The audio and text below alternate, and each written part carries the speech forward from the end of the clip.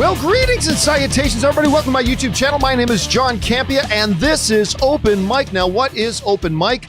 I'm glad that you asked. See, every day on the John Campea Show, Monday through Friday, we take the first half of the show to go over all the main topics. But then in the second half of the show, we take your live comments or questions. But here on the weekends, that's all we do is take your live comments and questions. And we do have a lot of things that we have to get through here, including a lot of leftover questions from Friday's show that we need to get through here as well. Now, obviously, one of the big thing right now today is the aftermath of DC fandom. Right now is the aftermath of DC fandom. And there was some big highs, couple of disappointments, some really great things, some mediocre things. But overall, I thought it was quite a good event. I got to tell you, I thought overall it was quite a good event. Let me tell you, and I'm sure throughout the rest of the show, we're going to talk a lot about a lot of things we liked a lot.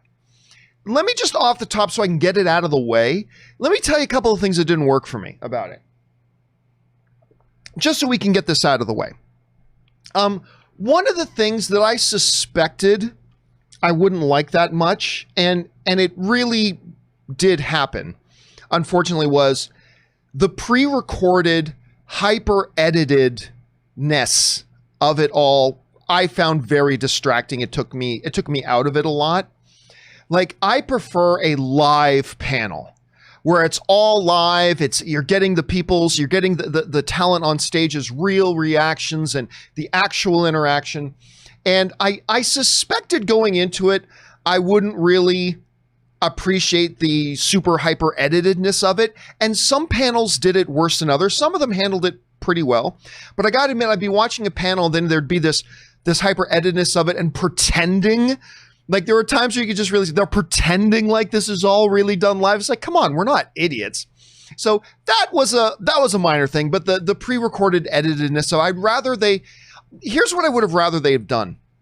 I would have rather they got the people together on Zoom or Skype, whatever, and started the panel, hit record, and then just play it naturally and end when they were going to end it. But yeah, whatever. They did it that way, and it certainly did still provide some highlights.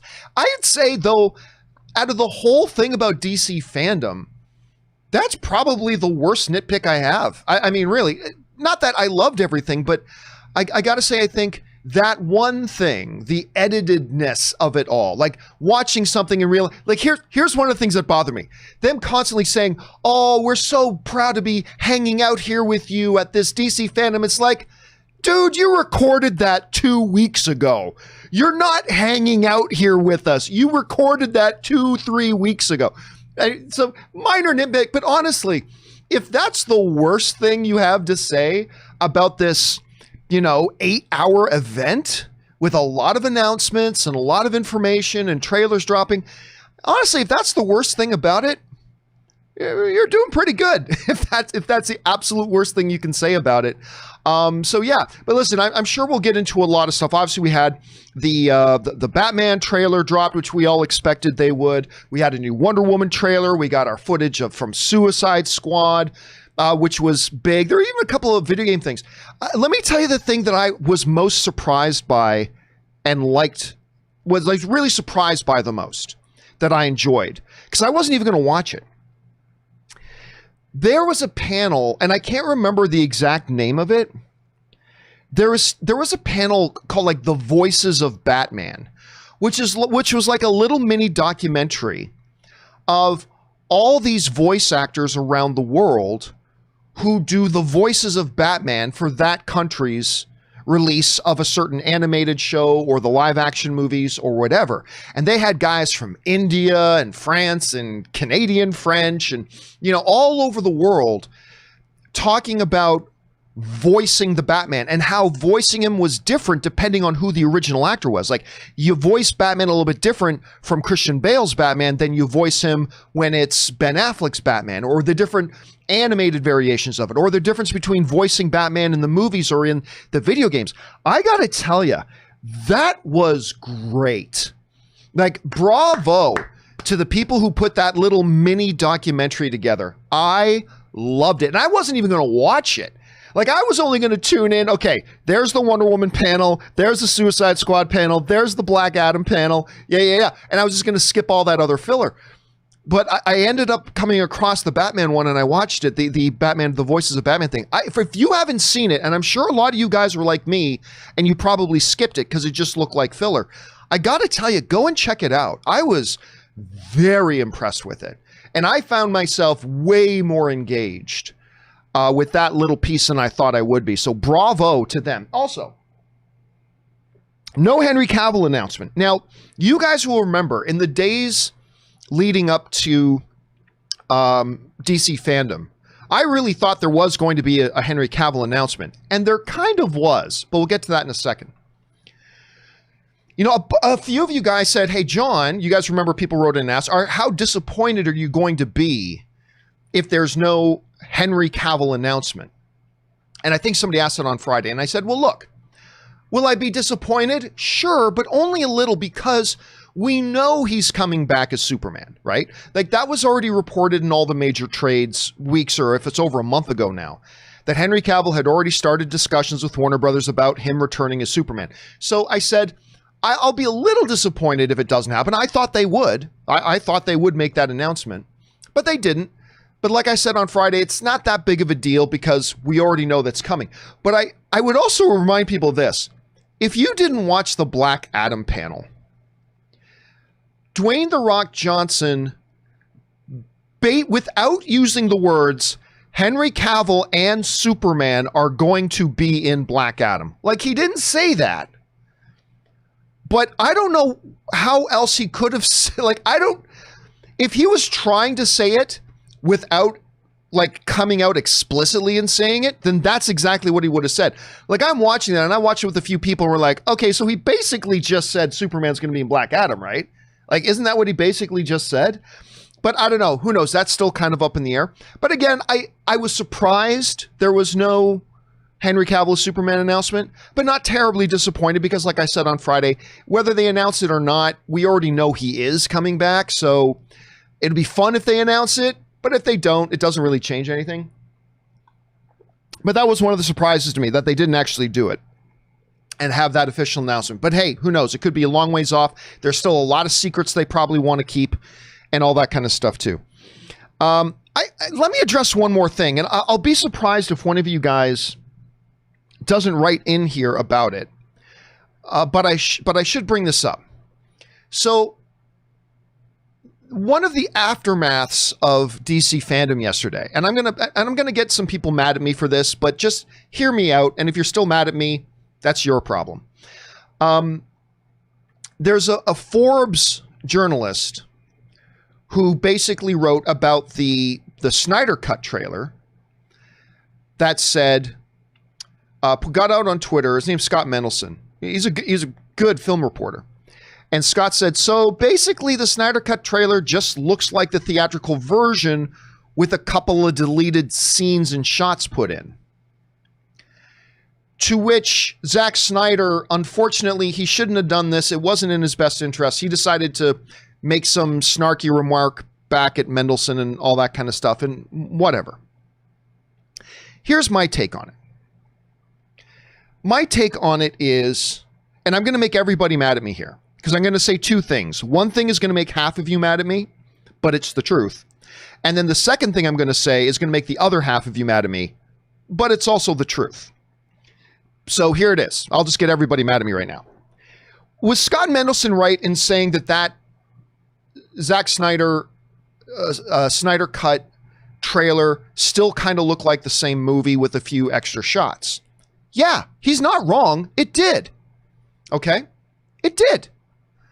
Like, great, we got a few second shot of Darkseid, okay, and a few shots we didn't see, but then we also saw a lot of shot that was in the movie. It did feel like the same movie. So there's that.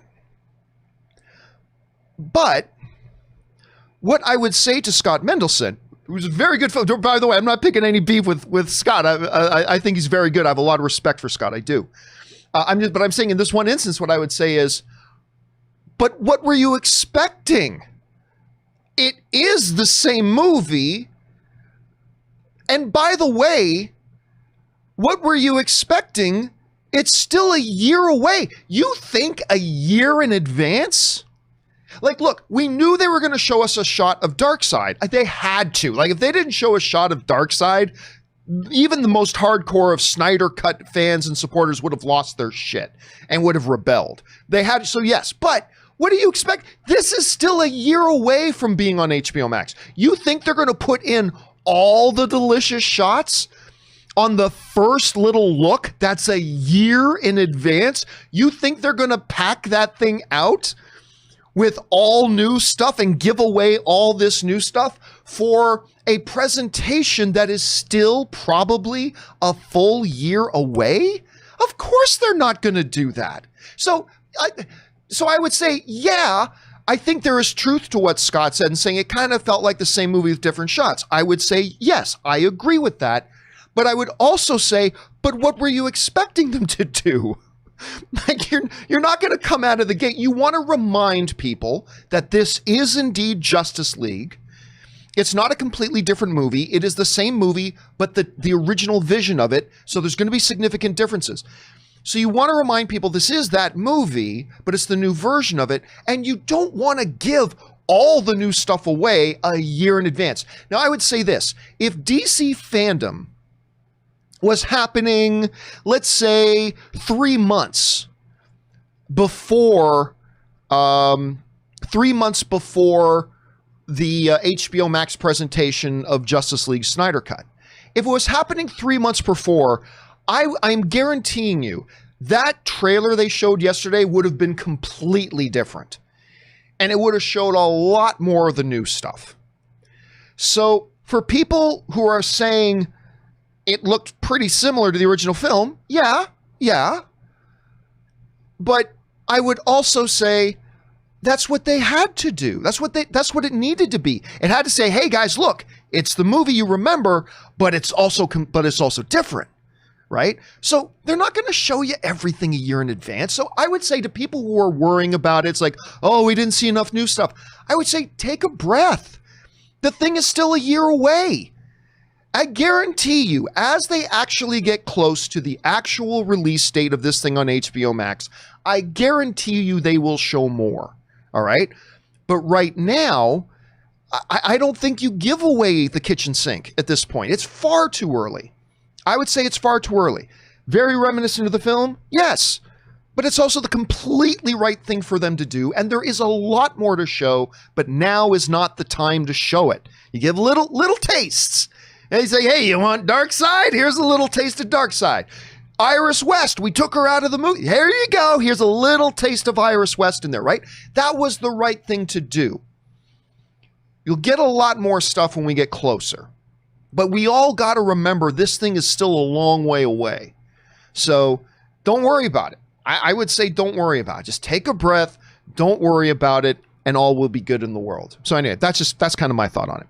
All right, guys, listen, I'm sure you guys have a ton to talk about with the DC fandom stuff. I do too. So let's get over to it and start seeing what you guys say. Now, we're going to start things off here today by getting caught up a bit on the stuff that you guys were writing in on Friday. Because like I said, we were a little bit behind. We didn't have enough time to finish off everything on Friday. So we are going to do that right now. And I lost my spot. Where did I leave off? Johnny Shivers, I believe, is where we're going to get things started with. And we're starting off with Johnny Shivers writing, longtime fan, thank you so much. Longtime fan, look, I get your take on a Joker 2 movie, but my take would be to get to see Joker now realized in his mind after the riot, but stuck in Arkham Hospital with other rogues, using them to escape, a la One Flew Over the Cuckoo's Nest thoughts. I mean, it's something they could do, but here's the thing that I don't personally like, and this is just my taste, that's all. The thing I don't personally like is what you're describing and what a lot of people describe to me. It just sounds like you're taking this revolutionary, completely different, ostentatiously original Joker film and then turning it into a stereotypical cliche print, cookie cutter, run-of-the-mill comic book movie. Like, we did this incredibly daring, bold, amazing movie with Joker, so different from everything else. Now let's let him meet up with Riddler and Penguin, and he can become a mastermind. And it's like, to me, and I know I'm in the minority here. I completely understand I'm in the minority here. I get it. but you're asking me my opinion, so I'll tell you my opinion. To me, I think the worst thing in the world to do would be to do anything that makes it more similar to a cookie cutter, run-of-the-mill, stereotypical comic book movie. I think that would be the absolute worst thing in the world to do. Now, I'm not saying it would be the worst thing in the world to do a sequel.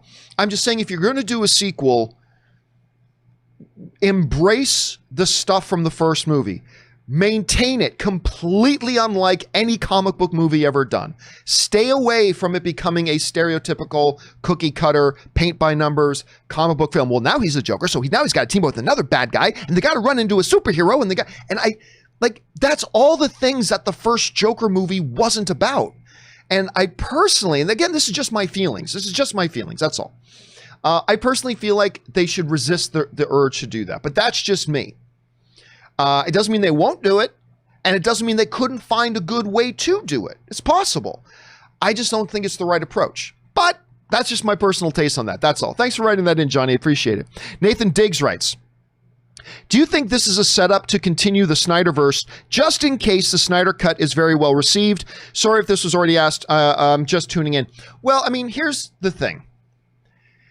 Warner Brothers already knows how the general movie audience responds to Zack Snyder's DC movies. And it's not great. Now, I have spent the last 5 years. Has it been 5 years? Maybe. I have spent the last number of years being an evangelist for Man of Steel. To me, it is the most underrated comic book film of all time. I think it's one of the greatest comic book movies ever made and massively misunderstood and massively underappreciated. I think it is a masterpiece of the comic book genre. I really do. And every time I watch it, it gets better and better and better.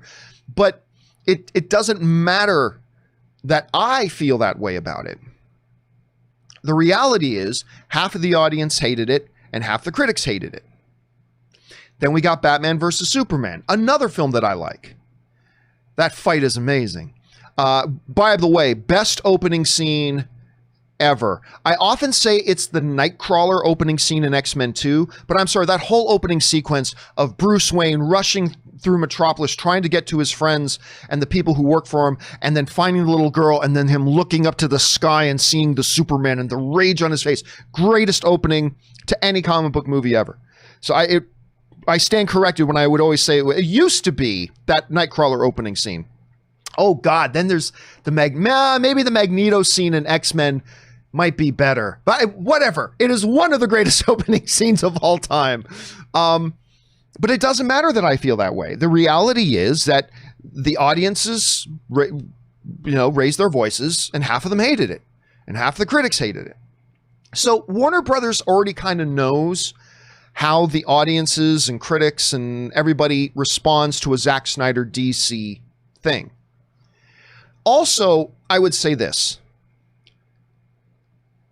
One of the reasons why DC is in such a better place right now, I believe, is because, you hear me say this all the time, I believe is because of the steady guiding hand of Walter Hamada, who you got to see at DC Fandom yesterday. For many people, it was the first time they got to see Walter Hamada and hear him speak and address things. Particularly in that Multiverse panel. The old DC Warner Brothers would have done a knee-jerk reaction thing like this. Like, one of the big problems with the old Warner Brothers DC way of approaching things was they were knee-jerk reactionists.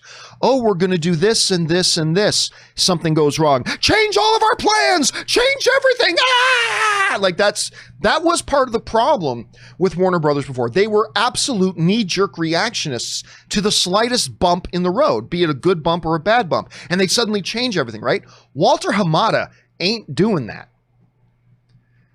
Walter Hamada is not going to be, oh, people disliked the Snyder Cut more than we thought. Oh, change all of our plans. Oh, people like Snyder Cut more than we thought. Oh, change everything. That's not Walter Hamada. That's why DC is in a better place right now. So now, am I saying that there's absolutely no way they're going to do anything more Snyder related moving forward? No. But what I'm saying is, if they're going to do more Snyder stuff moving forward, it's already planned. Walter Hamada has already decided. And if he has decided to do more Snyder stuff, guess what? If Justice League Snyder Cut isn't as well received as people hope it is, it's not going to change Walter Hamada's mind. Walter Hamada is not going to be a knee-jerk reactionist. If he's planning on doing more Snyder stuff already, a poorly received thing is not going to change his plans. It also works the opposite. If he's already decided he's not doing more Snyder stuff, then a well-received Justice League on HBO Max, I don't think is going to change his mind either. I think whatever is going to happen after Justice League is already decided. I think Hamada has already decided what he wants to do after Justice League on HBO Max. And he's not going to let the shifting winds dictate what his plans are going to be. I'm telling you right now, if he has decided to do more Snyder stuff after the HBO Max experiment, he's not going to suddenly pull the plug on it because, oh no, not as many people liked it as we thought they were going to. Let's change our plans. That's not what he's going to do. The old DC would have done that, but not this DC, not Walter Hamada as sheriff. That's why DC's in a better place, because you got a more steady hand at the wheel right now. That is why. Remember when we did the show, I think it was last week or 2 weeks ago, and we did a show, and the title of that episode was Why I Believe DC is Better Positioned Right Now Than Marvel. Not that DC is better than Marvel, not at all. I'm just saying that right now, with the specific position they're in, and the reason they're in this great position, I believe, is because of the much more calculated, much more thoughtful, and much more steadfast leadership that they're getting out of a Walter Hamada type and his team than they got before.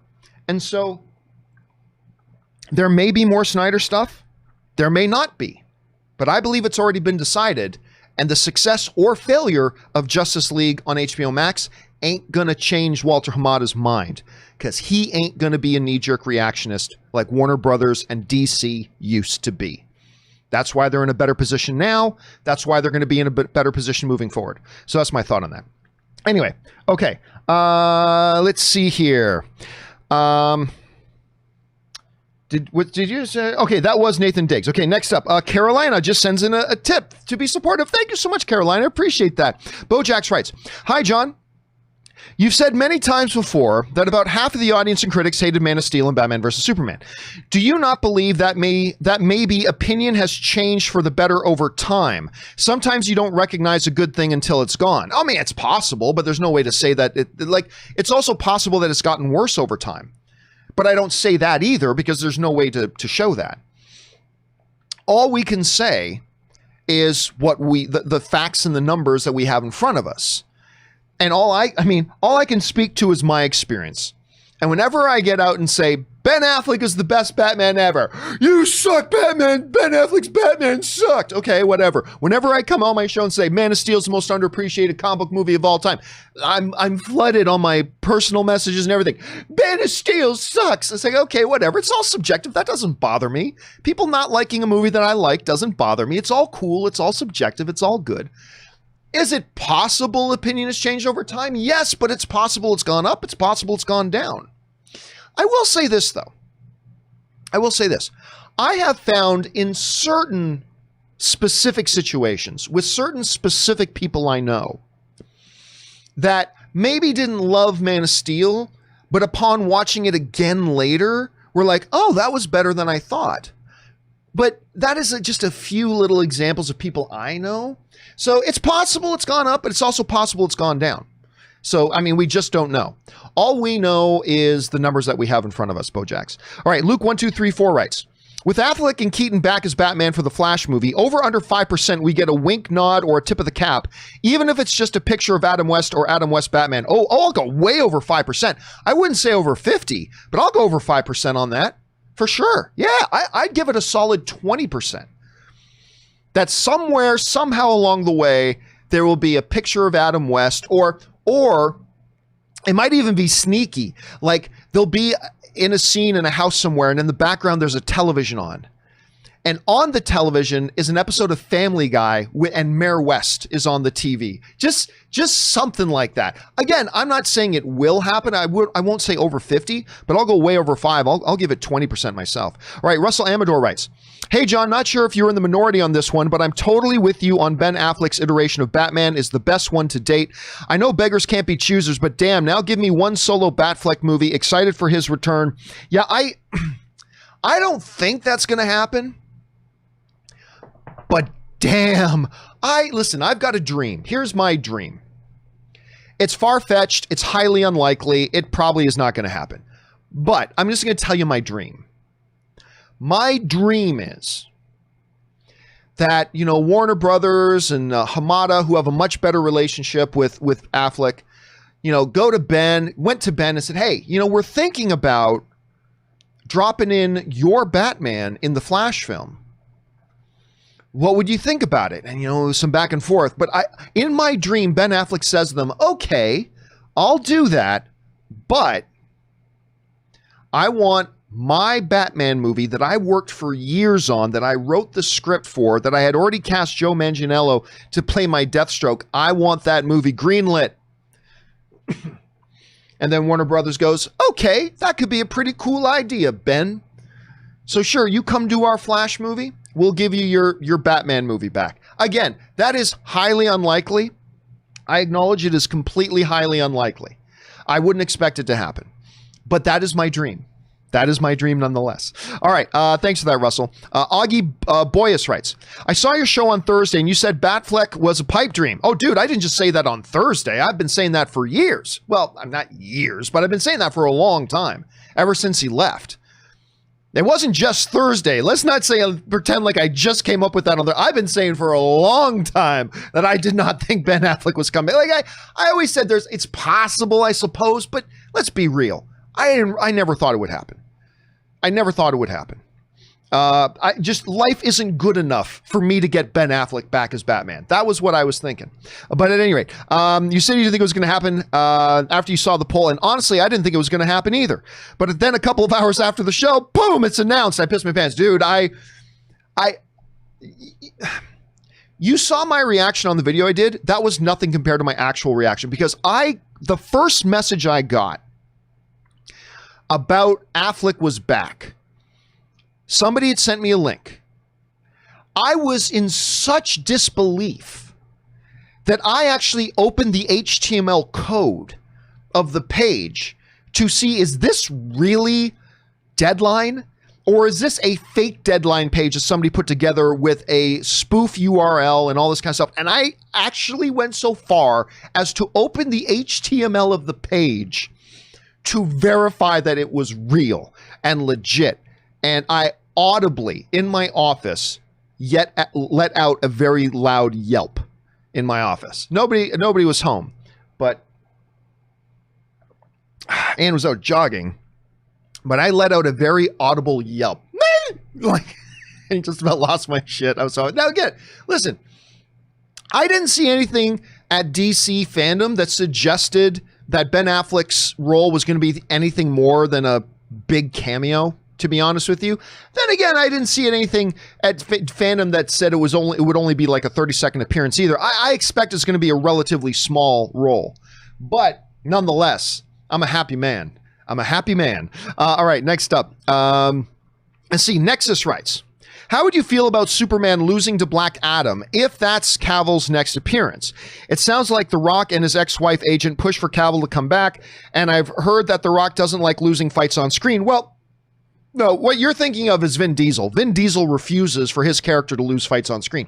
All you have to do is go back to The Rock's last movie, Hobbs and Shaw. Was that his last one? I think that was his last one. Anyway, but just go back to Hobbs and Shaw.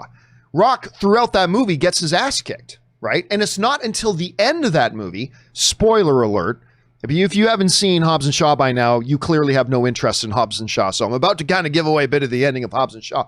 But it's not until the end when The Rock and Statham team up and create a coordinated attack to figure out a way to finally beat Idris Elba. But throughout the film, whenever Idris Elba is fighting The Rock one-on-one, Idris Elba is handing The Rock his ass every single time, right? Dwayne Johnson, one of the things I like about Dwayne Johnson, unlike some movie stars, he doesn't mind, if it's good for the movie, he doesn't mind showing his character take a whooping. That's great. And that's one of the things I like about Tom Cruise a lot too, right? Like Tom Cruise, like whenever a Tom Cruise character gets in a fight, he totally dominates. No, sometimes just like at the last Mission Impossible, when Tom Cruise is one-on-one with some people, he'll start getting his ass handed to him, right? I like that when movie stars do that, if it's good for the movie. So I wouldn't worry about that with Dwayne Johnson. That said, I've said this many times. You don't job Superman, Batman, or Wonder Woman. You do not job the Trinity. I don't mind jobbing sometimes, but not the Trinity. But just losing is not necessarily jobbing, right? Just losing is not necessarily jobbing. So, like, if Black Adam had some nefarious trap or some nefarious surprise or something that gave an unexpected upper hand advantage to Black Adam, and in a fight he defeats Superman as a result of that, then that's clean. That's not a job, right? That's not a job. It's not like Superman versus Supergirl in the CW Supergirl show, where they could have said there was a reason Supergirl beat him because he was under mind control.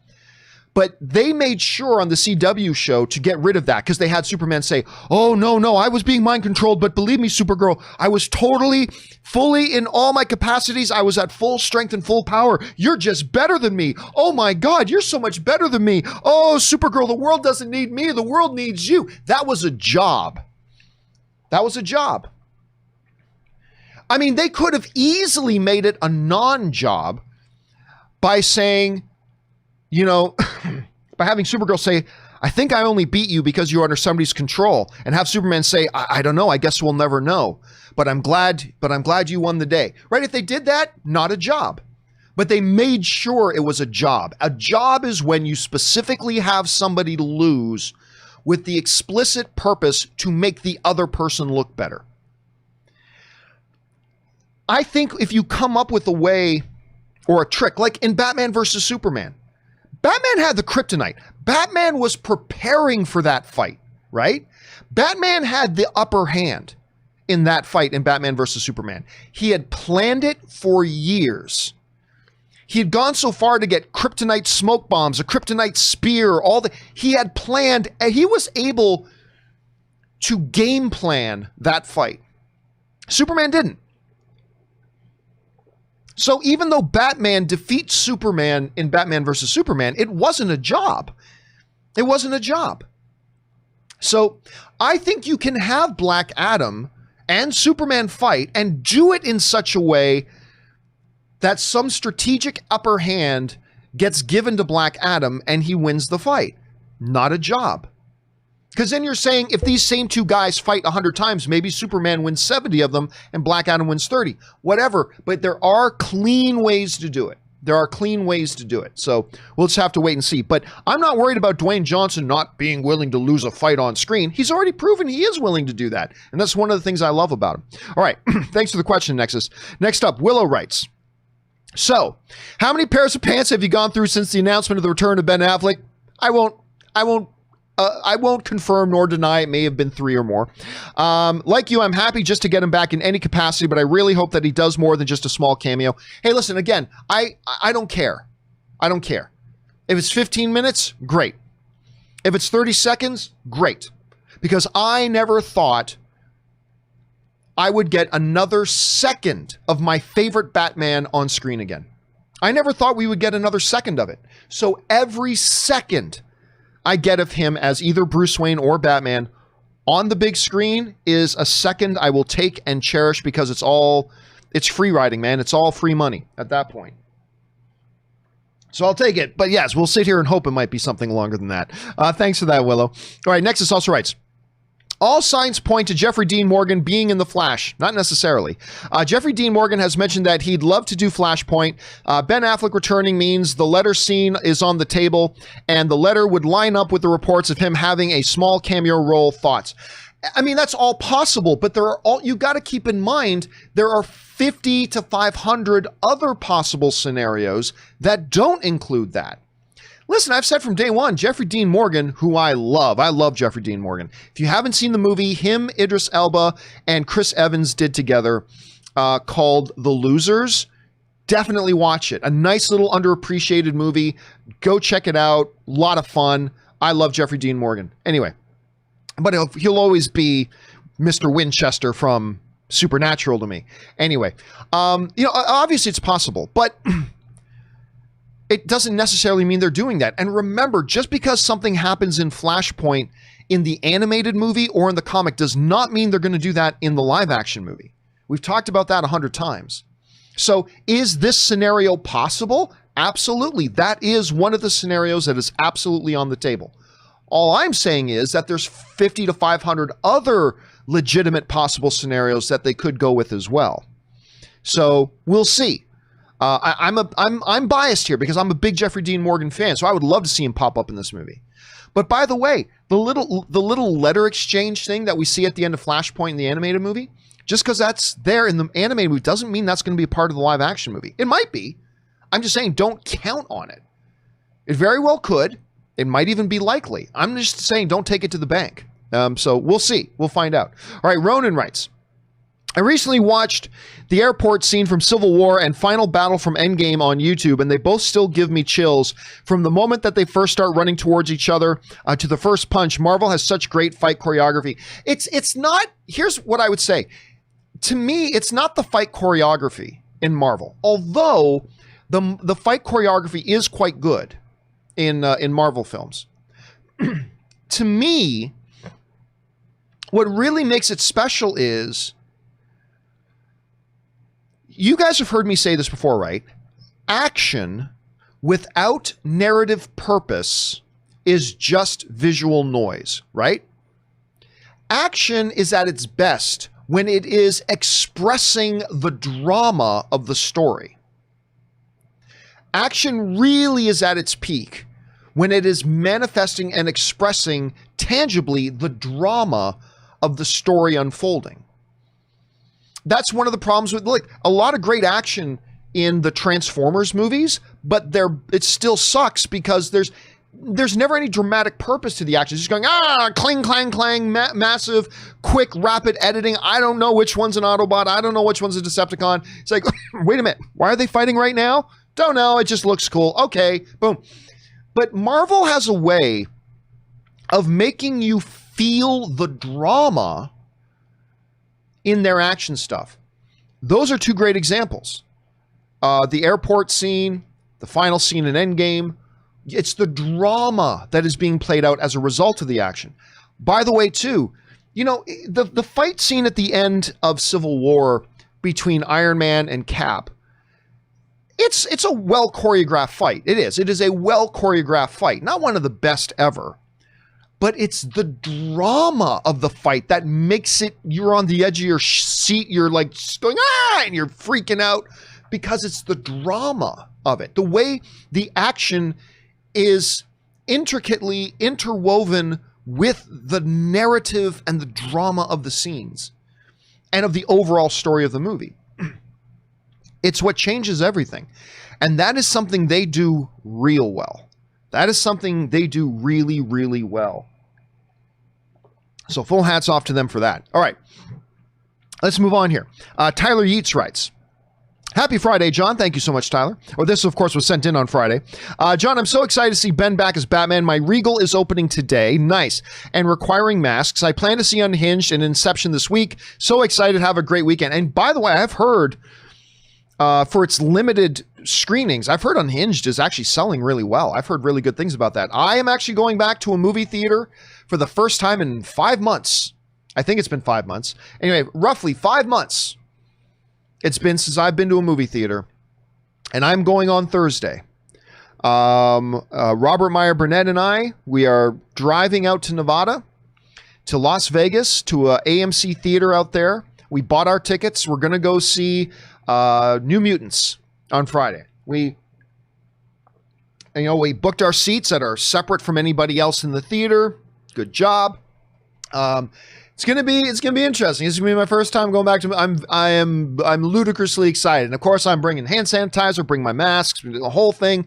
Going to make sure we stay, social distance the whole time. We're going to take all the proper procedures and precautions. But I am very excited about it. So I hope you were able to have a good, safe, enjoyable time. Again, guys, if you're lucky enough to be in an area where you're getting some movie theaters open again, don't take that as a license to be stupid. Take all the right precautions, follow the guidelines, maintain social distancing, bring your hand sanitizer or use the hand sanitizer they're providing. Make sure you have your masks properly there. Make sure that you're in a seat that you're not nuzzled up against other people. Just do all the right things. Again, I've said this the whole time. There is no way to guarantee you don't catch COVID if you walk outside your front door, but there are smart, common sense things we can do to at least limit the possibility that that happens. And if everybody just did that, we'd be in a much better place than we are now. Anyway, Tyler, hope you had a good time. Luke1234 writes, technical question. When you need new gear like mics, cables, lights, and it happens a lot, do you usually stick with a brand you like and know works for you, or do you shop around based off user reviews? Listen, there are brands that I like more than others, yes, but I have zero brand loyalty. I have zero brand loyalty on anything. I have no brand loyalty on my phones. I'll buy a Pixel. I'll buy a Google. I'll buy a Samsung. I mean, hell, I've had HTC. You name it. I've had an Apple phone. I have no brand loyalty when it comes to anything. To none. I don't even care about Marvel and DC. I just want good comic book movies. I have zero brand loyalty. What about Star Wars, John? You put out something Star Wars label on and I don't like it, I'm going to tell you I don't like it. I take heat for that sometimes. But the true is same of my tech gear. So while I love my Rode mic, and while I love my Rode sound mixer, they're both Rode. Actually, my mic and my sound mixer are both Rode. I have the Rode Rodecaster Pro is my sound mixer. I love them both, but guess what? My shotgun mic is a Sennheiser. I also have in that closet over there, I also have a Rode shotgun mic, but I like this Sennheiser mic, so I've got the Sennheiser mic. You know, right here in front of me, I've got an Asus monitor, a 32-inch Asus monitor, but over here I have a 27-inch Dell monitor. Down here, I have a 27-inch AOC monitor, and over here, I have a Samsung laptop with its own monitor open. I have a lot of different things. Whenever I need gear, I start from scratch. I get online, I research all the new products that are out there, I thoroughly go through reviews from all the major tech sites and all the major mic reviewers, and whether it's a monitor, the monitor reviewers, if it's a new computer, the computer reviewers, whatever. I go through all of them exhaustively. I go onto the shopping sites and read what the customers' experiences have been, and then I weigh it out. And now look, I'll say this. If I need a new microphone and it comes down to a new a Shure microphone or a Rode microphone. I've got the Shure SM7B over here. I've got a new Rode microphone. If I'm completely 100% split on which one I prefer, like I like them both 100% equally, then I'll go with the brand name I already know and I trust, right? But if I'm looking at a new Shure mic and a new Rode mic, and I give like the Shure mic a 52% of my vote, and I give the Rode mic a 48, well, then I'm going to go with the Shure. If it's totally even, I'll go with my recognized, trusted brand name that I know has worked for me, but only in that very rare circumstance. Yeah, when it comes to new gear for me, I don't care about brand name. I have no brand loyalty whatsoever. Because you know why? Because brands have no loyalty to me, so why should I have any loyalty to any brands? I always go with what is best for my current needs. So that's how I do it anyway, Luke. Thanks for asking. I love tech questions. All right. Next up, Henri Martens writes, what makes someone a movie buff? Learning film history and watching classics. Some define it as watching a lot of movies. Or is it just semantics? By the way, I have a feeling the Julia Roberts movie, Ben is Back, is getting a lot of accidental Google searches right now. You're not wrong about that, Henri. I think you absolutely nailed it. It's semantics. It's as, what is a movie buff? There's no true definition. It's as individual as anything else. If you are somebody who just... Here's what I would say. If you are somebody who gets excited at the idea of watching a movie, you're a movie buff. Like if when you're with friends and the topic of conversation comes up, what should we do tonight? If one of the ideas that normally always comes into your head is watch a movie, you're a movie buff. It doesn't matter if you've watched all the old classics. It doesn't matter if you watch 15 movies a week. If you are somebody who is consistently excited about the idea of just watching movies, and when the whole thought comes up of what do I do tonight, if movies is usually one of the options and it was always one of the options, one of the least of the options that pops into your head, I'd say you're a movie buff. Maybe you're not a hardcore cinephile or whatever, but I would say, yeah, you're a movie buff. If you're excited by movies and you're always thinking about them, you're a movie buff. At least that's the way I interpret it on me. All right, thanks for that. Sam Fisher writes, I don't know if you've talked about it, but what are your thoughts on Shawn Ashmore being cast as Lamplighter in The Boys Season 2? I think it's fun to see a character going from being a cryokinetic to a pyrokinetic. So yeah, of course, the Boys stuff has been overshadowed for me by Jensen Ackles being cast to play Soldier Boy in Season 3. But of course, also within there, Shawn Ashmore, who I like Shawn Ashmore. I think he's a good actor. I enjoy seeing, and his brother. I like them both. The Ashmore brothers, I like them both. It's good. It's good. I mean, I don't really know anything about Lamplighter. They didn't really give much away in Season 1 of The Boys about Lamplighter or why he's not there anymore. But yeah, I'm glad to see it. I like Shawn Ashmore. I really don't care that he used to play, Iceman, and now he's playing. I don't personally really care about that. I just like him as an actor, so it's going to be cool to see him in there, and I'm glad they're going to give us more about who and what Lamplighter is, so that's exciting to me. All right, next up, an anonymous viewer writes, I feel like Governor Cuomo wasn't briefed properly from all sides of his government table on what safety protocols AMC and Regal are doing to ensure patrons are safe as much as possible while watching a movie. It seems to me like he needs to have his priorities straight. So for those of you who don't know what our anonymous viewer is writing about, we talked about this on the show the other day, and I have no problem if a government, whether it's a city, state, federal, whatever, wants to say, we are for now, for safety's sake, keeping movie theaters and restaurants and bowling alleys and gyms, we're keeping them all closed right now. I've got no problem if that's what they feel they need to do. I also have no problem that if they feel like we have the proper safety procedures in place, that we can have these things open. I'm okay with that too, if they actually think the proper safety procedures are there and in place. I have no problem with either scenario. I'm fine with that. What I have an issue with is saying, oh, we can have bowling alleys open and we can have gyms open, but movie theaters, they're not essential and they're higher risk. That's bull. A movie theater is not higher risk than a bowling alley. It is not higher risk than a gymnasium. And nothing is higher risk than a gymnasium. Like going to a gym is as high. You're in there with people who are constantly moving, touching everything, breathing heavy, sweating all over the place. And look, you put in hand sanitizer, you do all the good things. I'm not saying you can't put in good safety procedures there, but the idea that that is less of a risk than a movie theater is laughable. Look, you want to keep them both closed?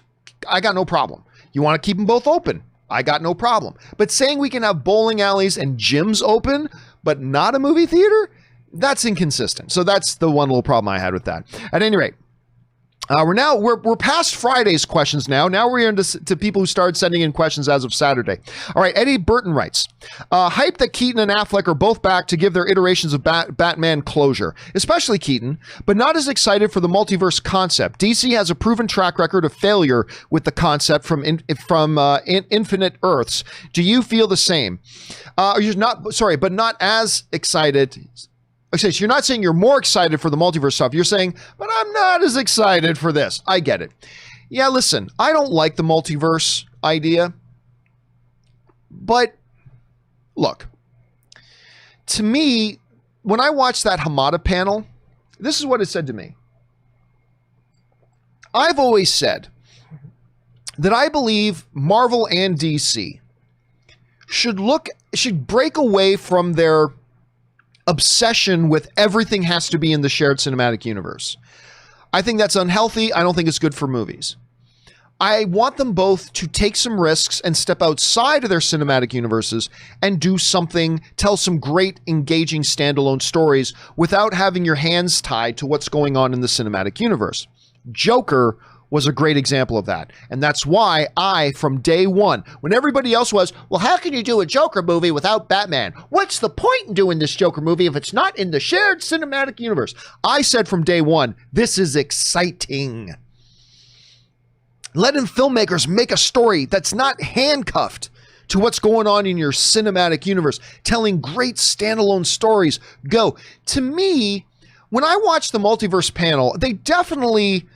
The implication there is that we can do these crossovers if we want. But to me, it seemed like it was more of a way to explain to people why, Robert Pattinson, his Batman, isn't showing up in Justice League. It was more of an explanation of why we have Joker, but that's not Jared Leto's Joker.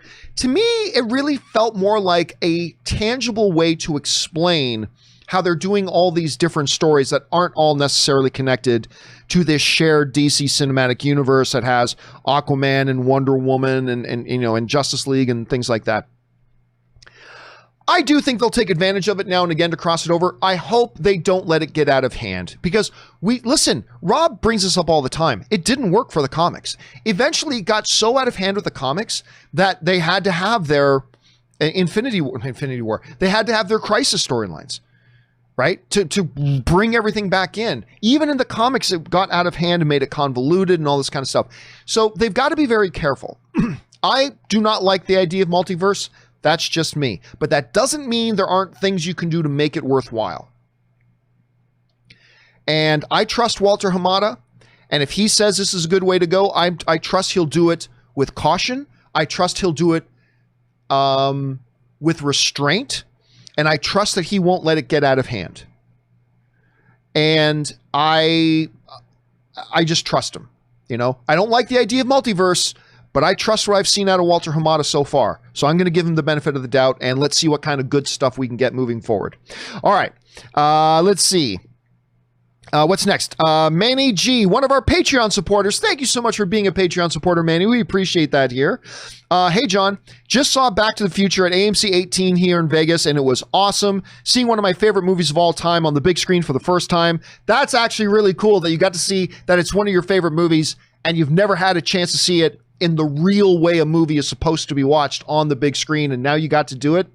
This pandemic sucks, but hey, at least there's a few little silver linings, and that's maybe one of the ones we can take. Could have been a bit cleaner, but it being the first day, I'll give them a pass. Well, I don't know about that. I mean, if it's the first, that's when it should be at its cleanest. Like, what do you mean it could have been cleaner? What does that mean? It's not like they haven't had 5 months to clean the place.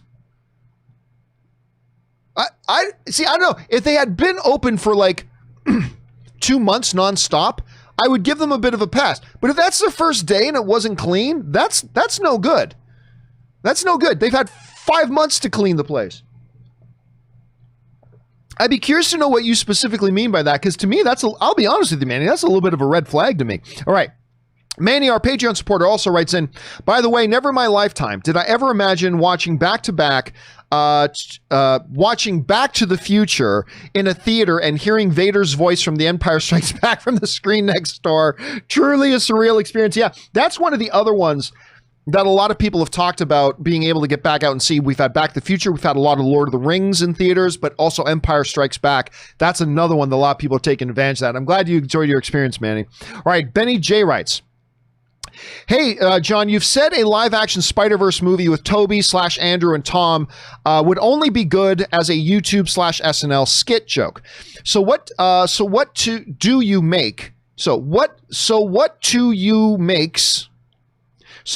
you makes this less plausible or silly over this news of a Flashpoint movie with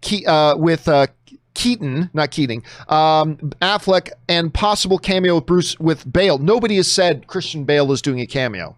Nobody said. They just get that out of there. Well, there's a couple of things that make it a world of difference, right? Number one, Sony. First of all, Ben Affleck and Ezra Miller's Flash are already in the same reality. That's already the same thing, right? So that's not like when you're talking about Toby, Andrew, Tom, these are completely different iterations of a movie in completely different universes, completely unrelated and completely unconnected. Like Ezra and Ben, they're already those characters in that universe.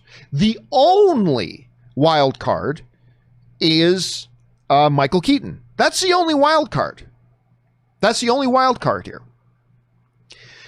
And by the way, and from every report that we've heard, and we don't know for a fact, we'll have to wait a while, but from every report that we've heard, Michael Keaton's role is going to be relatively small.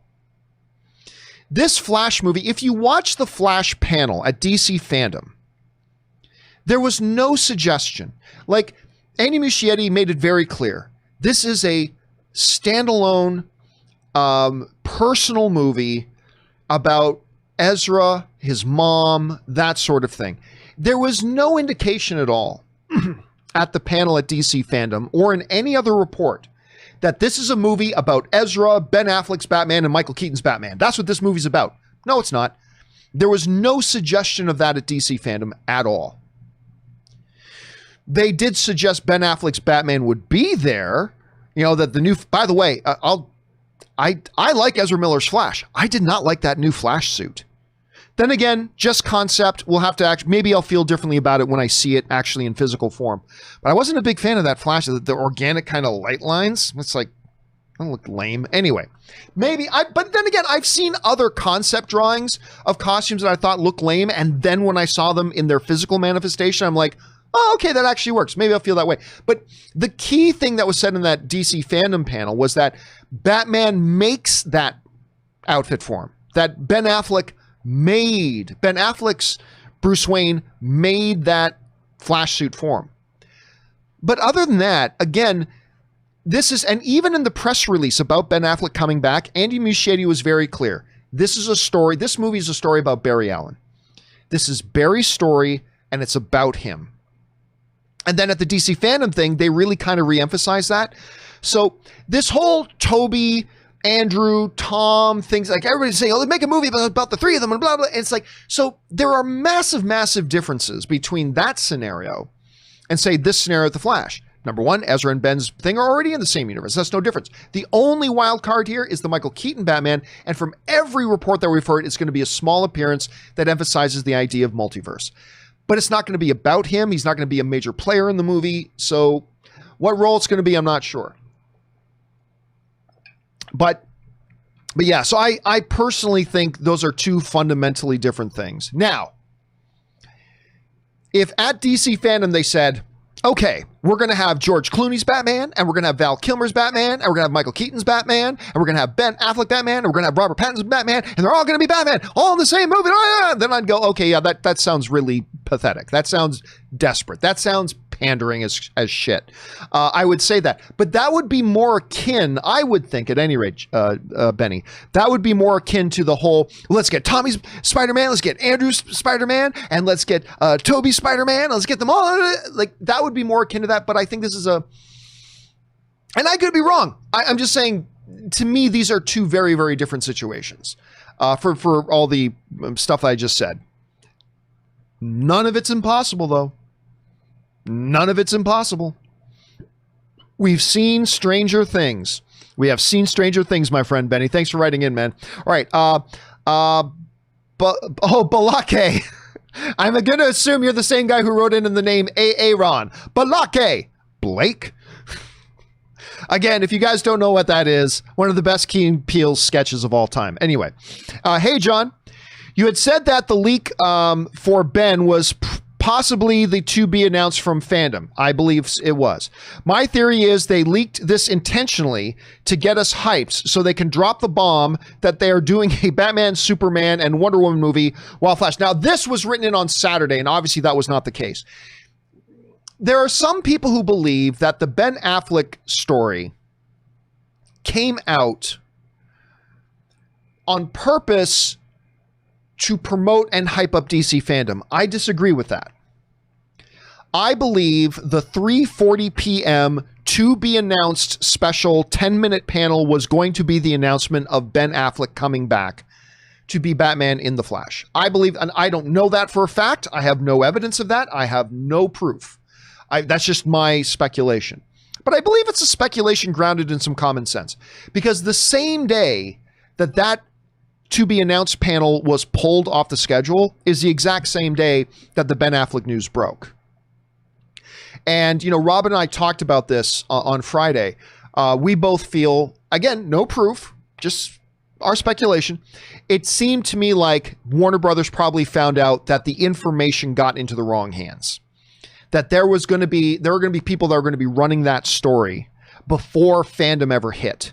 So DC did the smart thing and decided to get ahead of it and be the ones themselves to put the information out. So they got a hold of Deadline and they got a hold of Vanity Fair and they said, here's a quote from Andy Muschietti and you guys run that story, because it kept them in control of the narrative.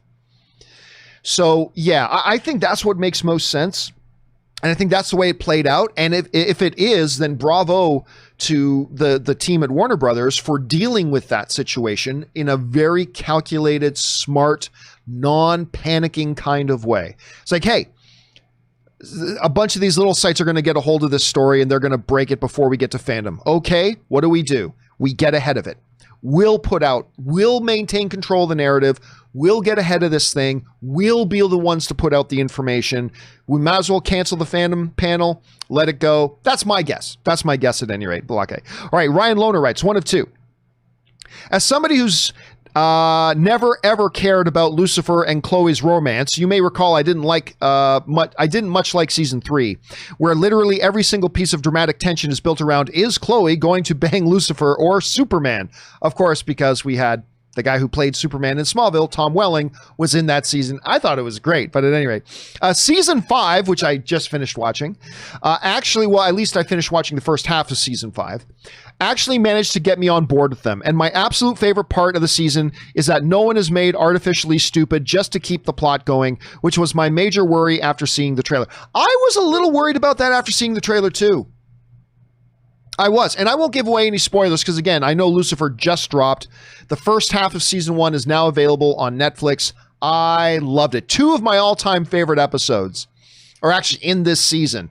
1, for those of you who have seen it, I won't give away spoilers. 1, when Chloe and the girls were setting up the sting at the nightclub, and Lucifer and the boys are babysitting the baby. That episode is gold. Also, the final episode of the first half of the season. Those are 2, and I liked every other episode as well, but those 2 episodes are like 2 of my all-time favorite Lucifer episodes. Anyway, I'm glad you enjoyed season 5 so far, and don't forget, we still have 8 more episodes to go. All right, next up, Star Wars Rocks writes, hey, John and Rob. Rob's obviously not here today. He wasn't here on Saturday either. What is... if the surprise panel at DC Fandom was going to be the Batfleck announcement? Yeah, I believe it was. I believed it was. And, you know, we just kind of went over that. I believe that's what it was going to be. Again, I just think it's too coincidental that the day that to be announced panel got pulled off the schedule was the same day that the Affleck press news went out. So, and by the way, it makes sense too, because the Flash panel, this is important. Keep this in mind. The Flash panel, was before the scheduled time for that to be announced, right? Because I had some people writing me saying, hey, wait a minute, why didn't they mention Ben Affleck in the Flash panel? When they did the little Flash thing, why didn't they mention Ben Affleck was going to be in it?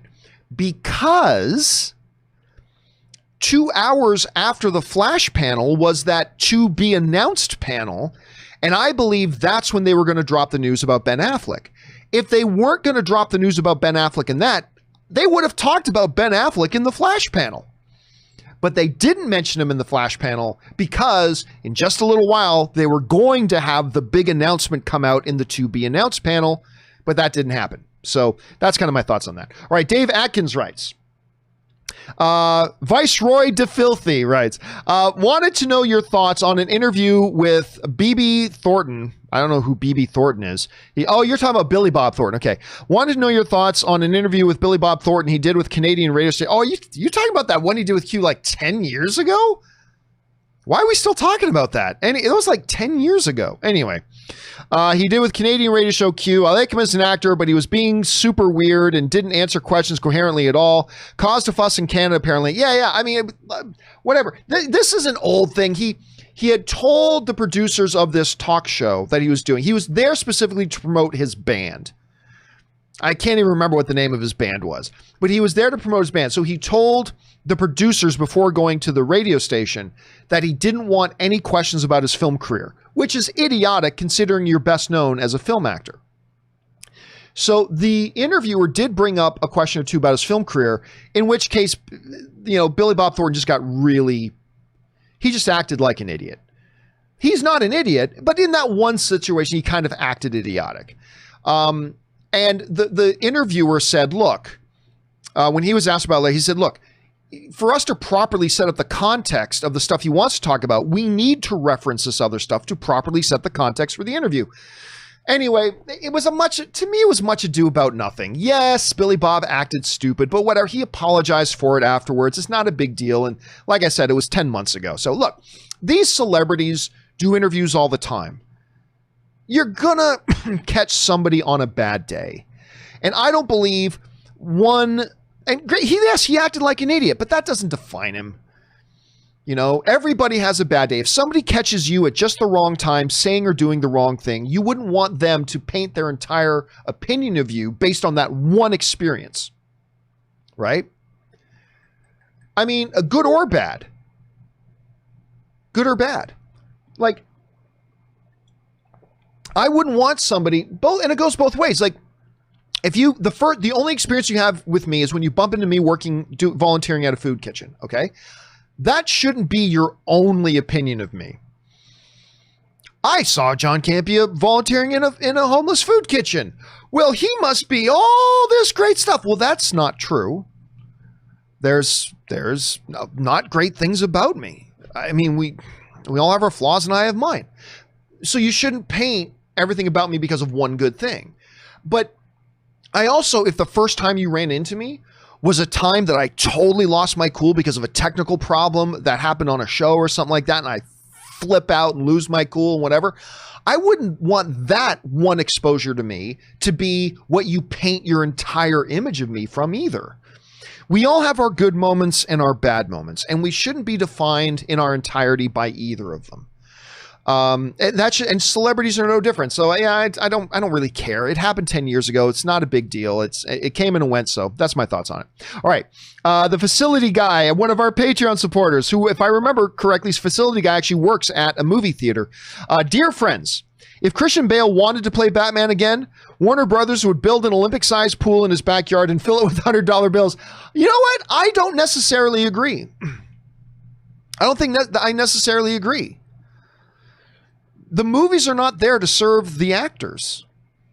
Actors are there to serve the characters. The characters are there to serve the movie.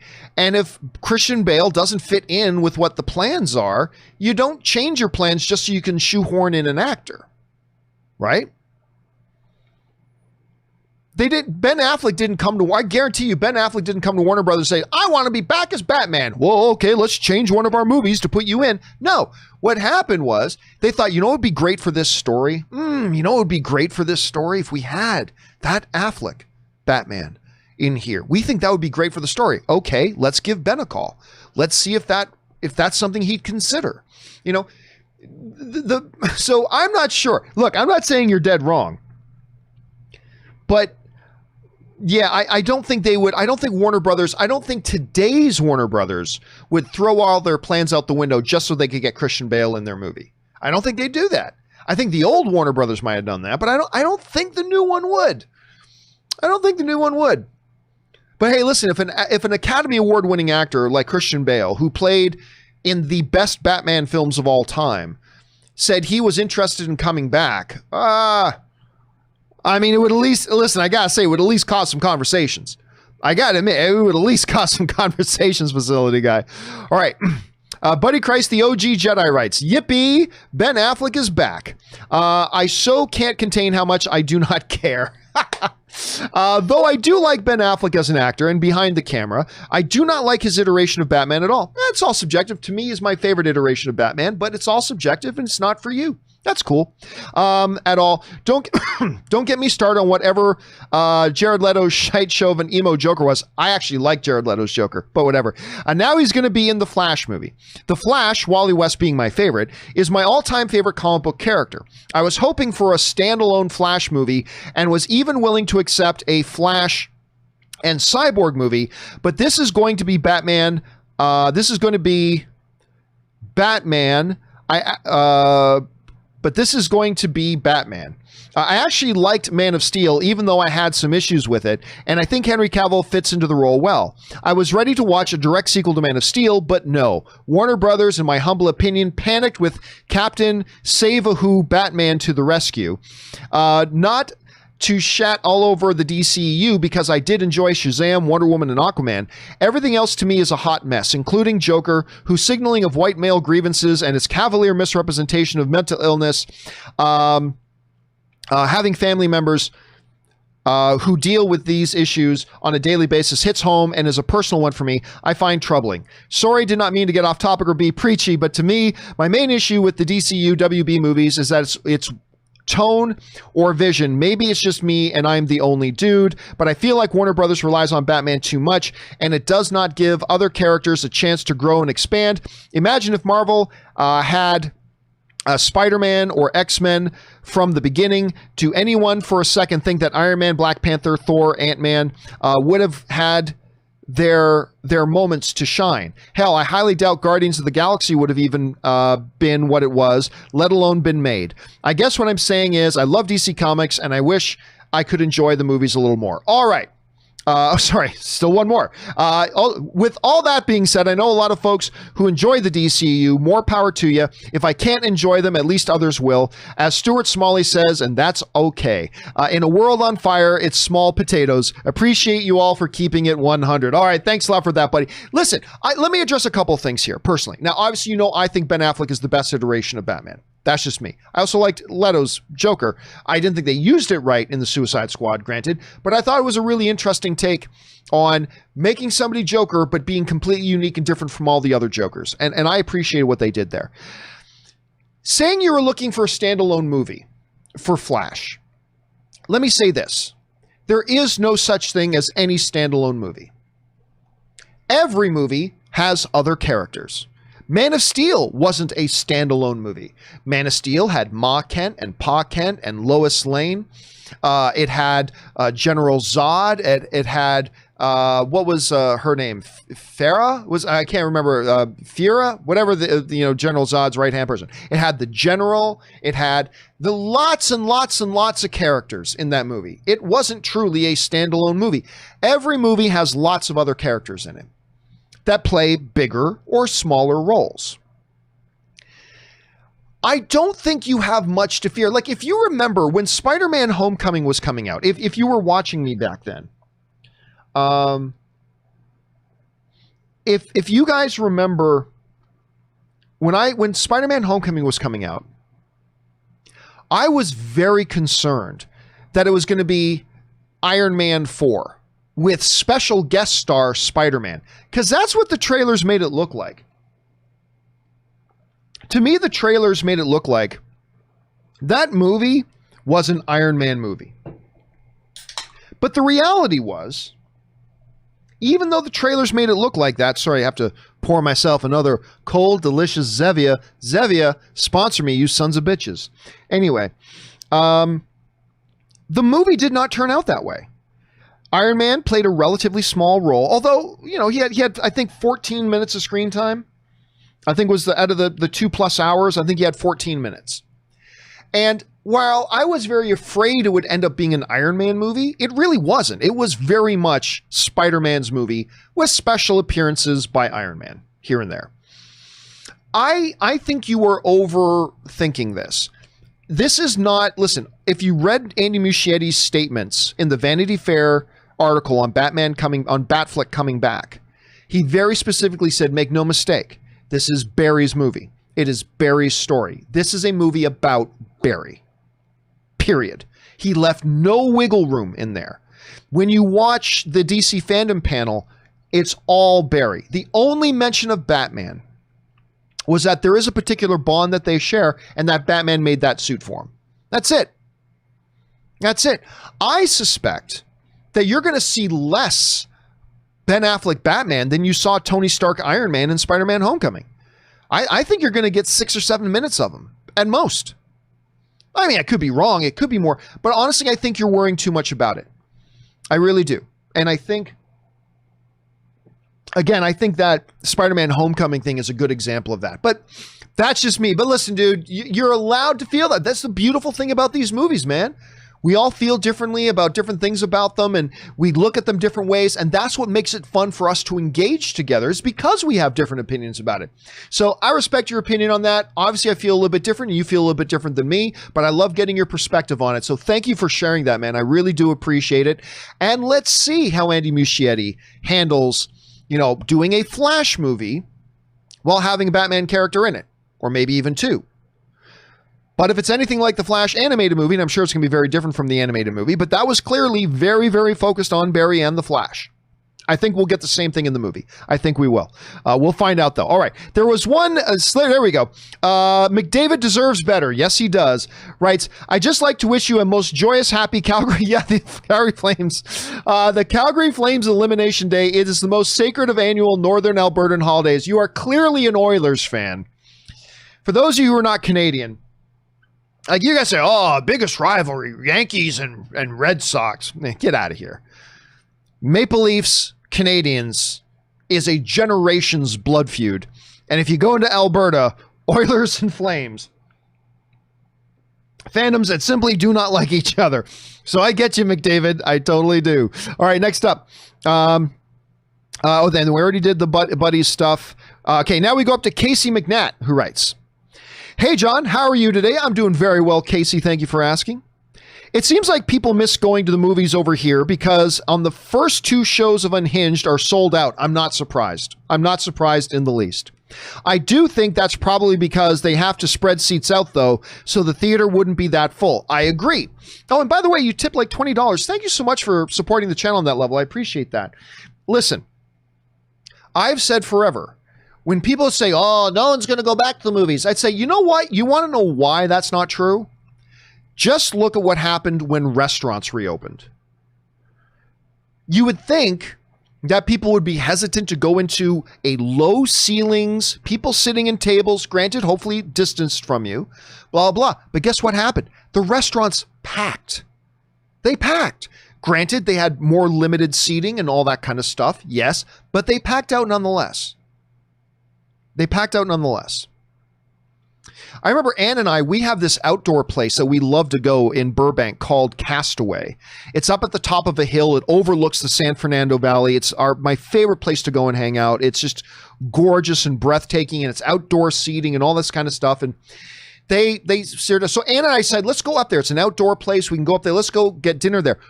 We had to book 3 days in advance, because it was booked that night, it was booked the next night, it was booked the night after that, and we finally were able to get a reservation to go. And I think you're starting to see that as people start to realize movie theaters are opening back up, and as things go well, and hopefully they do continue to go well, people are going to go. People are going to go. And yes, there's going to be limited seating, and that'll contribute to it. But then don't forget, there's going to be, because there's so few movies out there, there's going to be more theaters that movie can be in with its limited seating. So it's going to be interesting to see.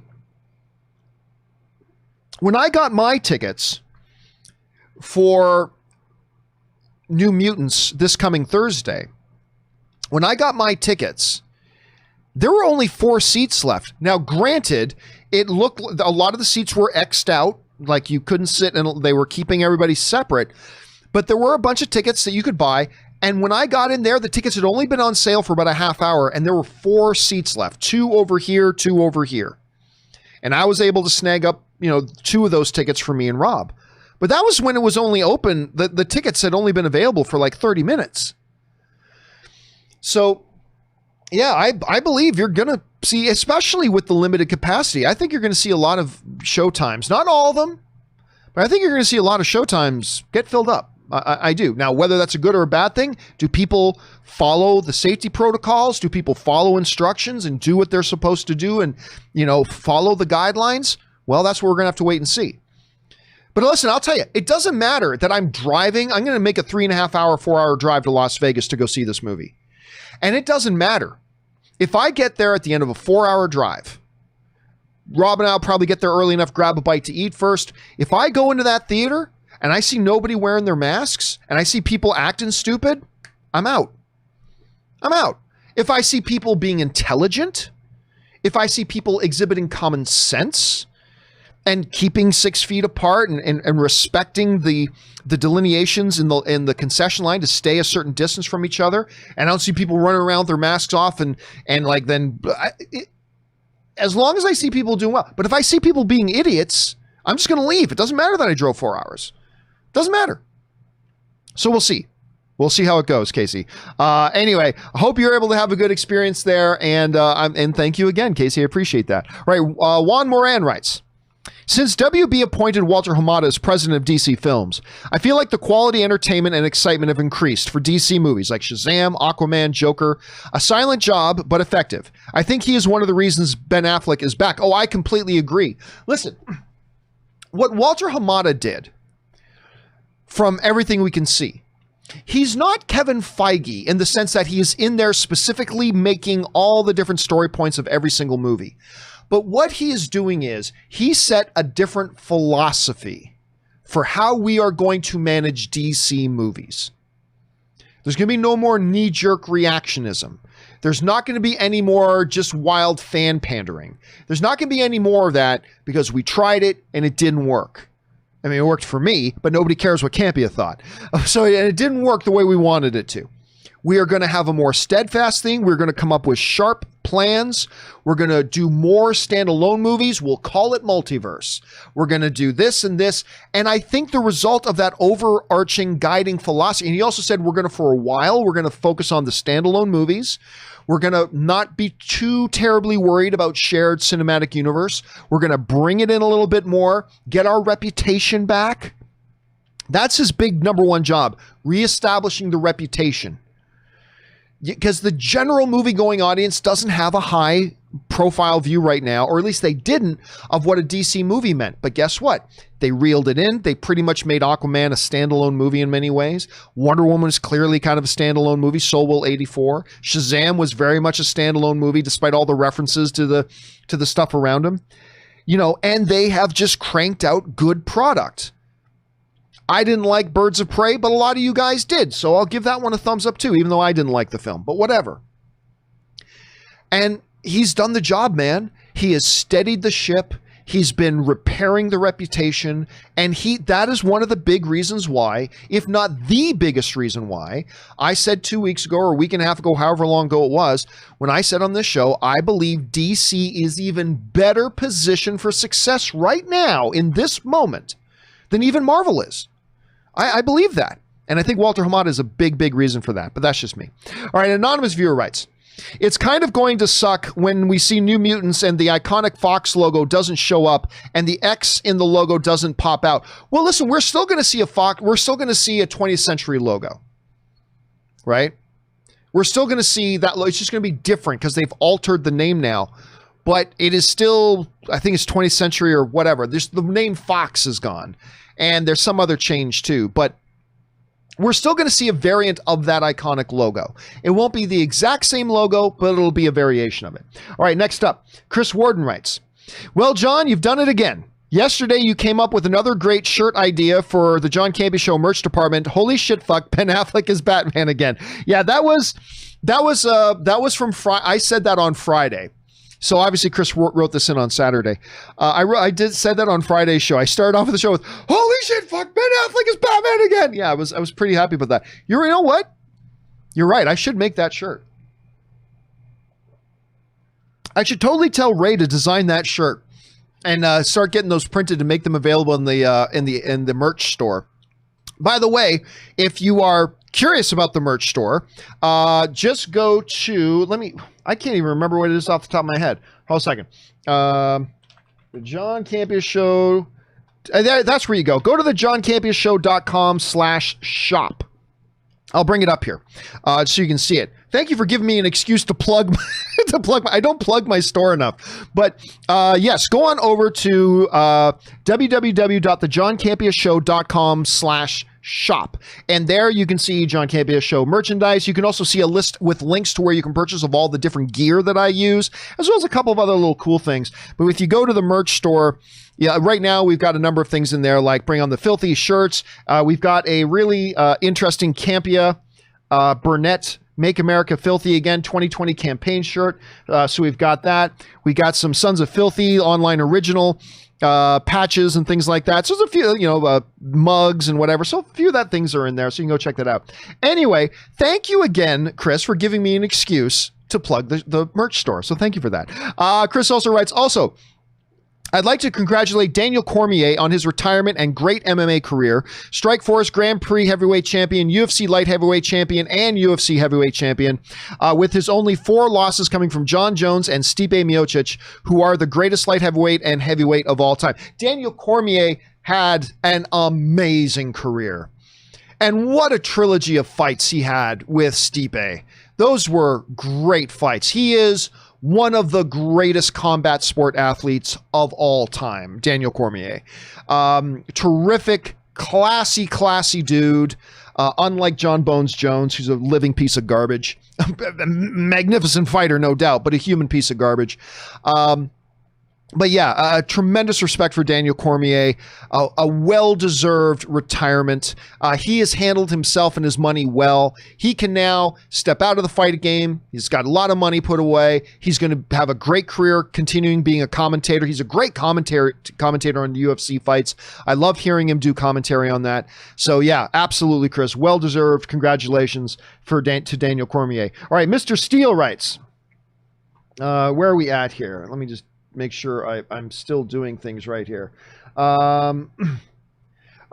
Mr. Steele writes, I live in West Florida and bought a movie ticket today. Nice. Hallelujah. It's been forever. Secondly, I blitzed Umbrella Academy season 1 and 2. Oh my God, that show. I also crushed Peaky Blinders, all 5 seasons except for the very last 2 episodes. Oh my God, that show. Netflix is filthy. Seriously, other than HBO, nobody does series television like Netflix, other than HBO. But Netflix does it better than everybody else. I don't know why they struggle so hard putting out decent movies, but their series television stuff, on point. They rival, not quite as good as HBO, but they rival HBO. They are by far the 2 best in the game of making series television. And if you guys have not watched Umbrella Academy, please take Mr. Steele's advice here and check it out. I think you will be happy that you did. All right, next up. Anonymous viewer writes, I hope you were wearing your Depends when that Ben Affleck news broke. Damn right. Woo! Oh my God. What? Holy fuck shit. Ben Affleck is Batman again. Never Lose Your Nerd writes, got my tickets today for New Mutants. We'll be seeing it next Saturday at AMC and IMAX in Mesquite, Texas. So excited and hope it's great. If not, it might be the greatest anticipated disappointment after all the delays and now with the pandemic. Here's the thing about New Mutants. Even before this, I am expecting this to be a good movie. I've enjoyed the trailers very much. I really like the panel that they did at Comic-Con at Home. I like that panel they did. I thought it was really fun. I liked the opening scene that they showed with the Spirit Bear thing. I like the director. And I like that they're going for something really different, a horror comic book movie. I'm expecting to like it. I really am. I am expecting to like it. That said, even if it's not great, I'm going to have a good time because it's my first time in a movie theater this coming Thursday. It's my first time in a movie theater in months, so I'm probably going to have a good time regardless, as long as nobody's acting stupid. And so I'm looking forward to. But I'm expecting a good movie. Everybody's telling me, "Oh, John, it's going to suck. It's going to suck." Okay, that's fair. We're all allowed to have our guess as to whether or not we think it's going to be good or not. We all do it. I'm expecting that it's going to be good. I don't know that it's going to be great. I don't know it's going to be fantastic, but I'm expecting this to be good. So we'll see. We'll see here pretty soon. All right, David Kirkman writes, love the show. Thank you so much, David. Do you think Nolan's huge bloated budgets and creative freedom is becoming so big that his stories feel less tight? I've always felt that some restriction brings out more perfected films. Thank you. Listen, I do agree with that in principle. I believe restrictions force creativity to really thrive. Restrictions force creativity to really thrive. You know, one of the reasons that I think the Star Wars prequels movies went off the rails was because George Lucas had nobody to answer to. He had nobody to answer to. He was judge, jury, and executioner. He was the Father, the Son, and the Holy Spirit. He was the be-all, end-all. The buck stops here. He was paying for the movies. They were his movies. Nobody had any ability to say no to George. And, unfortunately, he surrounded himself with absolute yes men. Great idea, George. Beautiful idea. Oh, this is going to be great, George. You're a genius, George. Like, everything was George. You're great. Like, even the producer, Rick McCallum. Rick McCallum did a great job as a producer on that, on those prequels movies. He did. You just watch some of the documentary stuff about the prequels. Rick McCallum did a great job making sure that George was able to bring, as a producer, was able to bring his vision to life. Great job. Unfortunately, though, Rick was also an absolute yes man. And nobody had the authority or the position to ever say to George, George, I think that's a bad idea. Oh, thank you for your opinion. Clear out your locker, you're fired. I'm not saying that's what George did, but nobody had any ability to say no to George. And I think that when you have unlimited, complete, absolute control, you lose something. You lose something. I think it's when you understand you have certain limitations and there are like checks and balances there that it forces your creativity to go a little bit. Now, do I feel like that has been the case with Christopher Nolan? I can't say that I think that yet because Inception was great. I thought Dunkirk was great until I see a movie of his where I feel like his unchecked power, because right now, Christopher Nolan has more power than any other director. He doesn't have unchecked power, but he does have more power and creative control than just about any director in the world right now. If I go to see Tenet, which I haven't seen yet, and I start to feel that like, okay, this is him just being too self-indulgent. This is him just taking it a little too far.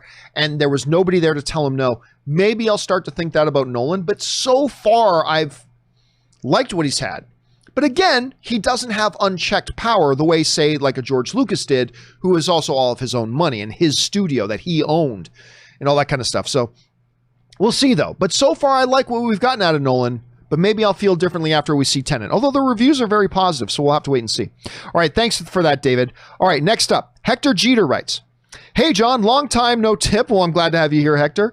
Finally went to the movies last night on opening day at AMC in Vegas. Nice. That's probably the theater I'm going to be going to. Saw my all-time favorite, Back to the Future, and had a smile during the entire movie. Bad news, no more butter dispensers. They give out little cups of butter. Oh! Okay, so on one hand, that's a little bit of a bummer to me because you know my butter technique. I put a straw into my bag of popcorn and then I attach the other end of the straw to the butter dispenser and then I move the straw through it so I have evenly dispensed butter through the entire bag of popcorn. That sucks I won't be able to do that, but that's actually that's a great idea. It is yet another thing because like everybody is touching the butter dispenser. So you give them something that nobody else is touching, a little cups of butter. Huh. You know what? Yeah, that bums me out. I can't use the butter dispenser, but that is a common sense, very smart move. Yeah, I like it. That's a good idea. See, it's little things like that that make me feel even more, what's the word I'm looking for? It makes me feel more at ease. That they're even paying attention to little details like that about, hey, what else do tons of people touch That's the same thing. The butter dispenser. Okay, you know what? We're going to take the butter dispenser out of the equation for now. We're going to give you little paper cups of butter, kind of the same things you get in your tartar sauce in when you order fish and chips. And you can dump your butter on like that. You know what? It's a good move. It's a good idea. Thanks for sharing that with me, Hector. It's good to know that. All right. Let's see here. Alan writes, hey, John and Rob. Rob is obviously not here. If Feige were to introduce Venom symbiotes to the MCU, there seems to be a logical way to do it. Null, the god of the symbiotes, uses his sword to cut off the head of a Celestial, and nowhere is the severed head of a Celestial. Hashtag Team Godzilla. Screw that. Team Kong. Listen, you don't need, they wouldn't go that far. I think you can do and say anything, right? You can do and say anything. You don't need to say, oh, that's our connection there. They don't need to do that. I mean, it's kind of cool that you're thinking that far ahead, Alan, that you're thinking of all the different connected ways that you could use as your little gap opening. But the reality is they don't even need it. They don't need it at all. So I wouldn't worry about it. Plus, you're assuming that they would even have Null. And then you're assuming they would have him be a certain power and not change him in any way. So it makes a lot of assumptions. So I would say that I love the way you're mapping that out in your head.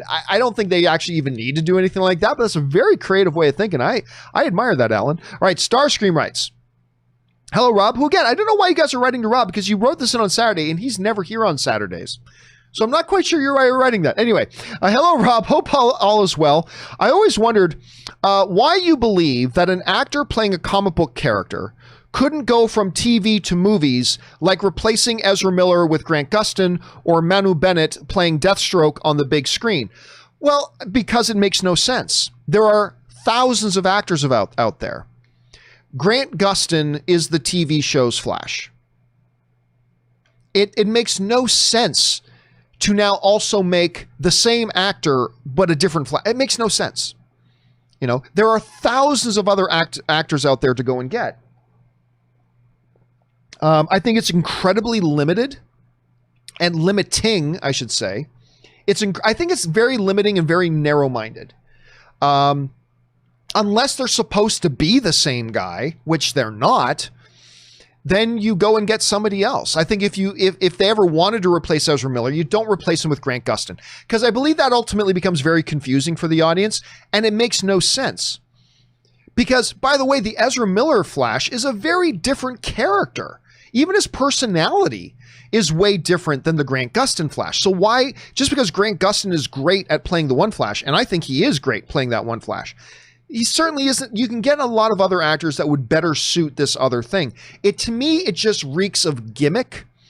To me, it reeks of shtick. And to me, it reeks of fan pandering and just going for cheap novelty. And yeah, so that's why, that's why when a lot of people, when they were making Superman Returns, a lot of people are like, you got to make Tom Welling Superman. It's like, no, because I love Tom Welling. I loved him in Lucifer too. I love Tom Welling, but this isn't Smallville, the movie. This is Superman. It's a different iteration. It is a different character. This isn't that kid from the Smallville show. Smallville is an Elseworlds kind of story. This is not. You get a different performer and you get a different actor. Like I said, to me, just getting the same actor to be a different character altogether, but he played the same character in a different iteration, to me that reeks of novelty and fan pandering and shtick and gimmick that wears off real fast and just makes no sense. And it's pretending like there's no other actors out there when you really can. So yeah, personally, I don't like it. I don't like the idea, and that's why I don't think they generally do it. But that's just me, Starscream. All hail Megatron, by the way. All right, Starscream also writes, hello again, John. How likely do you think Ben Affleck's role will be minor in Flashpoint? Will be minor. The Flashpoint animated movie just receiving the letter in the Batcave. P.S. Renting a movie theater for me and like 5 people to watch New Mutants. Social distancing. Damn, can't wait. If you're actually able to rent out the movie theater for one of the new movies, I know you've been able to do that for an older catalog movie. I didn't know you could do that for one of the new ones. That's cool. Again, I think the Affleck appearance is going to be limited. I think even less than Robert Downey Jr.'s appearance in Spider-Man Homecoming, which was 14 minutes. Out of the 2+ hour movie, he had 14 minutes in that movie. I believe Affleck's will be even less. I have no proof of that. I have no insider information. I'm just speculating. But my guess is it's going to be quite limited.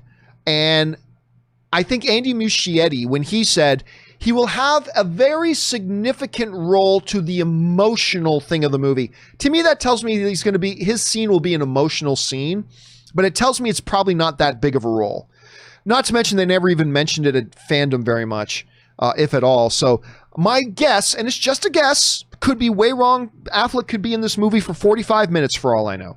I'm just saying my guess is it's going to be in the 5, 6, 7, maybe 8-minute range. That is my, at any rate, guess at this point. So we'll find out how close or how far off I am when it comes to that. All right.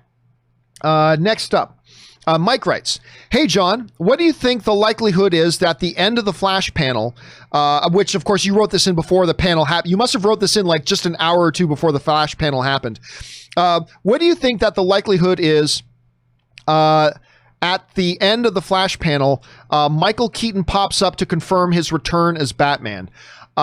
Seems unlikely to me, but I hope so." Yeah, obviously he did not. They didn't even mention Ben Affleck coming back. And again, I think that's proof. That to be announced panel was actually going to be the Ben Affleck announcement, because they didn't mention him in the Flashpoint panel, and the to be announcement panel was coming just a little bit later in the day.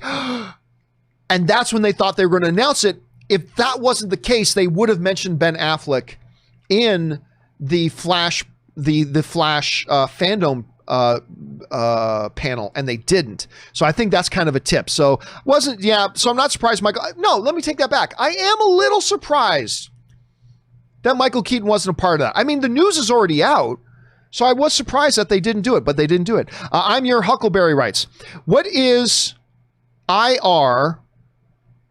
What is IR was the bigger news? Spider-Man coming to Civil War or Ben Affleck Batman? And what, in your opinion, would be bigger than both of these? Maybe Henry Cavill coming back as Superman." Oh, listen, my favorite news out of the Ben Affleck coming back as Superman or Spider-Man joining the MCU, my favorite one is the Ben Affleck one, but make no mistake about it, the Spider-Man news was significantly bigger news. The Spider-Man news, I would say twice as big, because you're talking about a massive tectonic shift in the comic book movie universe, right? Sony was not making movies with Marvel. Sony had Spider-Man, and they weren't playing with Marvel. Marvel didn't have Spider-Man. They were doing their own thing. And all of a sudden, Sony and Marvel make a deal where Sony maintains control of Spider-Man, but they'll allow Spider-Man into the MCU. And Spider-Man, one of the most popular comic book characters of all time, who had never appeared in an MCU movie, was now going to be in an MCU movie. Not to mention, it was a multi-film deal. So when that news came out, we knew that we were going to get him in Civil War, but we also knew we were going to get multiple films with Spider-Man in there. My favorite news of the two is the Ben Affleck news. But make no mistake about it, Ben Affleck had already been Batman. It was only a couple of years ago that we had seen him there as Batman. We don't know if he's just going to be in this Flash movie for 5 minutes, 20 minutes. We don't know right now. We can have our guesses, but we don't know if he's going to be in any other movies after that. The Spider-Man news shook the whole comic book movie universe, because it was multiple studios making a deal to bring one of the most beloved all-time comic book characters into the most successful cinematic universe there is in movies, and he had never been there before. That was the bigger news. That was easily the bigger one. My favorite was Affleck, but the bigger one was definitely Spider-Man. That's just my take on that. All right, the other black guy writes, "Regarding Tenet's lower than expected reviews, remember that Inception currently has an 87% Rotten Tomatoes rating." That's a good point. "With the same flaws mentioned in the reviews. Nolan's movies in general have an emotional coldness despite being cerebral." You know what? It's been a couple of days since I looked it up, but what is Tenet's Rotten Tomatoes score right now? Let me check it out. Okay, it's gone down. It's gone down. Currently, the Rotten Tomatoes score, I mean, it's still excellent, but the current Rotten Tomatoes score of Tenet is 80%.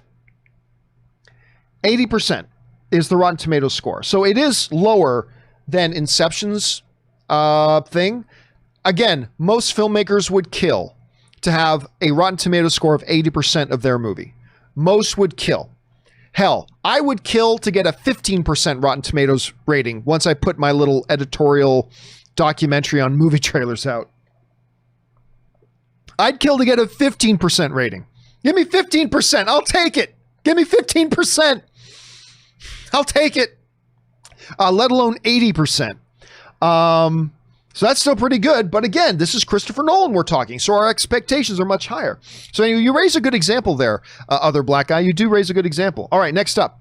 Stubble McShave writes, if Affleck, instead of getting to do a Batman movie again, let me try this again. If Affleck, instead of getting to do a Batman movie, have gotten a directing gig for another DC character, what DC movie other than Batman do you think he'd like to direct? Well, I mean, first of all, I would lose my mind to see Ben Affleck direct any movie. Now, obviously, I want him to direct a Batman movie, sure. But if it couldn't be Batman and he said, hey, Ben, you can direct any other DC movie you want, what do you do?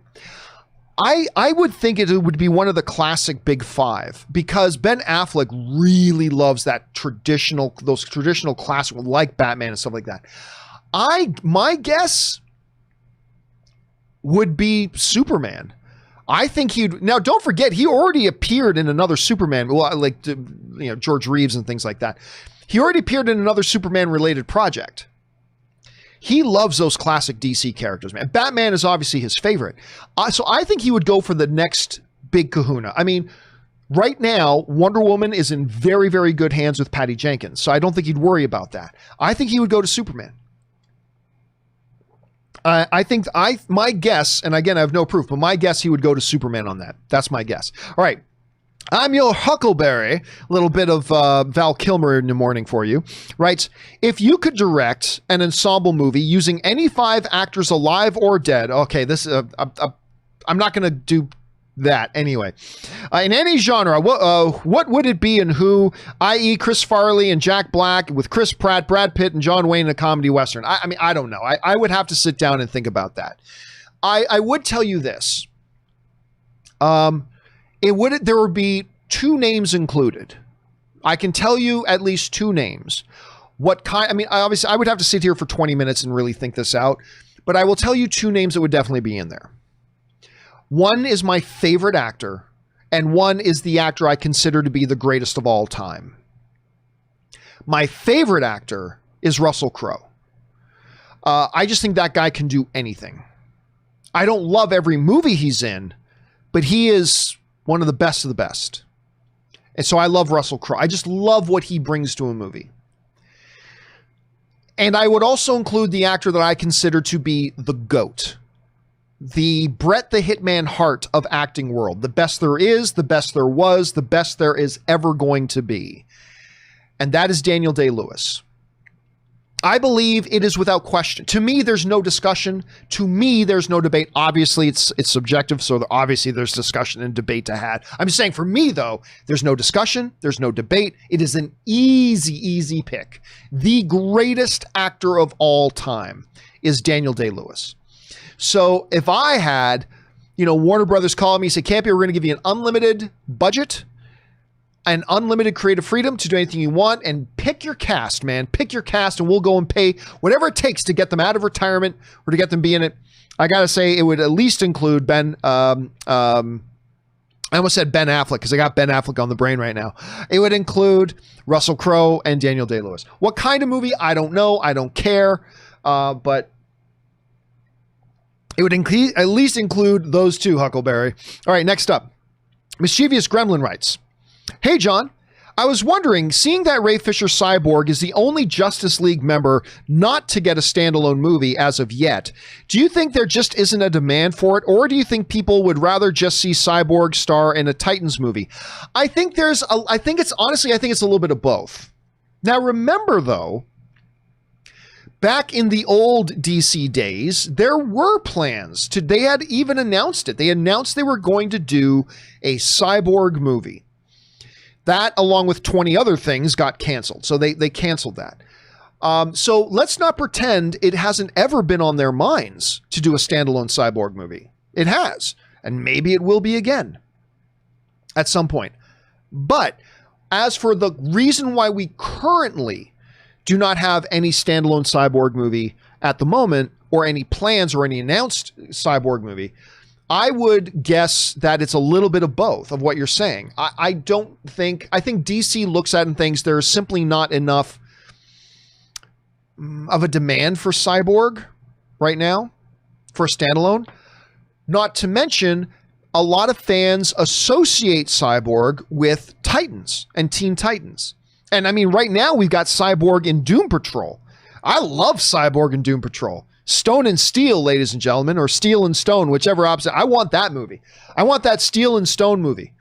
I want a Steel and Stone movie very badly. Anyway, so we've already got him in Teen Titans in the animated stuff. We've got him in Doom Patrol right now. So I don't know, maybe, and I'm speculating here, maybe DC just thinks right now most of our fans associate Cyborg with that.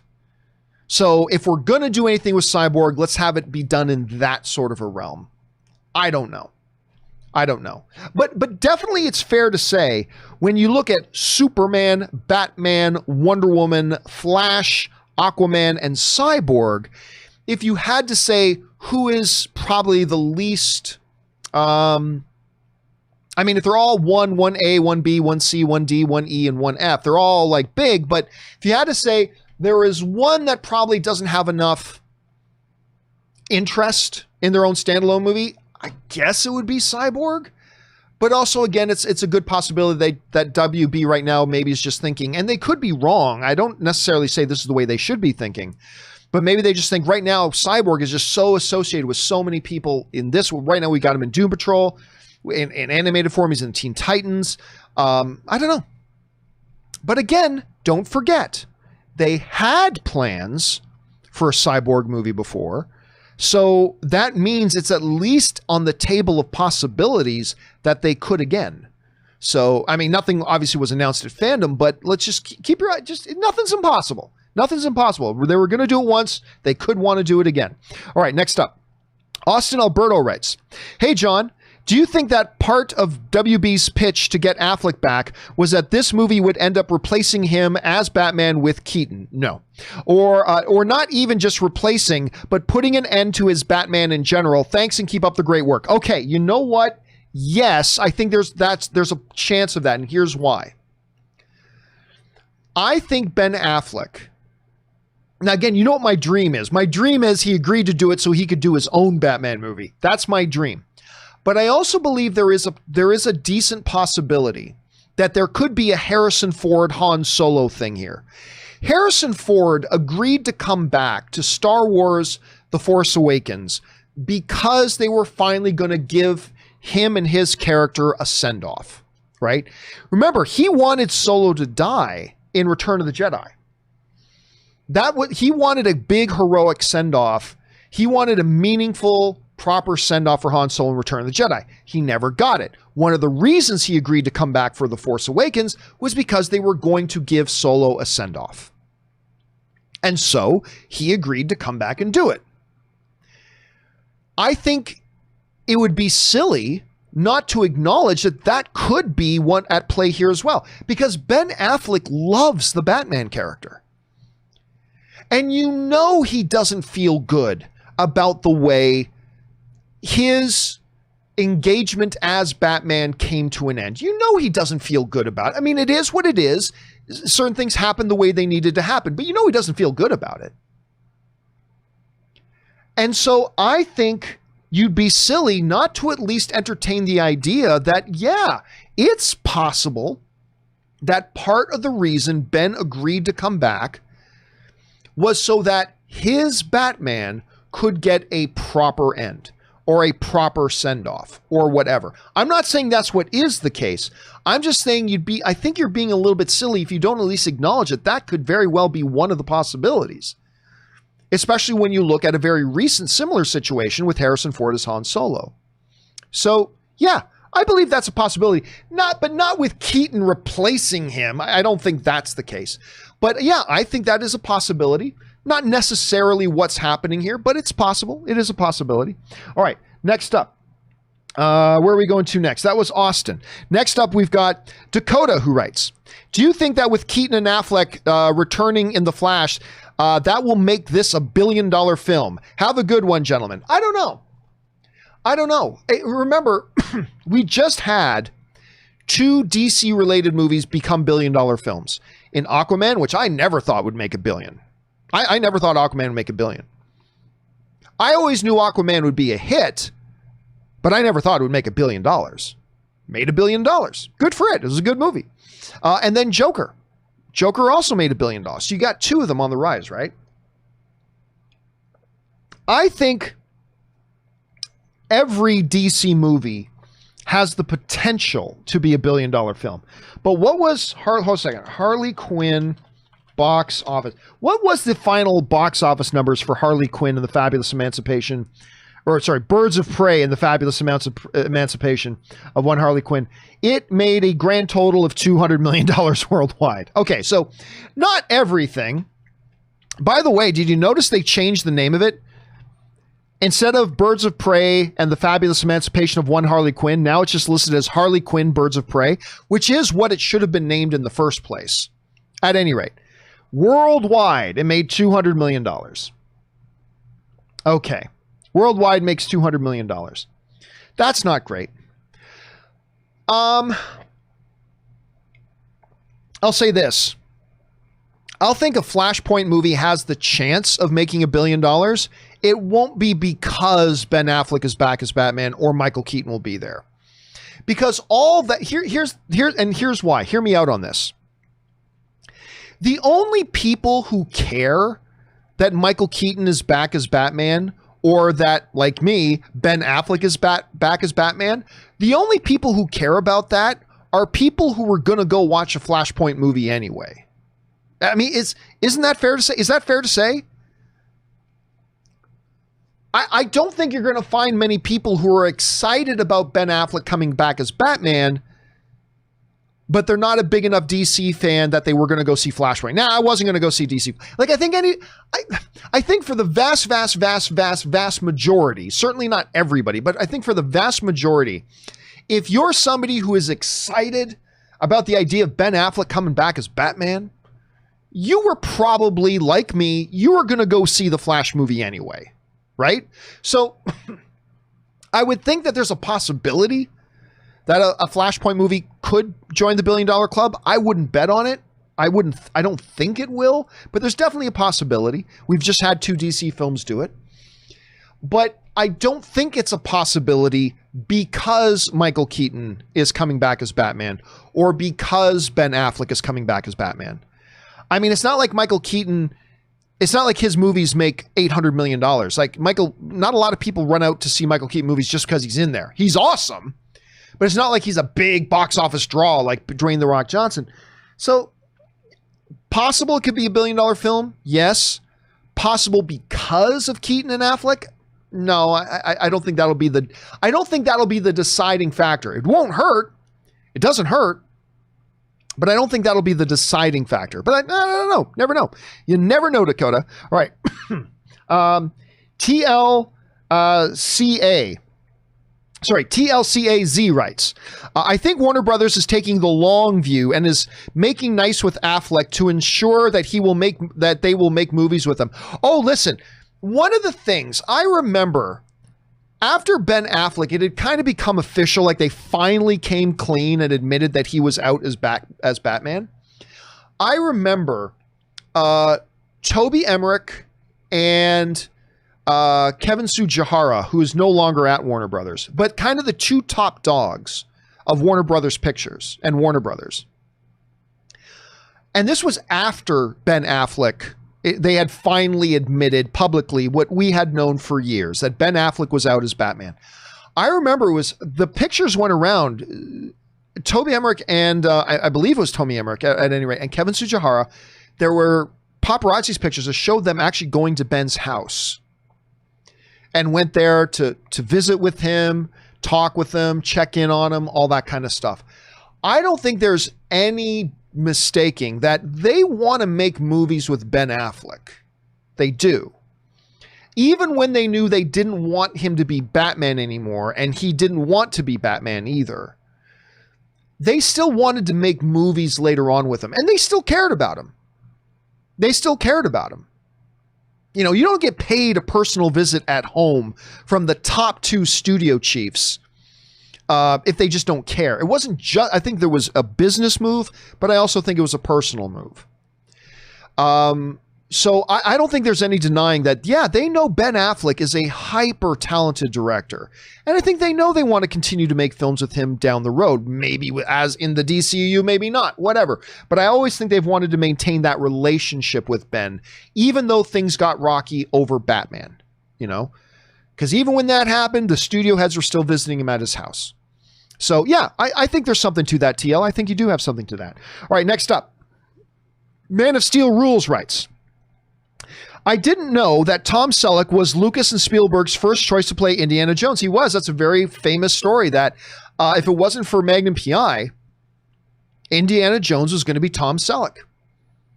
And he would have been a great Indiana Jones. Make no mistake, Tom Selleck would have made a great Indiana Jones.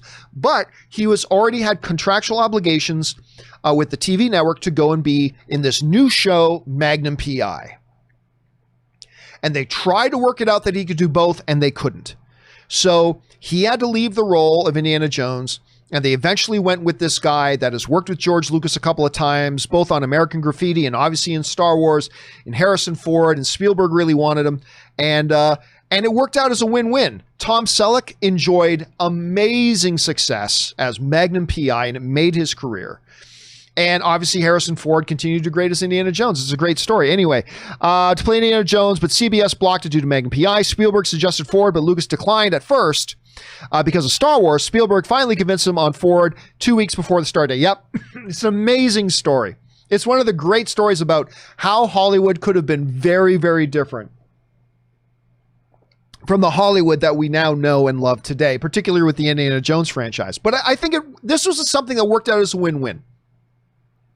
We got the iconic Harrison Ford as our Indiana Jones, and Tom Selleck got to be Magnum P.I. It worked out all the way around. All right. That was Man of Steel Rules. Next, was that Man? Yes, Man of Steel Rules wrote that. Okay, next up, Welsh Dynamo 95 writes, just watch Peanut Butter Falcon and Honey Boy. Love those 2 movies, particularly Peanut Butter Falcon. Wow, Shia LaBeouf is awesome in both. Yes, he was. Such a talented actor. To be on Actors Roundtable with De Niro and Tom Hanks really gives you an idea. I knew he was special when I used to watch him on Even Stevens. Listen, there is a reason why Steven Spielberg, early in Shia LaBeouf's career, pegged him as one of the next big things. Steven Spielberg recognized in Shia, this is a special talent. Now, Shia may be a few cookies short of a full pack, but he is truly one of the most uniquely gifted actors in the world. He is a ridiculously gifted actor. And even when he's in movies that aren't so good, he just turns in a great performance. And if you have not seen this incredible back-to-back double-header, amazing turn in 2 movies in 1 year, Peanut Butter Falcon and Honey Boy, you've got to see his performance in these things. It will, if you're not, because he's a little bit crackers, you may not be a big fan of him, but you will respect his acting. If you're not there yet, watch these 2 movies, and I bet you will be. He is a truly special talent. Maybe a little bit crazy, but he is a truly special talent. All right, that's just my thought on that. All right, Nas24K writes, I waited all week to finally see Inception, a movie I've never seen before, in IMAX at AMC, only to arrive and be told that they were having technical issues and that I would be refunded. Just like that, the highlight of my week was gone. That is unfortunate. That is too bad. Listen, when you consider all the moving pieces that go into a presentation of a movie in a movie theater, lights, cameras, projections, sound, and the million other things, all these little moving pieces that go into just doing a simple showing of a movie in a movie theater. and you consider that there are like 3 shows a day in every theater, and there's like 16,000 theaters in the United States or more. So that's like 40 or 50,000 when there's not a pandemic, 40 or 50,000 movie presentations going on every single day in the United States alone. You realize how shocking it is that we don't get little things like that happen more often. Like in the thousands of times I've been to the movie theaters, maybe 4 or 5 times there's been technical problems. Like significant technical problems that actually stop the presentation of the movie, right? It is when you really understand how complex a simple screening of a movie is in a movie theater, you start to realize how amazing it is that there aren't more problems. So it is unfortunate that it happened to you, NAS24. Hopefully you'll get a chance to see it nonetheless. Hopefully they'll give you another option and you get to see it anyway. All right, next up. Nexus writes, you're right that many didn't like Snyder's vision, but aside from Justice League, his box office numbers were trending upwards. He was also executive producer from the best received and highest grossing DCU film, Wonder Woman and Aquaman. Yeah, but listen, the reality is he had nothing to do with those movies. He had very, very, very little to do with those movies. He had as much to do with those movies, and he said it himself. He's had as much to do with those movies as Spielberg did for the last Transformers movie, even though Spielberg is listed as executive producer. He had very, very little to do with those movies. I mean, that's Patty Jenkins' movies, and that's James Wan's movies. I will never, for the life of me, understand how more people don't appreciate Man of Steel. I will never, for the life of me, understand how people... Zack Snyder's only got one movie that I didn't like. The only movie Zack Snyder directed that I did not like was Sucker Punch. That was a bad movie, despite the fact that it's got like one of my wife's friends in it. It is Jamie Chung, who's in Lovecraft Country, by the way. Lovecraft Country, by the way. Anyway, he's only ever made one movie I didn't like. And I think more people should appreciate what he said, particularly with Man of Steel. But for whatever reason, they didn't. Batman versus Superman is a movie that what did it make? Like, I want to say in the $800 million range. How much? Batman v Superman. How much did it make in the box? I think it was in the 800 millions. $873 million. Batman versus Superman did. 873 million. That was a movie that in its sleep should have made $1 billion. Like in its sleep. You've got arguably, the 2 most iconic superheroes of all time.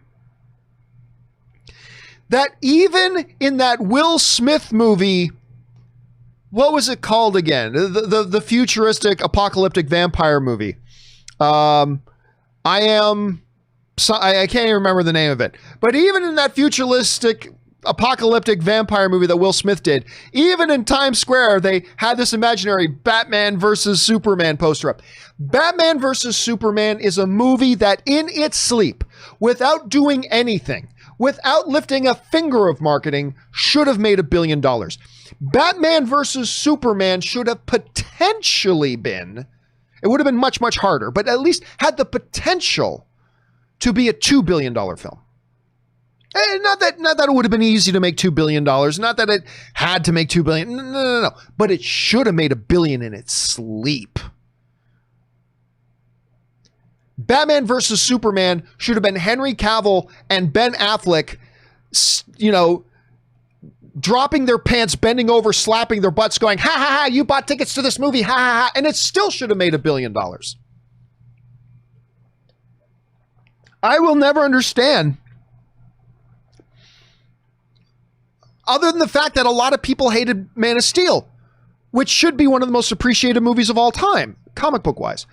But I'll never get around that. But no credit for the box office success. And by the way, if I'm not mistaken, let me just look up something here for a second, because I could be wrong. I just want to make sure about this because I could be wrong. Get rid of that. Bring up that. Oh, that was a different guy altogether. Ooh, I'm glad I double checked that. I'll tell you guys what I was talking about a little bit later. But yeah, look, it just is what it is. I think people should appreciate Zack Snyder's work in the DCU a lot more than they do, particularly Man of Steel. But you know, it is what it is. They don't. I will continue on the fight, particularly with Man of Steel, to try to evangelize the masses on appreciating Man of Steel. I will continue on that fight for the rest of my life, but it doesn't really change anything. It is what it is. But I think more people need to give Zack credit where it's due, but I also don't think we need to give credit where it isn't due. I mean, yes, Batman versus Superman made more money than Man of Steel did, but it should have been a $1.5 billion movie. It should have easily been $1 billion, should have potentially been a $2 billion film. And and as far as Wonder Woman and all that kind of stuff goes, that was Patty Jenkins' movies. Aquaman was James Wan's movie. That credit goes to them. But you know, it is what it is. I'm just hoping that as time passes, more people will appreciate Man of Steel. That's just all I hope. All right, let's see. Dark Lord of Dank writes, I am in complete agreement that ketchup on eggs is a food crime against in the highest order. To cleanse the minds of the masses, I would like to recommend egg salad, but replace mayonnaise with hummus. I'm a mayonnaise fan. I admit I am. It's much healthier and just as tasty, if not more so. I'll tell you what, I will try that sometime. I actually like hummus. I do. I will give an egg salad sandwich, but I'll replace the mayo with hummus sometimes, and I'll see how that kind of turns out. You've got me intrigued, Dark Lord. All right, Lulu writes, finally back to the movie theater today. I felt like a little kid walking through those doors once again. While there is a virus going around, I honestly didn't even think about it a single time. Do you think other people will feel as comfortable? Yes and no. I think there are going to be people who, like me, if I see all the right procedures in place and everybody acting intelligently, I will feel comfortable. But there are also going to be a number of people, totally understandably, that are not going to feel comfortable for a while. And there's nothing wrong with that. And if they don't feel safe, even with like certain safety precautions, then stay home. And I don't blame them. And so, yes, I do feel there's going to be a big group of people that do feel comfortable. I think there's going to be a group of people that don't feel comfortable. And I think it's totally understandable. It's all going to be about how intelligently do we conduct ourselves. And I think that'll be the ultimate thing here. All right, Jason Clark writes, hey, John and Rob, just came out of watching the new Tenet movie. My head hurts. This film has great cinematography and sound effects, but watching it is like turning over a 1,000-piece puzzle and trying to put it together by only using the blank side. I've heard that. I have heard, although not that analogy, Jason Clark, that is a good analogy. I have heard that it is a very complex movie. Maybe some critics are suggesting too complex. You know, more complex is not necessarily a good thing. You also have to, there is a danger of becoming so complex that you lose your verisimilitude, as Rob would say. You lose a sense of reality to it, or a verisimilitude. You lose that if you go too complex. You got to remember, a part of the skill of filmmaking is communicating to your audience. And if you're communicating to your audience in such a way that there's no way the audience can follow what it is you're doing, then that's your responsibility as the director. And again, I haven't seen Tenet, so I don't know that that is or is not the case. But I am hearing some people suggest, Jason, that it's a complex movie that it's sometimes hard to follow. So we'll see once I get a chance. Again, the rating is still 80%. It's still an excellent rating, but we'll see. We'll see. That's an interesting analogy you gave. All right, Yusuf writes, one of two, call me crazy, but I think Ben is back to do his movie. Think about it. You don't terminate a contract, leave on bad terms, retool, rebrand, and reboot your universe, and just all of a sudden go back to the things you discarded just to give someone 5 minutes of screen time for a quick goodbye. Sure you do. Yeah, you totally can. Anyway, plus, just like Henry, you don't bring back a character like Superman to support the B team. You bring him back because both Batman and Superman are titans who you have plans for in the future. Well, I mean, yes and no. Like we talked a little bit earlier about how there is a total scenario there that makes perfect sense for Ben to come back for a relatively short appearance just to close off his Batman. I think there is motivation there, and I think there is narrative purpose there. I'm not saying that's what I think they're going to do. I'm just saying that totally does make sense. I am going to hold on to the hope that we see Ben again as Batman in another film. But it totally does make sense. When you understand Ben being the professional that he is, and you understand his love for this character, and you understand he's got to feel bad about the way, even though he might have felt he did all the things he needed to do, you still don't like the situation, right? If you're Ben, you still don't like it. And if you're Warner Brothers, you think we've got this great idea for this movie that if we involve this character could really improve and help the narrative. And Ben gets this opportunity to come back to retake on the Batman again, who he loves so much, and close it off in a good way. That could be very, very appealing to a Ben Affleck. Again, I'm not suggesting that's what's going to happen here. I'm just saying I think it'd be silly not to acknowledge that there's a lot of check marks there, and why that would be very appealing to both the filmmakers and to Ben Affleck himself. Not to mention, somebody else asked about Ben Affleck working with DC or working with Warner Brothers outside of the DC universe. So this could also be another great way for Ben to, work with Warner Brothers and Warner Brothers to work with him, and they make everybody happy. They make him happy by giving him the proper send-off that he really would want to have. It makes the studio happy being able to use that in their narrative. And now Warner Brothers and him are working closely together again, and now Ben can make other movies that aren't Batman. Again, I think there are a lot of other possibilities too. I just think it'd be silly not to acknowledge that could become a very appealing scenario.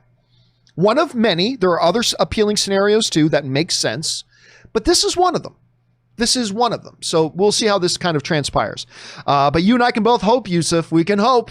All right. Boris writes, hey, John, watch Tenet today. Nice. Let me just bring this in a bit. Watch Tenet today. No spoilers, but I loved it. But only after discussing it for an hour afterwards. I'm excited to see it again, but my friends are annoyed at the thought you need to put in to enjoy it. I can see their frustration, but it didn't bother me as much. And again, Boris, that kind of points towards what we were suspecting, that,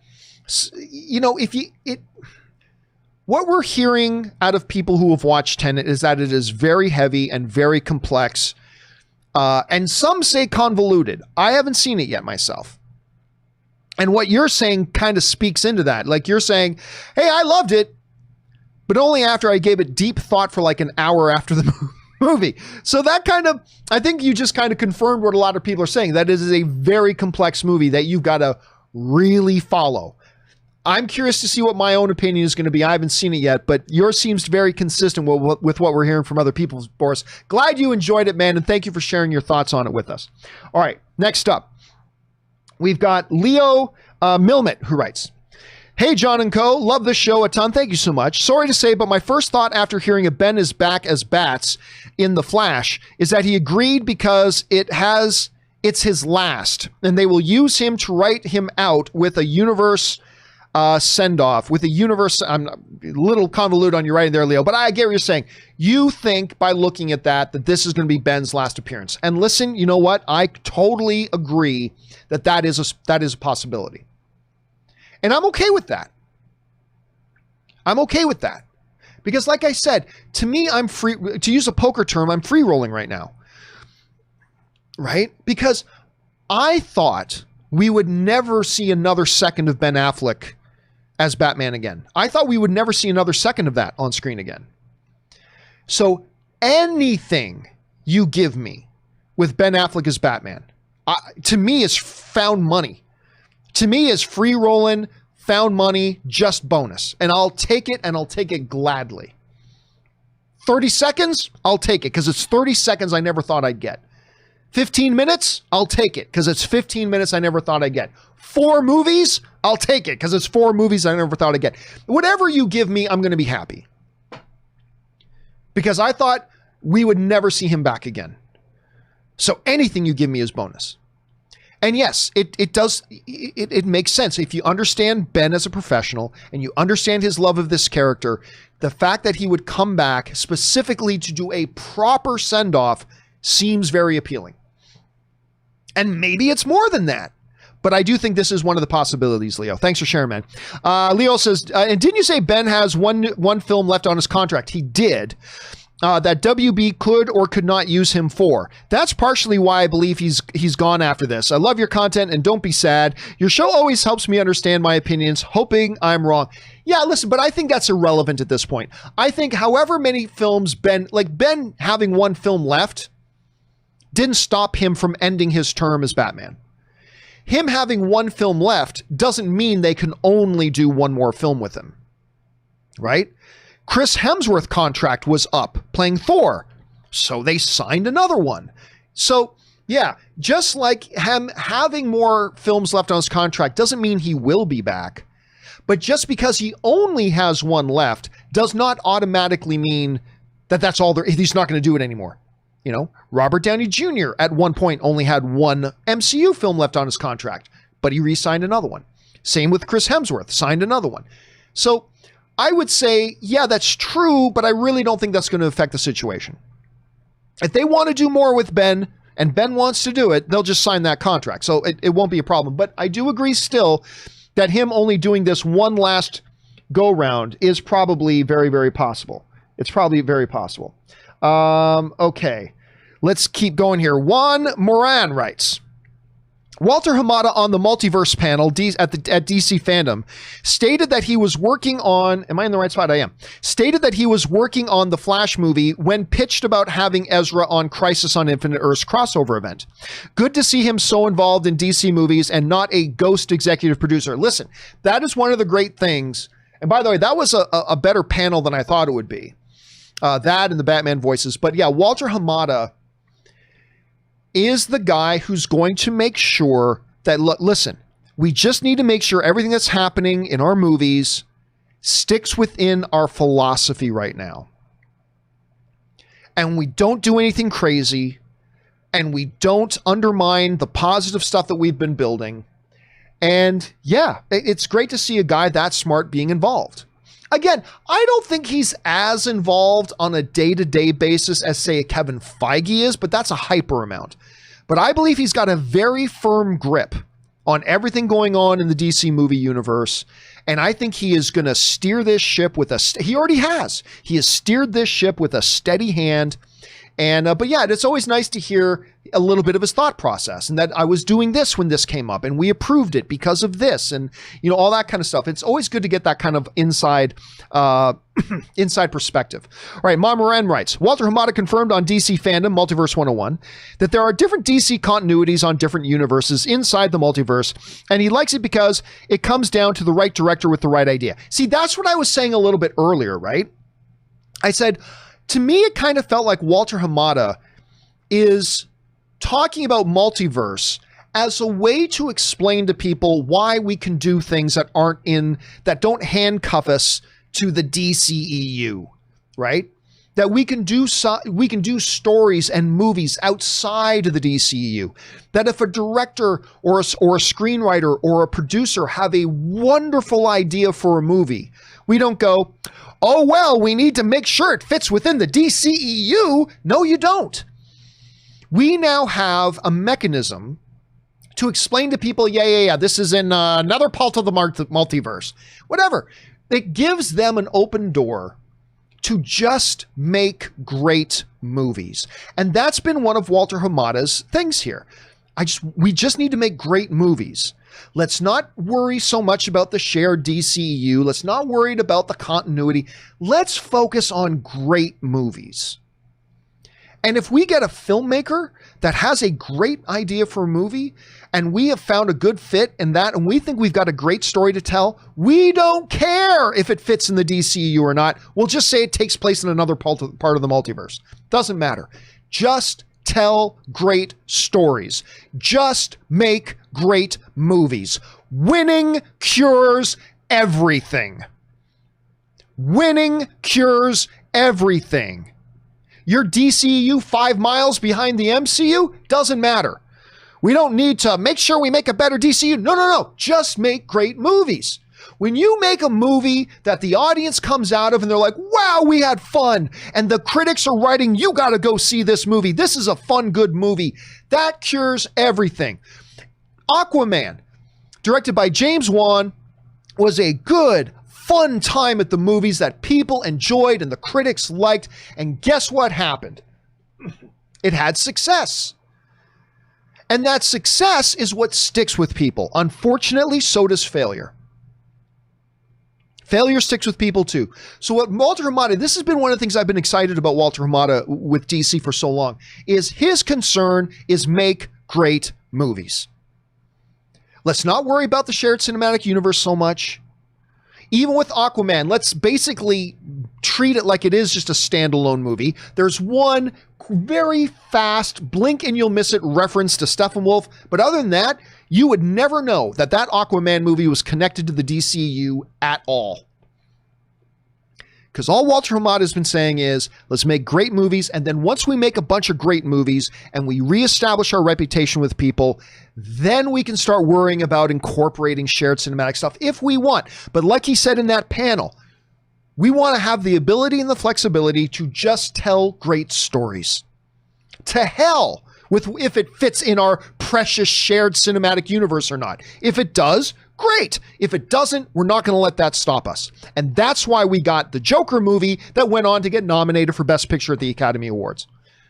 And that's, see, everybody asks, John, why are you suddenly so up on DC the last couple of years because of Walter Hamada? That's why, because he knows to bring, you gotta have a guiding North Star. You have to have guiding principles that you are going to stick with and not be knee-jerk reactionist about. And I believed that that Walter Hamada was going to be that guy, and he has been that guy.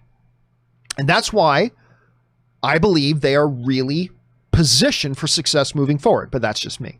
All right, James Argenta writes, over under 15%, there will be a Cavill cameo in Suicide Squad, since during the panel, Gunn mentioned the Elba's character shot Superman with a kryptonite bullet.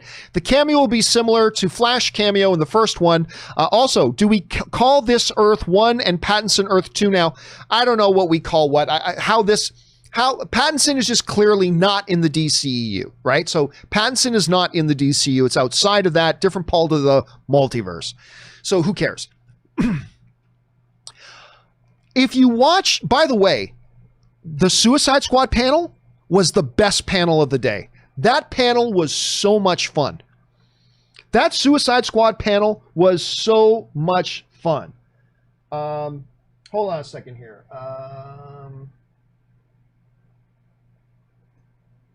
Anyway, yes. That panel was a lot of fun.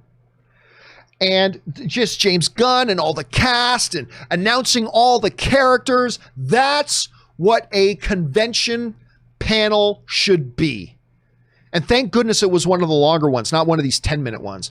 That you announced who all the characters are, who all the cast is. Polka Dot Man, you do all of that. King Shark. You bring all that in there, have a great fun interaction. The stuff was great. That was the best panel of the day. Easy. That was the best panel of the day.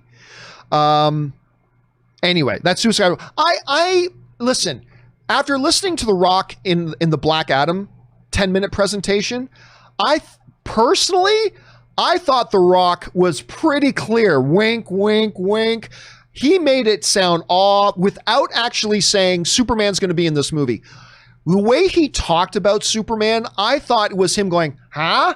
I thought he was pretty much communicating that Superman's going to be in Black Adam. He didn't come right out and say it, so maybe that wasn't the intended message. But I got to tell you, when I watched it, I thought he was suggesting he would be in there. 15%, James, is a very low number. So while I do not think that Cavill will cameo in Suicide Squad, because remember, Suicide Squad's already done, right? They finished shooting Suicide Squad in February. So the shooting's all done. And February was a long time before we found out that that Henry Cavill and Warner Brothers are in talks for him to come back as Superman. That was just recent. But James Gunn finished shooting the Suicide Squad movie in February. So I will say over 15%, but only by like 3 or 4%. I would say there's maybe a 1 in 5 chance. I'll say maybe a 20% chance. But again, because James Gunn already finished shooting the movie, and Henry Cavill hadn't even started his negotiations to maybe come back as Superman until after James Gunn was shooting, I won't go any higher than 20. I won't go any higher than 20. So I'll take over 15, but not by much. Not by much. All right, let's see here. What's next? Jordan RTK writes, so from what I saw from the Suicide Squad preview, they haven't recast, just swapped some characters out for others. Do you think there is still a chance that we can get others back? WS is Will Smith is Deadshot, Katana, etc. Whenever you ask, is there a chance? The answer is always yes. Even if it's just 0.0001% chance, there's still a chance. You know, Dumb and Dumber. So you're saying there's a chance. There is a chance that there could be. I don't think it's likely. I don't think there's any way they got Will Smith on set to shoot as Deadshot and nobody found out about it and that news didn't get out. A chance? Yes. I will go 5%. So extremely unlikely, but a chance.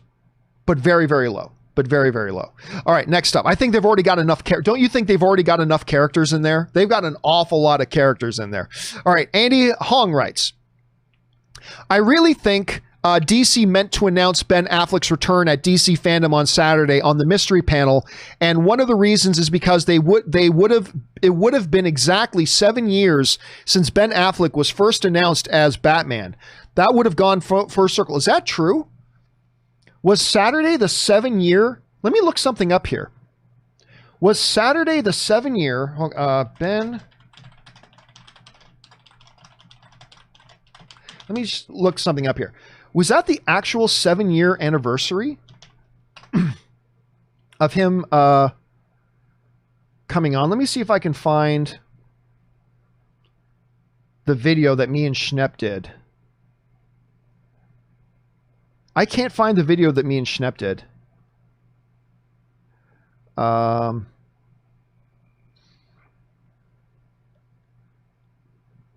I can't find it.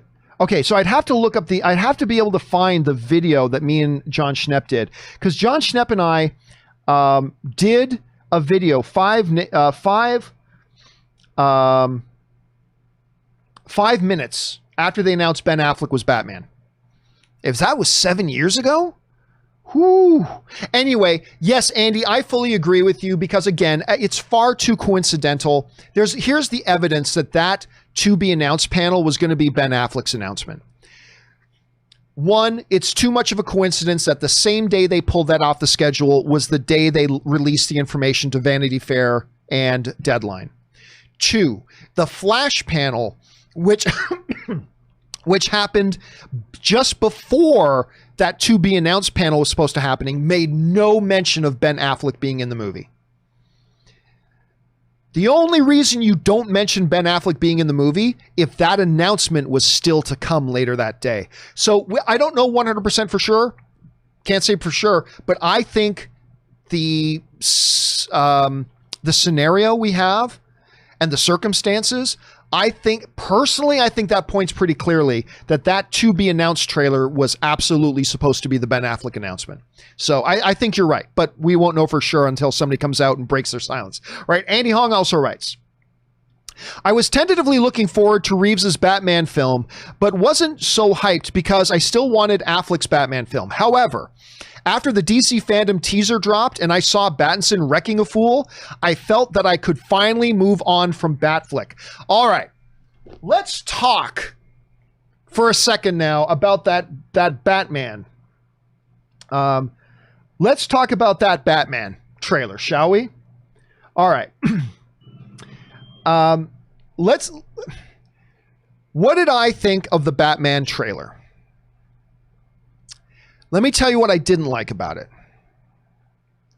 One thing that I didn't like about it, let me see if I can pull it up here and get it properly. Let me bring it up here. Let me see if I can get this set up properly. One thing that I did not like about the trailer. Hold on a second. That's where is it here? Let me see if I can find a shot of this here. I'm going through this. There we go. I'm going to tell you this right now. I do not like the look of Robert Pattinson as Ben Affleck. I don't like the look of Robert Pattinson as Bruce Wayne. Now, you guys know I love the casting of Robert Pattinson. I love the cast. I think he's like one of the hottest actors in the world right now. I think he's a tremendous talent. I think he's great. I thought I may not like the look, but after seeing the trailer, I know I didn't like the look of Bruce Wayne. I don't like the longest kind of hair. I think a cleaner, tighter haircut would have been a better look for Bruce Wayne. That said, I don't really like the look of him as Bruce Wayne. But let me see if I can pull it up here. But where did it go? I may not like the look of him as Bruce Wayne, and not everybody's going to love this look.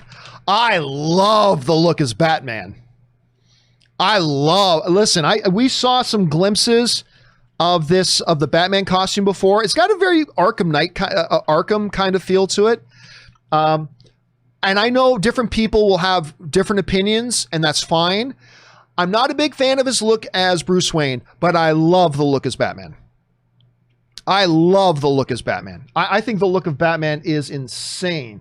And yes, this scene, if I can bring it up properly, when he is just beating the hell out of that fool, oh my God, the visceral viciousness that he destroys that fool with, like just the pure viciousness of that, to me, that's the Bat.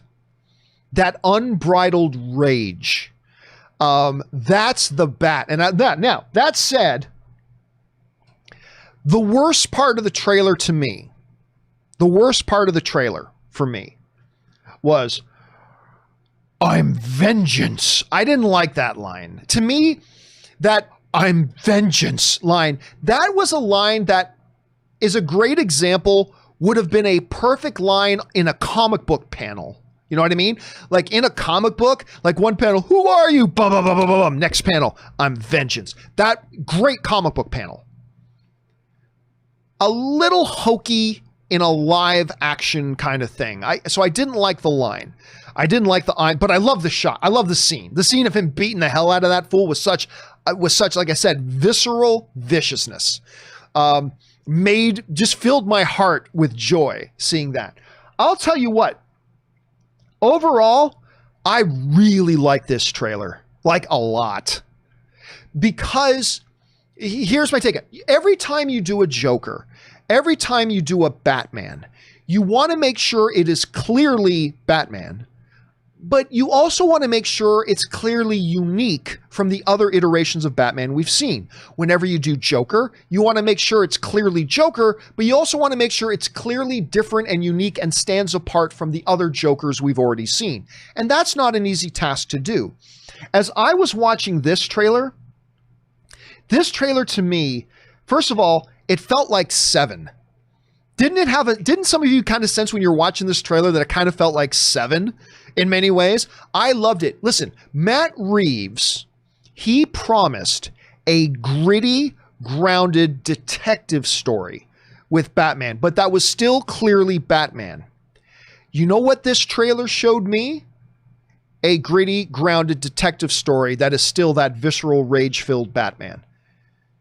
To me, that was 4 check boxes we needed. Check, check, check, check. He checked them all.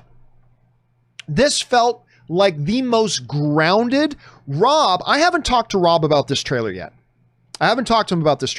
So for all I know, he hated it. But I'm guessing that Robert Meyer Burnett loved this trailer because it had that V word, verisimilitude. It had that verisimilitude to it. And again, this scene of Ben, I just called Batman Ben. Boom. Oh, just the vicious. The sound effects were a little too high. Like the sound effects sounded a little too fake. Like it wasn't, it was boom, boom, boom. Okay, whatever. That's fine. Whatever. But this movie needed to feel grounded. This feels more like the real world than any other iteration of Batman I've seen before. And it's just a trailer. It needed to feel gritty. Oh my God, this feels gritty. It needed to feel like a detective movie. Guess what? This feels like a detective mystery. And it also needed to feel like that visceral Batman, right? And I feel like it get it. I felt like Matt Reeves had 4 boxes he needed to check, and I feel like it was check, check, check, check, all the way down the thing. And so, yes, I'm not really thrilled with the look of Bruce Wayne that they're going for. I didn't like the "I'm Vengeance" line, a great comic book panel line. I didn't really feel like it worked in the trailer. But that's, as far as the cons, that's all I got. That's all I got.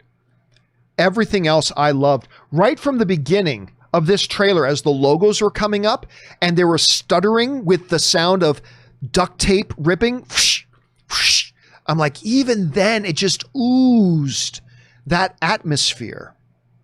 It just oozed that atmosphere. And then you get into the crime scene. And then we see the magnificent Jeffrey Wright there as Commissioner Gordon walking down the thing. And then we get all that. And listen, I'll tell you what, I even really like, I know some people didn't love it, a little crowish, but what do you think Batman does? Batman puts on the black eye makeup to compensate with the cowl. That's what he would do. I really like this last thing. Again, look at the eyes. Look at his eyes. You know, one of the things that I always said, that the main reason I love Ben Affleck more than any other Batman is because he seemed to understand that Bruce Wayne died in the alley with his parents and the Bat was born. And the Bat is his true self. That is his true self. I look at this, even when the cowl comes off, I'm like, F me. That ain't Bruce Wayne. That ain't Bruce Wayne. Doesn't matter that the cowl's off. That's not Bruce Wayne. That Bruce Wayne is dead. That Bruce Wayne died in the alley with his parents. That is the creature that was born after the death of Bruce Wayne. That's the Bat. Whether the cowl is on or not, that's the Bat. And I tell you what, I saw some people criticizing this final frame, these final shots. I gotta tell you, I loved it. Not just because, you know, gritty, disheveled, worn, the eye makeup, because that's what he would need to do, but just, it's not, because a lot of other Batman, the cowl comes off, it's like, okay, chum, let's solve this crime now. What did this piece of evidence mean? No, he's looking at evidence, but look at his face, man. That ain't Bruce, that's not the fake artificial Bruce Wayne. That's the Bat. And that's who he is. That's his true self, whether the cowl is on or not. And, I'll tell you what, I liked it a lot. Other than those 2 little nitpicks, and I can get over those, but they were real, and I acknowledge those are weaknesses of the trailer, those 2 things. But overall, I really like this trailer a lot. So, and that, the way, because you know what, they could have had him walk up to the punk in the street and just give him one big shot and drops him. Ooh, but the way he just held him up and then even when he was down on the ground, he just continued to beat the hell out of that fool. I'm not going to lie to you, my friends. I ate it up. I ate it up and I loved every single second of it. Okay, let's keep going here. That was Andy. Suthius writes, all right, Mr. C, There was only one footage that gave me goosebumps, the Suicide Squad B-roll footage. It was excellent. It looks insane, it looks bonkers, and it's directed by James Gunn. Enough said. And God bless his brother for playing the rodents in these comic book movies. I know seeing Sean Gunn in there was a Weasel he's playing. I think that's what it is, Weasel. Anyway. I thought as we were getting closer to 5:30 p.m. Pacific Standard Time, which is when Matt Reeves's Batman presentation was, I thought, well, that's it. That Suicide Squad sizzle reel, we'll call, is going to be the best thing we see all day, because it was awesome. That Suicide Squad thing was awesome. I personally feel the Batman one topped it. I do, but just by a little bit. But I feel like the Batman one topped it. But dude, Suthius, I love that whole panel. The panel was the best panel of the day, and I think the sizzle reel was the second best piece of footage we got all day. So there's that. All right, next up, Suthius also writes, so now we have the apples and the watermelon in the same bag, but there's going to be 4 bags. I hope that it won't draw out over those 4 hours. At the same time, though, 4 hours means more Affleck as Batman, crossing fingers for Batman versus Superman. For getting Batman versus Superman, but absolutely. I much rather have more of the Batman versus Superman Batman than the Justice League Batman we got, but we'll see how that works out. Yeah, no surprise. The announcement that they were going to do it as a very limited miniseries, a 4-part miniseries, that makes sense.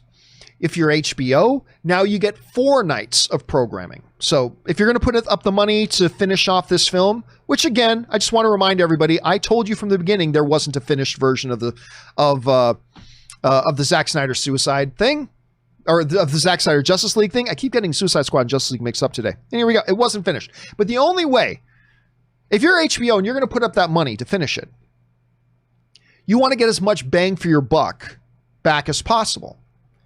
Well, what gives you more benefit if you're HBO Max? A 1-night event or a 4-night event to build momentum?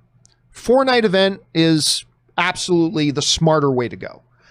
And don't worry, like after it's done, you'll be able to go and watch it as one thing later. But I think a 4-night event is definitely a smart, shrewd thing to do, because you're going to get more benefit from it. If you're going to put up millions of dollars, get as much benefit from it as you can. So I'm all for it. I have no problem with that.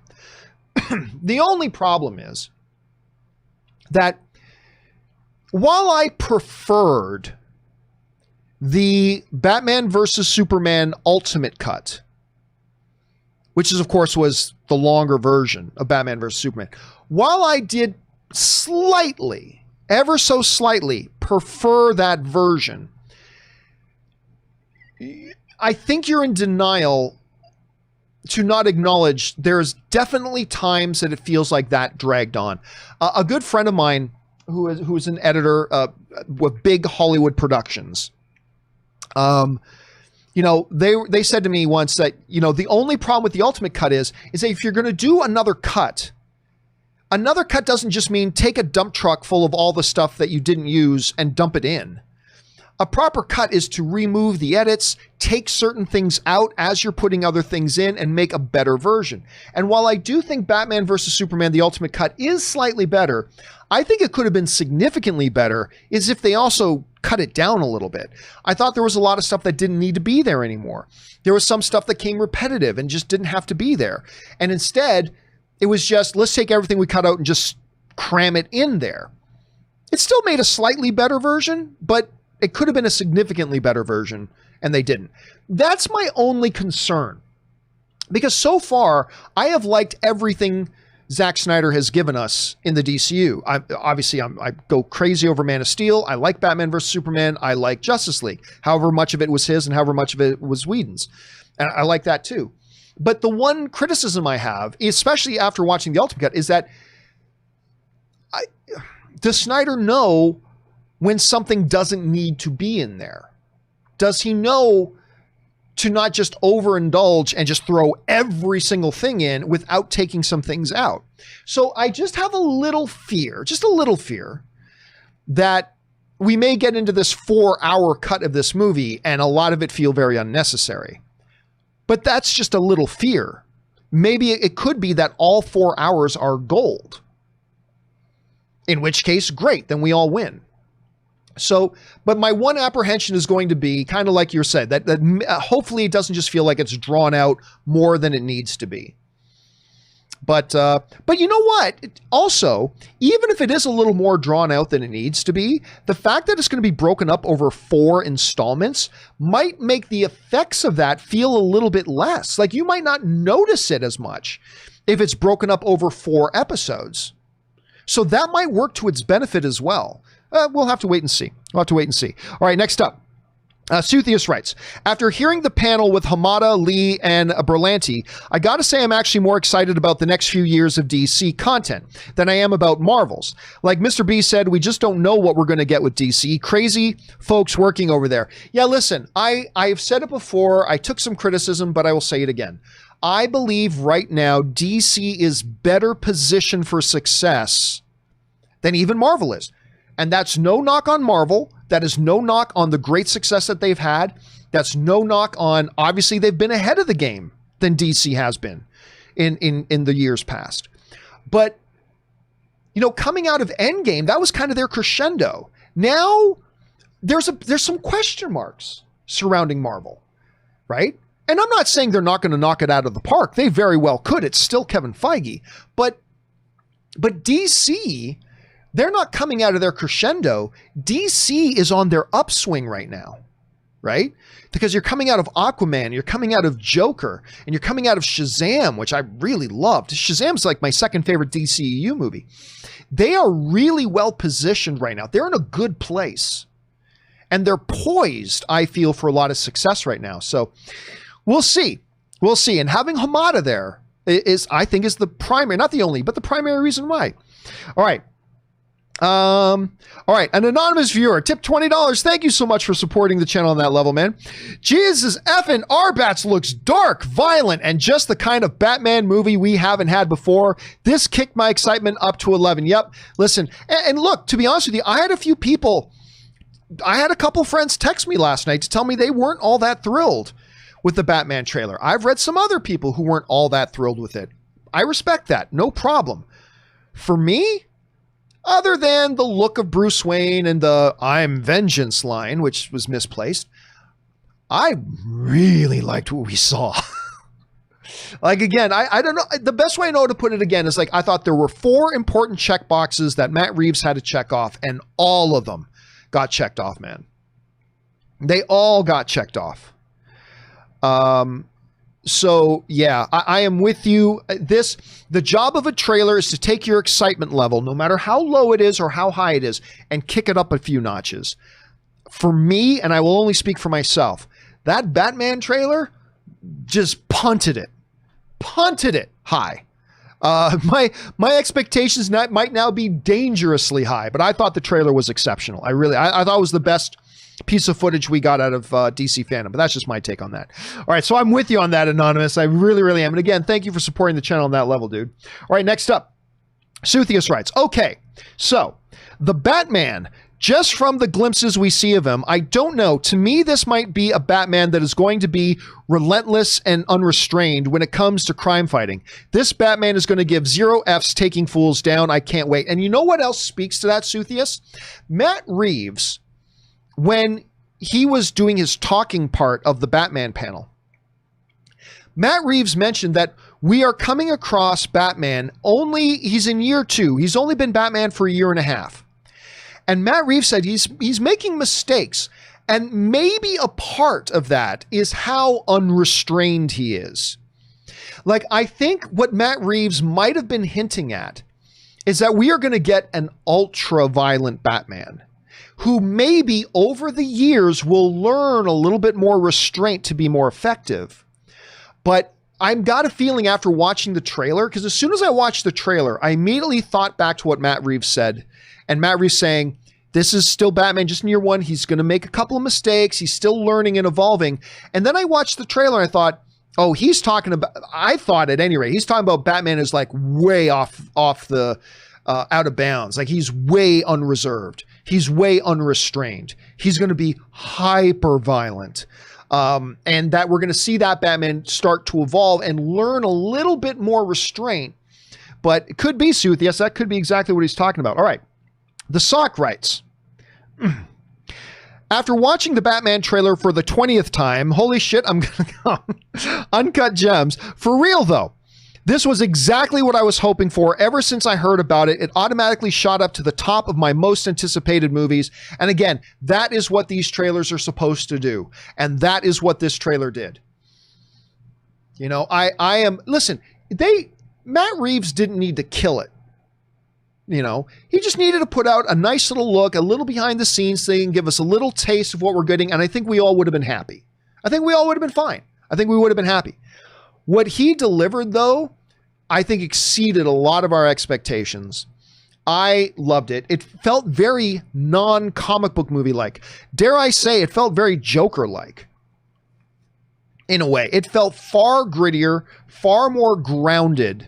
Like, this doesn't feel like a universe that an alien Superman would come flying in. You know what I'm saying? A little reminiscent of Nolan's Batman in that way. I loved it.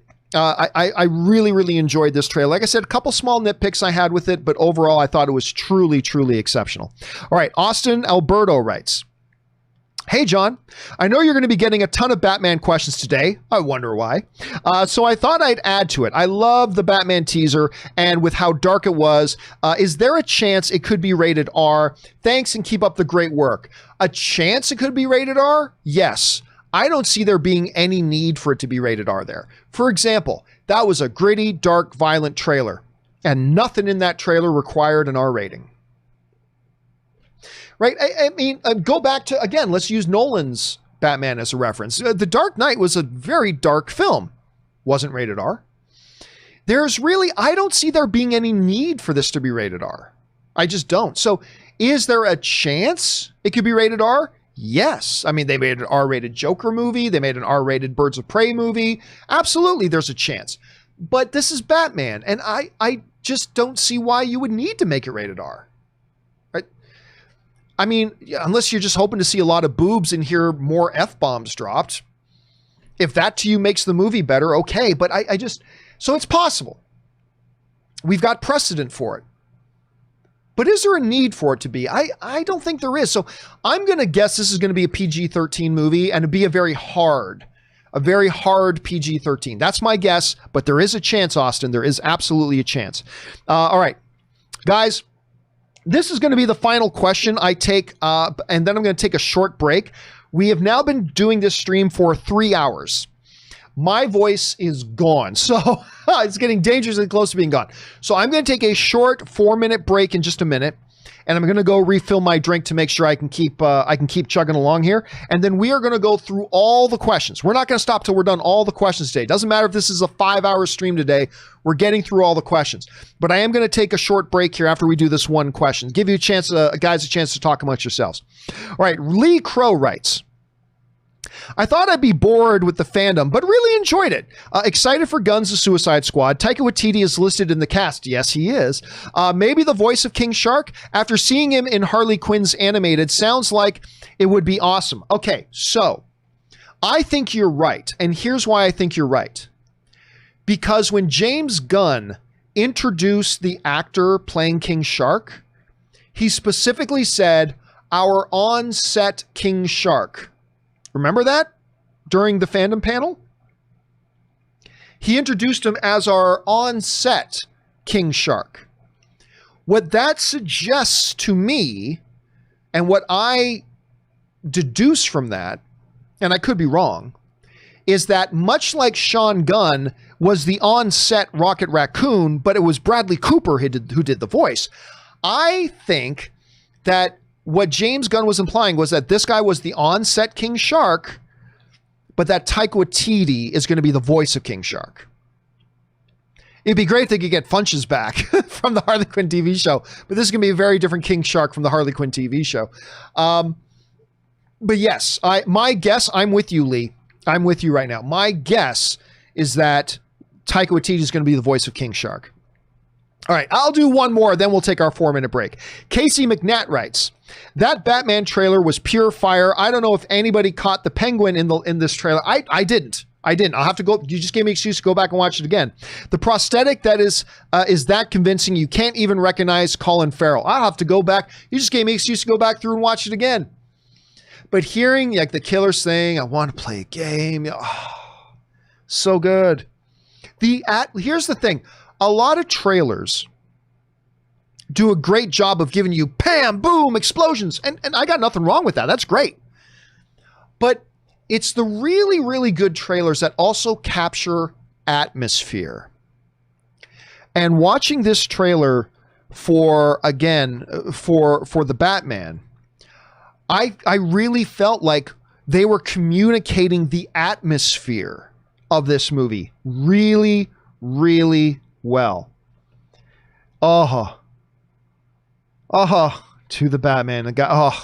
I felt like this trailer wasn't just communicating the excitement and the explosions and whatever. It was communicating atmosphere. And those voices and whatever. And again, I'm going to go through and see if I can find that Oz appearance, but it doesn't stand out to me. But yeah, there you go. Okay, guys, here's what we're going to do. I'm going to take a quick 4-minute break here. So hang tight. Take this opportunity to run and use the bathroom yourselves. I should actually take a quick bathroom break myself too. Run, use the bathroom, talk amongst yourselves, hang tight. We got tons more to go. I think we still got like another hour and a half to go. We still got tons more to go talking about DC Fandom, the Batman trailer, Suicide Squad, Wonder Woman 84. Got a lot of stuff still to come. Hang tight with me, guys. We will be right back.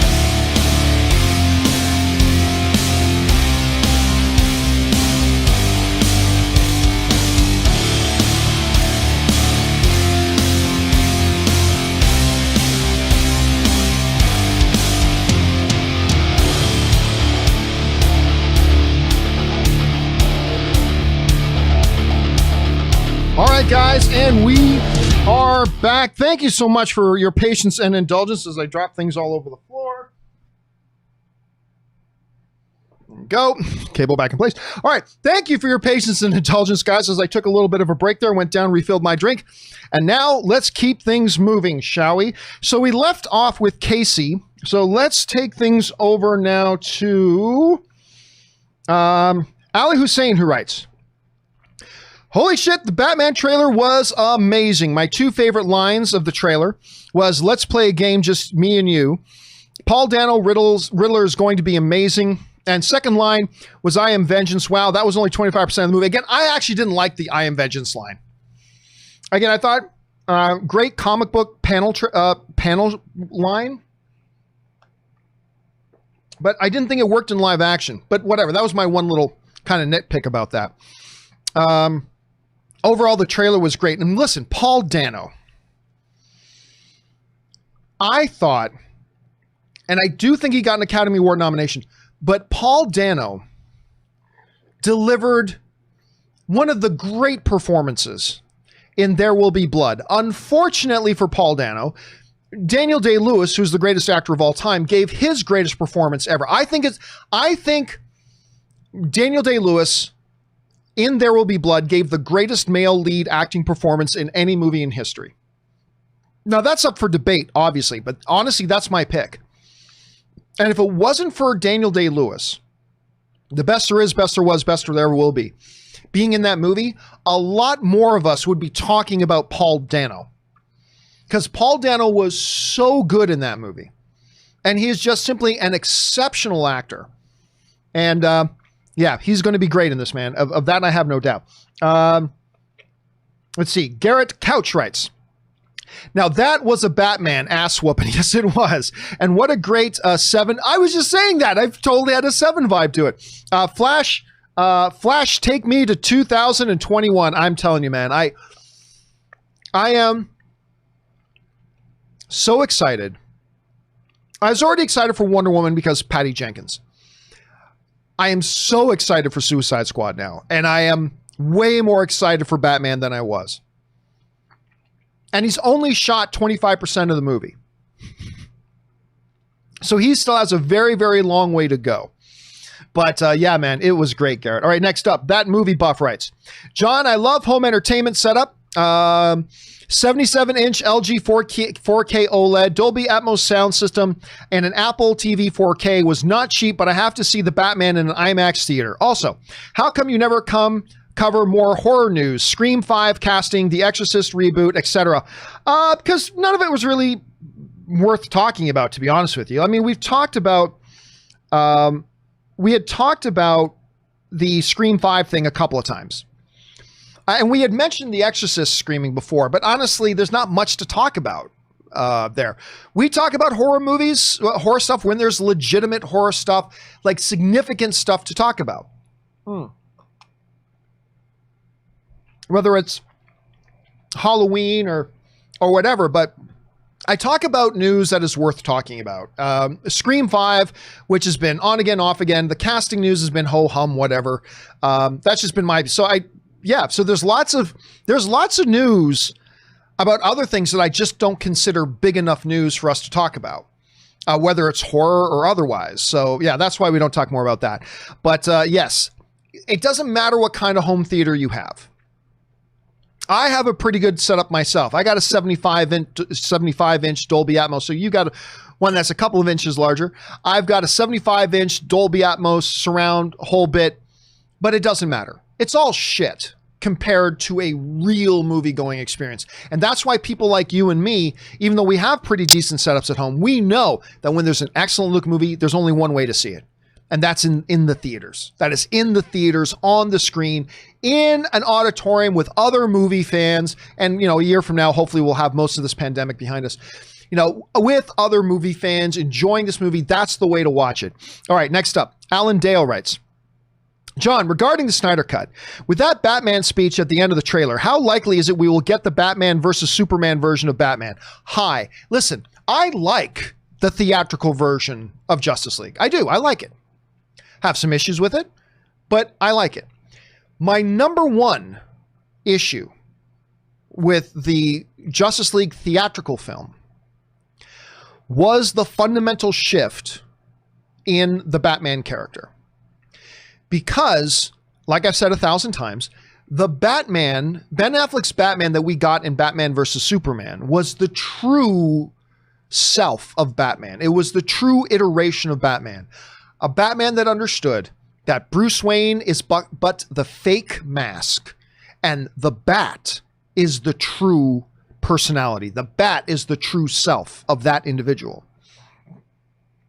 The biggest flaw to me of the Justice League theatrical version, which I still enjoyed quite a bit, actually, but the biggest flaw to me about that movie was they flipped the script on that Batman, and they made it so that the Bat was the fake mask and Bruce Wayne was the true self. That is the complete opposite of the way it should be, and the complete opposite of the way they did it in Batman versus Superman. So I feel very confident that the new version will revert that Batman to the way it was presented in Batman versus Superman. I feel very confident about that, and that's one of the things I'm looking forward to the most. All right, somebody, I like that, writes in, John, not sure if you've gotten around to watching it yet, but if you have, Lucifer Season 5 Part 1, what are your initial thoughts? I've seen all 8 episodes of Lucifer Season 5 Part 1. Of course, they've broken Lucifer Season 5 into 2 parts. The first 8 episodes, and they're going to release the next 8 episodes in a few months. Loved it. Loved it. And obviously, I especially love the episode that Aaron Cummings is in, obviously, because it's Aaron. But I loved it, loved it, loved it, loved it, loved it, loved it. Loved it. 2 of my favorite episodes of all of the Lucifer series were actually in this half season. So I thoroughly enjoyed it. The characters are great. They keep evolving the story. I love a meta deal. I love Maze. I love just all these. It's great. I thoroughly enjoyed it. And then when that episode 8 finale happened, and if you guys have watched it, you know what I'm talking about. But when that moment happens at the end of the final episode, I'm like, where's the next episode? Come on, give it to me. But it wasn't there. Got to wait a few months for it. But yes, I loved it. All right, Dave Akins writes, my man Gio, freaking love the Batman teaser. I'm 200% sold on Pattinson after seeing it. You can see the rage and intensity in his face. The Riddler seems like a menacing foe. And man, when he beats the living Sunday out of that guy, chills. Cannot wait. Chills indeed. And again, I gotta bring it up again because this image really highlights for me. Like this image, I know I brought up like 8 times today. I don't care. This image so like embodies what this trailer is. You know, this one shot kind of encapsulates and embodies what the whole trailer was. And I loved it. I loved it. Again, other than the one line, other than I don't think Bruce should have the long hair. Whatever. I can get past that stuff. The trailer overall was really well done and communicated the tone that I think most of us wanted this Batman movie to be. And it is clearly not the DCEU, right? This is clearly not the DCEU. And yeah, dude, I mean, Matt, look, I always said I wanted Ben Affleck to be the director of Batman. Yes, but if it can't be Ben, Matt Reeves is as good of a pick as anybody. And what Matt Reeves has pulled off, at least in terms of this trailer, I think we've got a lot to be excited about, my friends. I think we have a lot to be excited about. All right, next up, we go to Raj. And Raj writes, 1 of 2. Hi, John. Batman trailer blew me apart. Pattinson is so apt as Batman and Bruce Wayne. Those complaining about his Wayne should realize that it's just year 2 and that he's yet to transform into the matured playboy. Gosh, also love the dark theme, thankfully. Yeah, I mean, I know to me it's just the look. I think he should have known right away that he grew up in privilege. He grew up with wealth. I think he would know how to play that guy. So, but again, we didn't even really hear him speak as Bruce Wayne in this trailer, right? All we saw was that one shot. And I don't even know if I can find it again. Here it is. All we've got is this one shot of him in this trailer as Bruce Wayne. This is the one clear shot we got of him really as Bruce Wayne in the trailer. This was it. So all my moaning and whining and bitching about not liking the look he has as Bruce Wayne, it's all just one shot. I mean, we don't even really see him as Bruce Wayne yet. We haven't really heard him as Bruce Wayne yet. So I wouldn't have a lot to complain about. All I'm saying is that the basic look, was that how Bruce Wayne would look? I don't know that that's how Bruce Wayne would look, but whatever. It's one shot. Who cares? Maybe once we actually see and hear him acting as Bruce Wayne, we'll change our minds. But it's just a peek, but man, what a peek. Also, Raj writes, Matt did not force in some foolish jokes.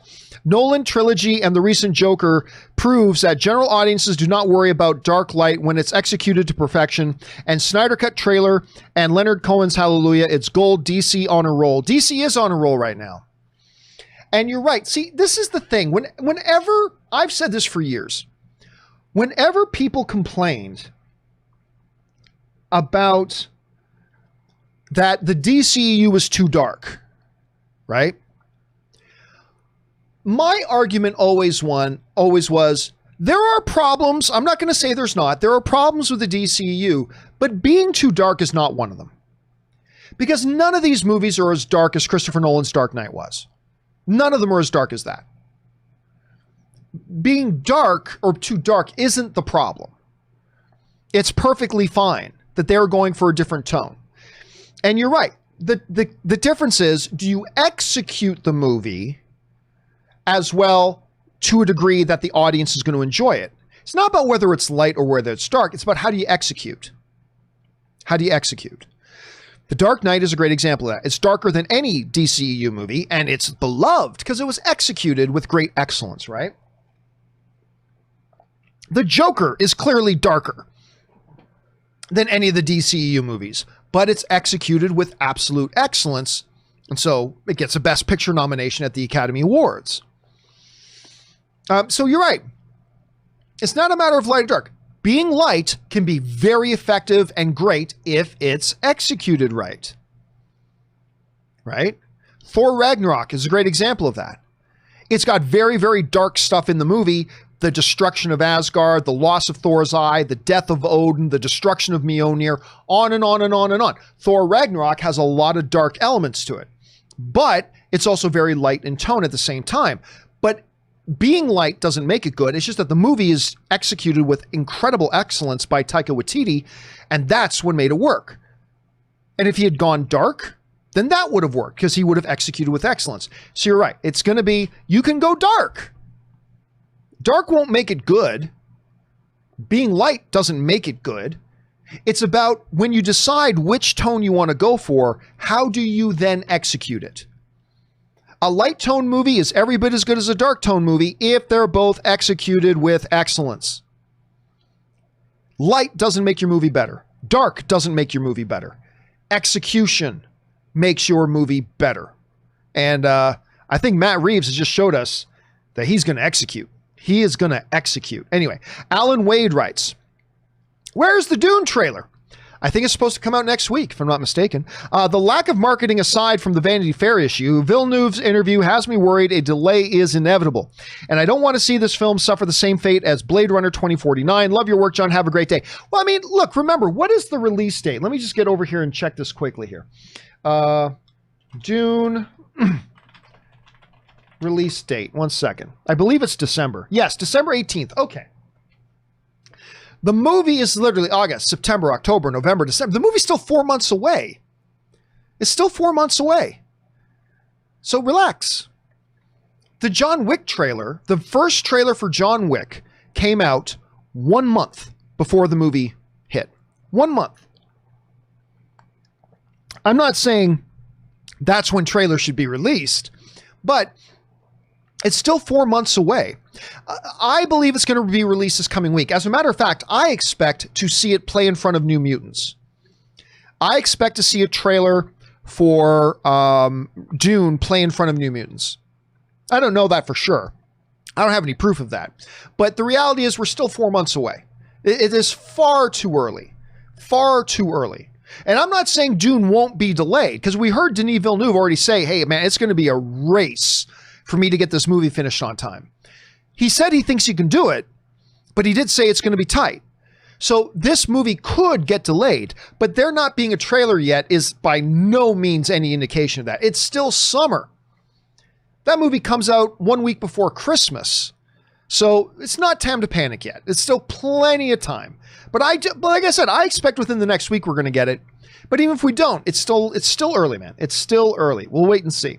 I'm very excited for that movie, especially after watching these trailers. Now I'm super excited to see the Dune trailer. All right, Ryan Lohner writes, I'm guessing the Flash movie will have Keaton, Affleck, and Pattinson all fighting each other when suddenly, wait, all of our mothers named Martha. I knew today, at some point, somebody would bring up the Martha situation. I just knew at some point today, somebody would. Again, I want to encourage everybody, go and look up on YouTube.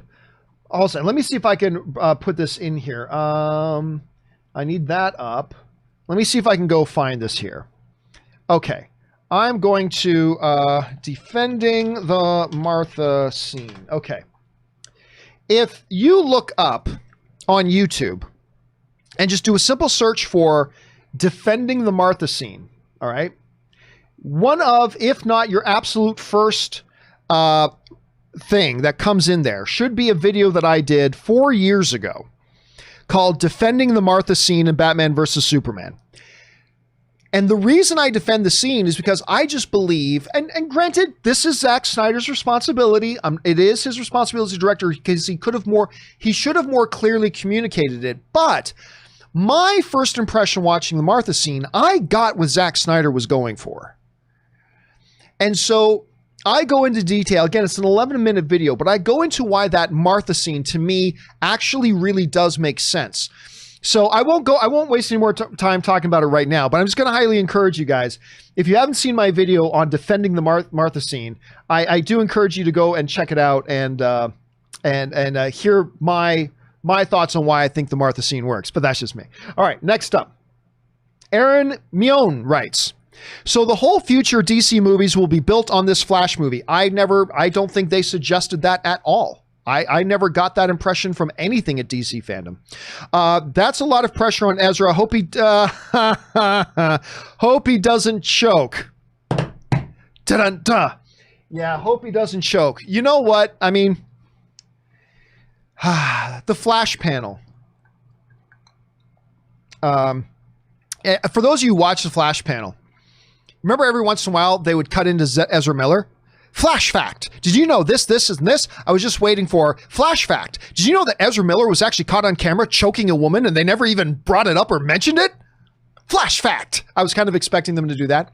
But yes, I hope he doesn't choke. Again, I'll give you the second drum hit on that.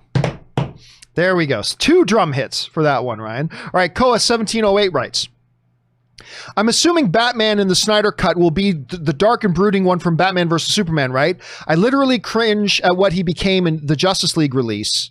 Okay, that was one thing. Yeah, I agree. Like, seriously, that is my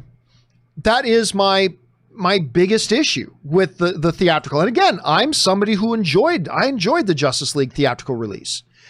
But that is my biggest issue with it, was that they fundamentally changed the Batman from the Batman vs. Superman version. It's like, I don't not like you. It's like, okay. Like I didn't like after, there are a few parts that work perfectly fine for me. Like, especially even when he's talking to Flash, right? Look, when Batman's talking to Flash, that was a good example of how to use Batman, right? Like, save one person. That's it. Save one person. And then what? Then you'll figure it out. But save one. That was a great moment, but unfortunately, a lot of the rest of the movie, because in Batman versus Superman, even when Bruce is standing around outside of the Batman costume, he's still, I mean, he's Batman. He's not using this voice, but you could tell it's still Batman. And it's only when he's around other people. Oh, hey, I'm Bruce Wayne. You know, only then is he like that. And they changed that up in the Justice League movie. They made him Bruce Wayne, who occasionally puts on a Batman costume, when really he's Batman, who occasionally will pretend to be Bruce Wayne. And that is the one mistake. So I'm assuming as well, like you, that we're going to get that Batman versus Superman version of Batman as opposed to the Justice League version of Batman. All right. Next up, Nicholas Cassadine writes, "Hey, John, first time contributing. Well, thank you so much, man. I appreciate that. Been a fan for a while. I think I know who your favorite Superman is, but I'm curious about your favorite amongst his supporting cast. Who is your favorite Lois, Lex, Perry, Jimmy, Jonathan, and Martha? I don't know. As I will say, Lois is, I don't know the actress's name. Hold a second. Let me see if I can look this up here. My favorite, Erica Durance. That's her name. She is actually my favorite on-screen Lois Lane. Is Erica Durance. Let me see if I can find this picture of her. Yeah, there. I'll bring up a couple of pictures of her. Erica Durance is actually my favorite. Lois Lane. Not just. I'm not saying she's my favorite actress to play Lois Lane. That's Amy Adams. But my favorite iteration of Lois Lane is actually the Smallville Lois Lane. Loved her as Lois Lane. I really did. As far as Perry, yeah, I got to go Morpheus, man. I got to go Lawrence Fishburne. Jonathan and Martha, I got to go with Man of Steel. Not that, Schneider wasn't a great Pa Kent in Smallville. He was. But I really loved Kevin Costner's. He was the most, what's the word I'm looking for? Not influential, significant. I'd say Jonathan in Man of Steel was the most significant Jonathan that we've had. And obviously his mother being played by Diane Lane. So I'm basically going to go Man of Steel across the board. My favorite Superman, my favorite Perry, my favorite Jonathan and Martha. But for Lois, even though Amy Adams is the best actress out of the bunch, I got to say my favorite Lois iteration was Erica Durance in Smallville. So that's where I'll go with that. All right, next up, Daniel Haygood writes, "All of the movie presentations were great, except the one for The Flash. Vastly disappointing in many regards. Even Andy Muschietti seemed wary of Miller during the panel." Remember, they weren't even in the same room, though. I don't even know if they were even actually talking to each other. See, this was, for those of you who were around 3.5 hours ago when we started this stream, I said, I enjoyed the Fandom, actually quite a bit. But one of the things, the biggest thing I didn't enjoy about Fandom was the clearly pre-produced and pre-edited panels, right? So, because it took me out of it way too much. I wish they, at least if they're going to pre-record, just hit record them doing it, and then hit end. Don't pre-produce and edit it and make it so, I can't even remember what the word it is I'm looking for, but make it so scripted.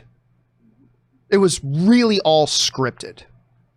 And that was fine, except for the Suicide Squad panel. The Suicide Squad panel was bonkers, but I don't even think Muschietti certainly wasn't in the same room as Ezra. I don't even think they were on Zoom at the same time. I think Andy just recorded his lines, Ezra recorded his lines, and then they just edited it together. The one interesting thing that I got out of the Flash panel, besides really confirming that this is a Flashpoint story, not necessarily the Flashpoint story, but a Flashpoint story. The most interesting thing out of that panel was mentioning that Bruce actually builds Flash's new costume. I'm going to say I'm not a big fan of the costume, but then again, that's just from a concept drawing. And I've seen other concept drawings of other costumes that I didn't think looked good. But then when I saw them actually on screen, then I'm like, oh, well, that looks better than I thought it would. Maybe that'll be the same thing with the Flash costume, but I didn't dig the concept of it. But I did find it interesting. But yeah, it was kind of a pointless panel, but it was short. It is what it is. I didn't mind it. To be honest with you. And it was nice hearing from Andy Muschietti and his wife, who's the producer of the film. It was nice hearing from them about it. So yeah, not my favorite panel of the day, certainly lower, but I didn't mind it overall, I gotta say. All right. Anyway, next up. Hero writes, "Hey, John, I don't know about you, but I'm sold on this new Detective Batman movie. Me too. It's dark, gothic, and gritty. Jeffrey Wright is great as Gordon from what we saw, but yes, I did love what I saw. Colin Farrell's unrecognizable as Penguin. Again, I got to go through that again. Which one was him? I got to go through it again. And the beatdown, holy shit, I Am Vengeance, so true to the comics. I love it. Again, I just think that the I Am Vengeance is a great example of something that would have worked great in a comic panel, but came across to me a little cheap. I don't know. It's the only moment of the trailer I didn't like. Let me rephrase. It's the only moment of the trailer that I thought could have been much better if they just changed what he said. He didn't have to say, I'm Batman. But I just think saying, I am vengeance, that did not feel like it worked in a live action situation.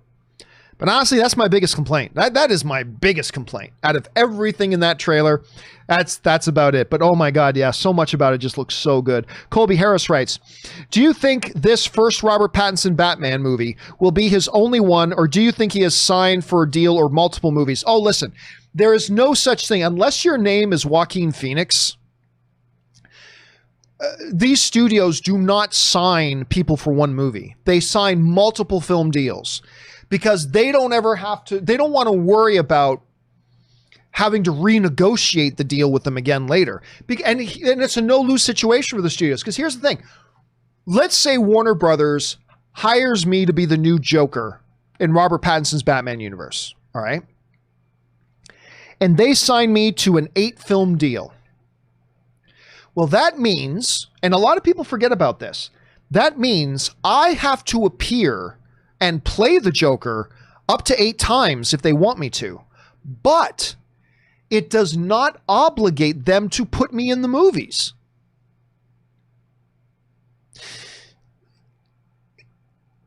Terrence Howard, for example, he was the first guy to play Rhodey. He had a 3-film deal to play Rhodey in the Iron Man films. Guess what? They decided not to use him after the first one. But he had a 3-film deal. It doesn't matter. When an actor has a multiple film deal, all that means is that that actor has to show up and be in the movie if the studio wants them to be. But it does not obligate the studio to use that person anymore if they don't want to. So I get this 8-film deal as Joker. They say they'll pay me $1 million per movie. Okay, so they put me in one movie and pay me $1 million. Great. They quickly realize I'm a horrible actor and decide never to use me again. That's it. It doesn't matter that I have a 7-film deal. That 7-film deal, or that 8-film deal with 7 films left on my deal, all that means is if I did great, then I still have to come back and do 7 more for the agreed upon $1 million per film. That's it. But they don't have to use me. So absolutely, they signed Robert Pattinson to a multiple film deal. I'm guessing 4 or 5. That's my guess. We may never know the actual answer, but I'm guessing they signed him to a 4 or 5 film deal. Now, that doesn't guarantee that they'll do 4 or 5 more Batman movies, but what it does guarantee is if they do more Batman movies and they want it to be Robert Pattinson's got to come back and be it. So yes, I have no doubt they signed him to a multiple film deal. And remember, franchise is the word in Hollywood. Every movie gets made hoping they can turn it into a franchise. So Warner Brothers is hoping they can go beyond just the one film. All right. Next up, Dan Ketchum writes, okay. I guess I was the only one underwhelmed. The cheetah effects looked worse than the one in Cats. Very CW. And even though I know Pattinson can act, he looks a lot like emo Batman. Oh, well, guess 2021 is a movie year shot to shit. Well, I mean, time out, Dan. Number one, you just saw a 2-minute trailer of a movie that's only 25% shot. So if you didn't like the trailer, that's fine. But don't go writing off the movie of the year just because of a trailer. And by the way, just because the trailer was great doesn't mean the movie is going to be great. The movie might be terrible. Might be. But just because you didn't like the trailer, that doesn't mean it might not be great. So keep that in mind too. Also, as far as Wonder Woman and the Cheetah goes, I quite enjoyed the Wonder Woman 84 trailer. I did. I quite enjoyed it. I liked it. It gave us a little bit more of what the story is going to be. We get a sense of who the good guys are, who the bad guys are, what their problem with each other is. It was good. It's a good trailer. I like it. I particularly like seeing like the Themyscira games. That looked pretty cool too. I even really liked our look at Cheetah for the most part. But yes, when we get to the CGI part, it did not look great. It doesn't look great. You know what it reminded me of? It reminded me of Black Panther. Now, I love the movie Black Panther. I love that movie. But those scenes that would happen as, you know, Black Panther and Killmonger were fighting as they're falling down. It looked so CGI. It looked so CGI. And when we got to the part of the Wonder Woman trailer that was showing off Cheetah in her full Cheetah mode, right? Like full all-out Cheetah mode. It didn't look good. It doesn't look good. But I would caution all of us to remember this. There are a lot of times that visual effects, which are made for large screen projection, when shown on a television or a cell phone or whatever, don't look the way they do when they eventually project on an actual movie screen. There have been times, and we can all think of examples. There have been times when there's been effects that looked a certain way in a trailer, but then you see them in the movie and it's like, oh, they look way better in the movie. They just look right on the big screen. That could be what we have here. But again, overall, I like the trailer. It's Patty Jenkins. I have all the confidence in the world in Patty Jenkins. And yeah, and you know what? Let me say this too. You know, I give Gal Gadot, a bit of a ribbing sometimes because I don't think she's the strongest actress in the world. Although I do see her getting better. We've seen her visibly getting better over the last number of years. And I think she's going to continue to get better and better and better. But I got to say this. I did not love that Wonder Woman panel. That was so scripted and so edited and felt very unnatural. Patty Jenkins is pretty good. Patty Jenkins is pretty good in an informal setting, so she actually did pretty good.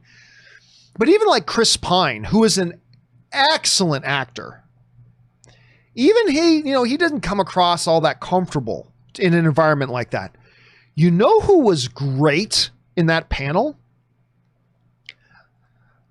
Gal Gadot. Gal Gadot was great on that panel.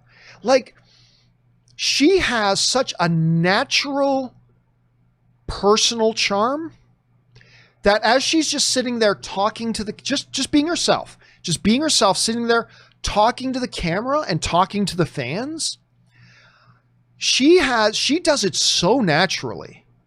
Like, even when you've got seasoned veteran movie actors and movie stars like a Chris Pine up there, she outshined them all. She's just got such a natural gift and a natural charm about her as a person, that if you're a producer of a movie, you want somebody like that to go to these live panels and these live, quote unquote, but live panels and live events, because she can win an audience over.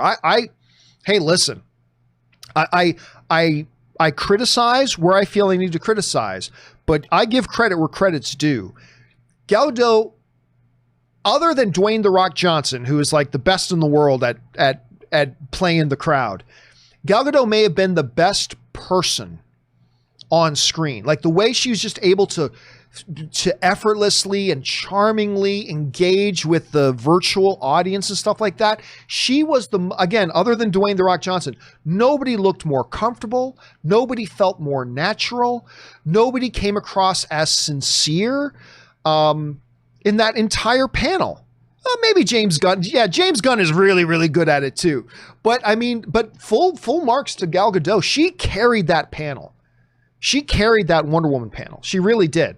So anyway, but yeah, that cheetah, they got some work to do. They got some work to do. All right, let's move on. That was Dan. Next up, we got Peter Pacheco, who writes, where he goes, 1 of 2. I hope all is well. All is well. Thank you, Peter. Why do some YouTubers get their streams cut off while some don't? Yesterday, watching Fandom's streams on YouTube, some channels were shut down during the stream while others were left on. If copyright law are so crucial, why does YouTube pick and choose who gets shut down and who does or does not?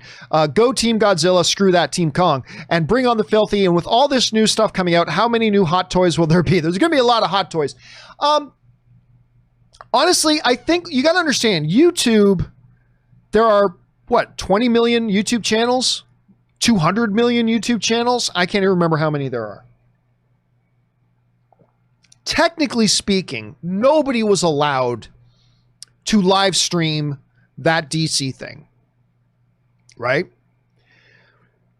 But I guarantee you there are a lot that YouTube wasn't even aware of. There's probably a lot that YouTube wasn't even aware of. So they caught the ones they caught and they didn't catch the ones they didn't catch. I mean, that's just my only way of thinking about it. Nobody had the right to take DC's stream from their website and stream it on YouTube. Nobody had the right to do that. That was stealing. You know, DC wanted people coming to the DC site to enjoy the things there. And listen, I personally have no problem that people were re-streaming it out on YouTube. I have no problem with that. I'm not complaining about it. But all I'm saying is that nobody had the right to do it. So there's no right to complain if they got pulled down. Right? If they got pulled down, you don't have the right to complain. If they didn't catch everybody, that also doesn't give you a right to complain. There's a lot of YouTube channels. And I'm sure a lot of people trying to stream it, and they were probably doing what they could to take the ones down. So that's my best guess. That's my best guess. But as far as the hot toys, man, go, there's going to be a lot of hot toys, my friend. There's going to be a lot of hot toys. Okay, next up. R. Lee writes, Matt Reeves is on record saying this isn't Batman year 1. It's more like year 2, which I appreciate. Yeah, he specifically said he's about 1.5 years into being Batman. You can look at the Batsuit and Batmobile in the trailer and see he's still tinkering. I want to see Batman making mistakes. Trailers gives me hope. No, I agree. And that's one of the big things Matt Reeves has said about this Batman. Is that this is not our fully formed Batman yet. He's still very early in his career. Ben Affleck was a Batman well into his career.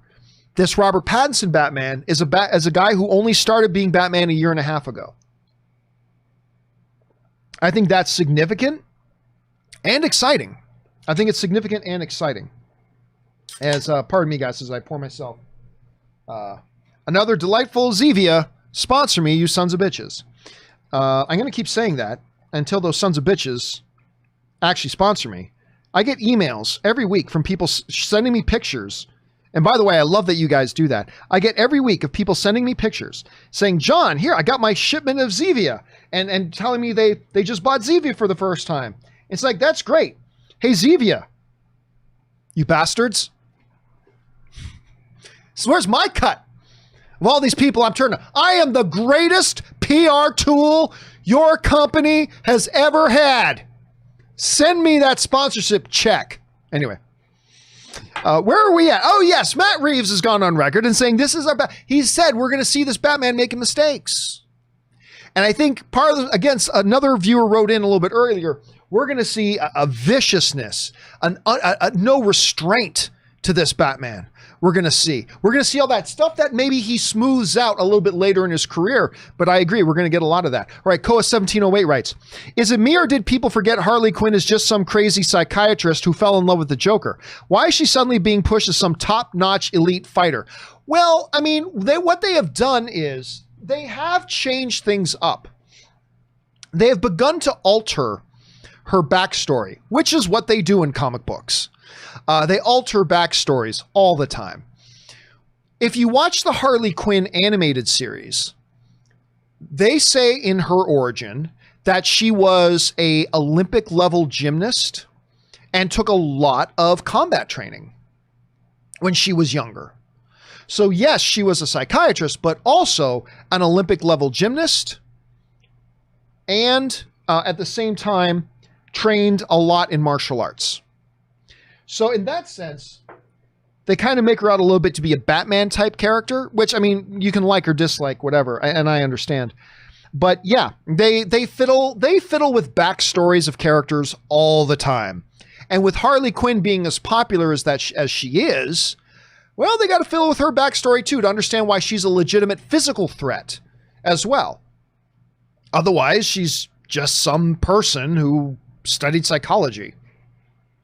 You need Harley Quinn to be vicious in a fight. So they change her backstory a little bit. All right. That was Koa. Next up, I use many usernames right. If you could pick one actor or actress that deserves to be a much bigger star to give more work to, who would it be? I would pick Miranda Cosgrove. She was a really talented child actress in the 2000s, has potential to be a huge star, but then just disappeared. I have no idea who that is. So I will do a quick search here. Who are we looking for? Miranda Cosgrove. All right. Miranda Cosgrove. Who was she? She's a very pretty girl.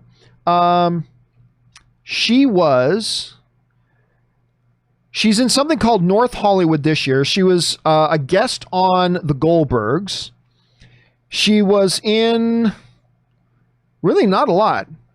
Oh, she's the voice of Margot in Despicable Me. For those of you who don't know anything, this is what she looks like. I'll bring her up. I mean, listen, how can we say, if we haven't really seen her act as an adult, how do we know she'd be good as an adult? We just don't know.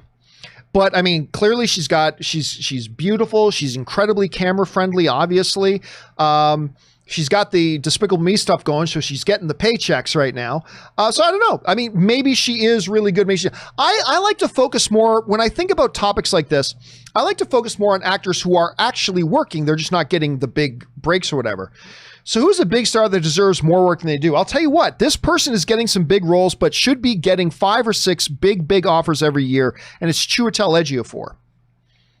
Chiwetel Ejiofor, I think, is a top 5 actor in the world, but he just doesn't get the big roles. Or at least very rarely.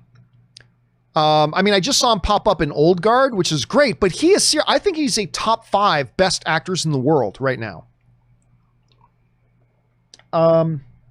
So I'd go Chiwetel Ejiofor. And David Morse is always a guy that's on my list as well. David Morse is another big one that I would always put up there. All right, Jared McBride writes, I love the new Batman trailer when Batman was kicking the crap out of that one guy. I'm so excited for this movie. And I know it's just one trailer. Again, and that's the thing. We've got to understand, when we see a bad trailer, don't get too down. The movie may be great. We've all seen bad trailers to good movies. But when a movie's great, or when a trailer is great, don't get too excited, because we've all seen great trailers to bad movies. So, yeah, I understand this is just a trailer. Movie could be total shite for all we know. Maybe it is. But if we're talking about the trailer's pretty damn good. This trailer's damn good. And again, that visceral, violent scene when he starts beating the living crap out of that dude. Oh, man, I was eating that up. It's like, oh, God, this is the rage-filled Bat that I've been wanting to see for a long time. The glimpse of which we got when Ben Affleck was doing his Batman on that rooftop scene, the warehouse rooftop, when he's taking all those fools out. That's what that kind of reminded me of a little bit. All right, Bon Jovi writes, funny thing about the French voice actor, Adrien Antoine, I don't know how to pronounce that, for Batman, that we saw in the DC Fandom documentary, he's also the French voice actor of Henry Cavill.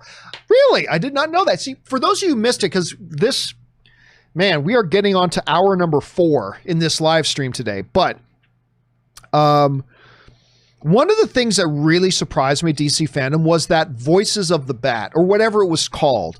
But it was that little mini documentary they did on all the voice actors around the world who do the voices of Batman for the live action and the animated stuff when they need to dub it.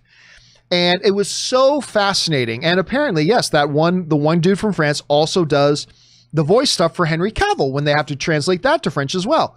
Good to know. Thank you for it's always interesting little facts to find out from you guys. Thanks for dropping that in, Bon. All right, Zack Snyder's film degree writes, Snyder Can't handle criticism. Pulling the "my films are full adults" card is immature and petty as hell. Remember, he's kind of hot from Man of Steel. That's a very mature line, right? Well, I mean, okay, look, for those of you who don't know what he's talking about, let me bring this up here.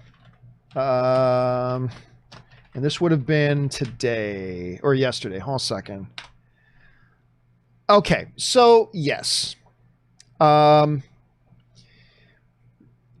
Zach's finest moment, granted. So what happened was, and we talked about this a little bit earlier in the stream, Scott Mendelson, who's a film journalist for Forbes, and a very good one, he tweeted out something about the Snyder Cut trailer that dropped.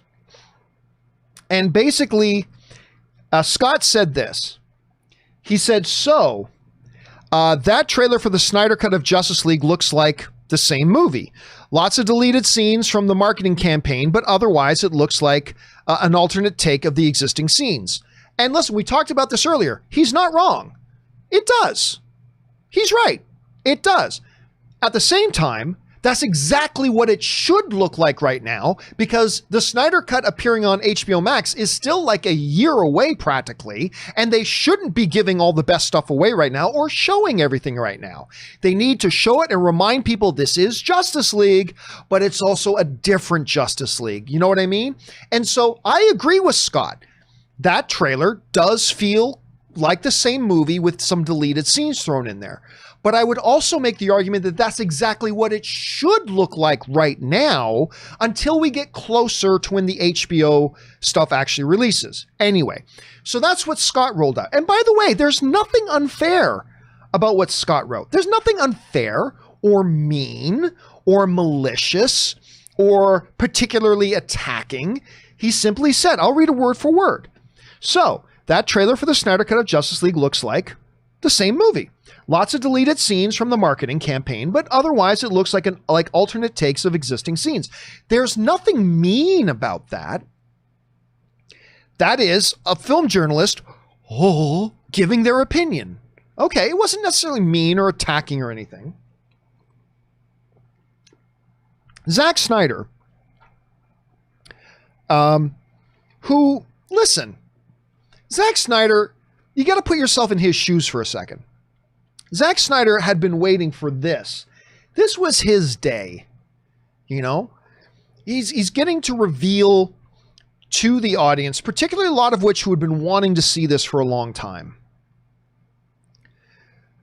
This was his day to show off this thing to his audience. And one of the first things he sees is this higher profile thing dropping a criticism. Granted, it was a fair criticism and nothing mean about it.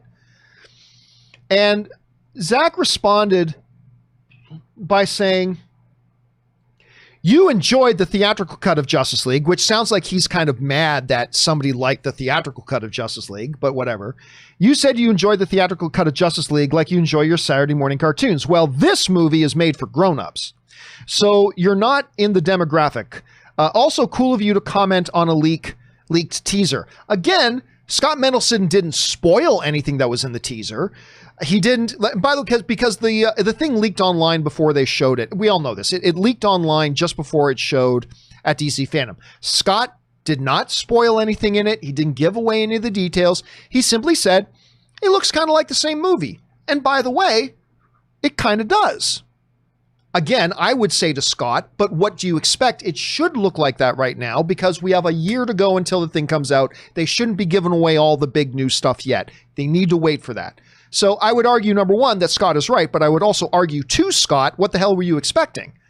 Like, the thing's a year away. You think they just, here's all the new stuff in our first teaser. It would be ridiculous. I think Zack Snyder, I think it was ill-advised for him to respond at all. I think it was ill-advised that he responded all to it. Again, it wasn't mean, it wasn't attacking, it wasn't whatever. He just made an observation.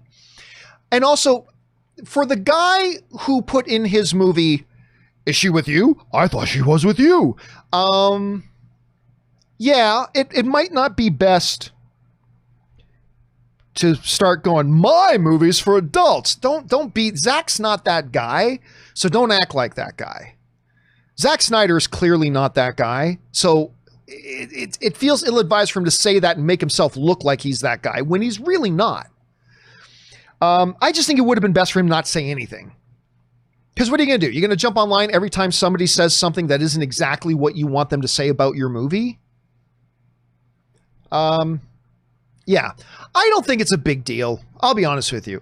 Look, Zack, it's not like Zack Snyder got online and said, Mendelsohn, you asshole. Like, it's not like he came out and like went double barrel on the guy or anything like that.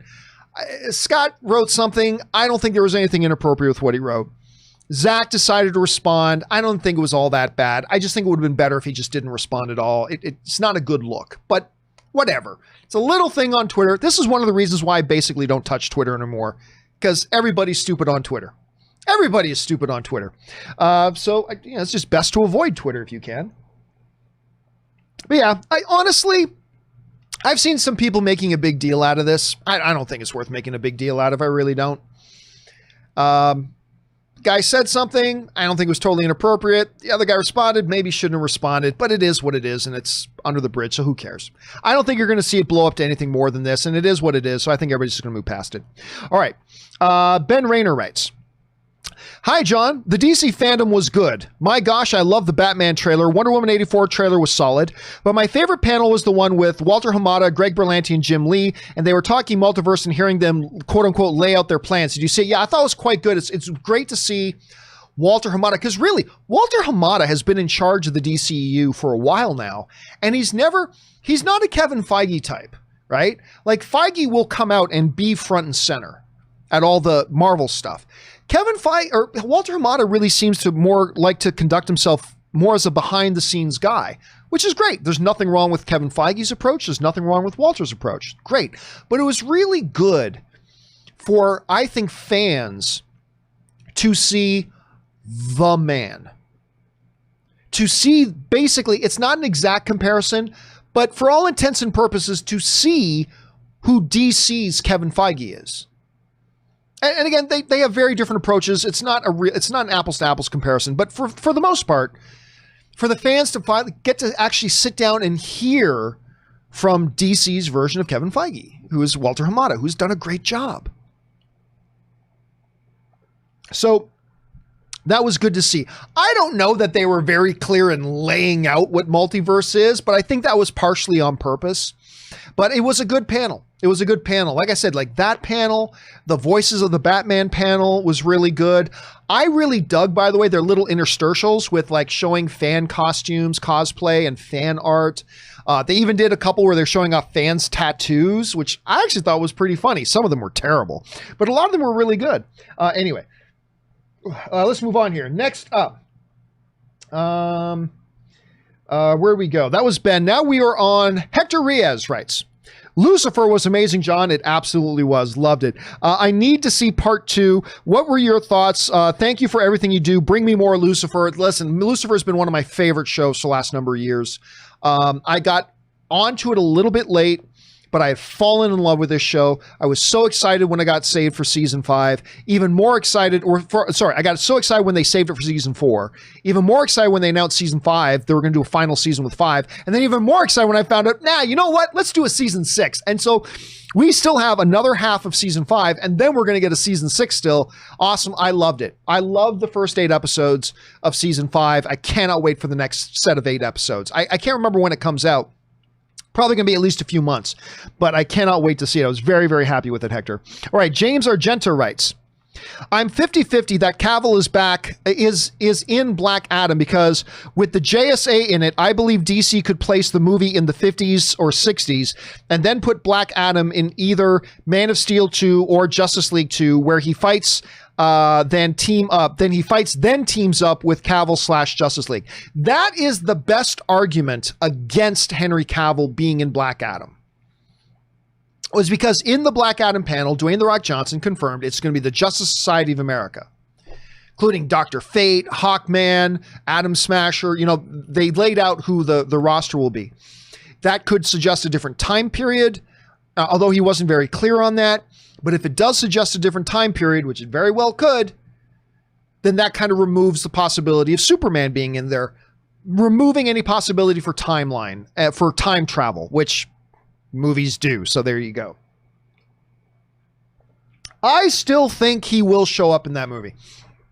And again, I wouldn't put money on this. I'm not convinced of this, but I'm just saying, when I watched Dwayne Johnson talking about Superman, it kind of felt like he was winking to us saying, Superman's going to be in this movie. So I'm still going to lean towards that. But I mean, I don't know for sure. Definitely I could see him pop up in a Man of Steel too. But here's the thing. If you're already setting him up as the anti-hero, as the protagonist of the Black Adam, it's hard to then take him from that and then make him more villainous in another movie. I think you would almost go the other way around. You start off a little more villainous and then you evolve him into the anti-hero. They're already doing that in Black Adam. So again, anything's possible right now. But I kind of feel like the way Dwayne Johnson talked about Superman, I felt like he was winking at us. I really do. So I don't know. We'll see. We'll have to wait and see. Let's see. William Powell writes, I respectfully disagree about the trailer. There was so much more that wasn't in the original. The nightmare scene, Speed Force, Joker's card hinting at his involvement, Iris West. Also, WB, thoughts on future of Zack Snyder Justice League isn't as relevant as AT&T Warner Media. William, I gotta tell you, I have no idea what you're saying here. Let me try again. I respectfully disagree about the trailer. There was so much more that wasn't in the original. In the original what? The nightmare scene. Oh, you're talking about the Snyder trailer. Okay, you're talking about the Snyder trailer. Gotcha. I thought we were talking about the Batman trailer. I'm like, what are we talking about? Okay, that much more clear now. Please specify which trailer you're talking about. Okay, so now that I figured out what you're talking about, William, now let's go to this guy. I respectfully disagree about the trailer. There was so much more that wasn't in the original. The nightmare scene, Speed Force, Joker's card hinting at his involvement, Iris West, also WB thoughts on future. But again, those are exactly what Scott Mendelson from Forbes was saying. It felt like the same movie, but with some like deleted scenes thrown in. That's what it did feel like. It clearly was the same movie, but just a different version. My argument is that's exactly what it should have been. There's nothing wrong with that. That's the smart thing to do. It clearly felt like the same movie, and that's what it needed to feel like. And then give everybody your first couple of tastes of different footage that we didn't see. I thought that Zack Snyder Justice League trailer is not going to be the best one we get in the next year, but I thought it was exactly what it should have been for a first look, a first taste for something that is still practically a year away. I thought the way they designed that trailer was exactly right. I felt like it was exactly perfect. So I agree with Scott Mendelson and others who are criticizing it, saying it just felt like the same movie. But I would say to them respectfully, what do you think they should have done? Do you think they should have given everything away initially? Do you think they should have not made it clear that this is still Justice League? Do you think they should have made it feel like a completely different movie? Because it's not a completely different movie. So you don't want to, so like, I agree. It felt kind of like the same film, but shouldn't it have? I personally think what Warner Brothers and Zack Snyder did with this first little tease was exactly the right philosophy. I thought it was the exact right approach for this first tease. Again, I will say it 100 more times because it is so important for something that is still a year away. It's still a year away, practically a year away. It's still practically a year away. So what do you want them to show right now? I thought what they did was perfectly good, and we will get better. We will get better ones, but appropriately as we get closer to the actual release of this thing. That's just my take on it. I thought they took the right approach.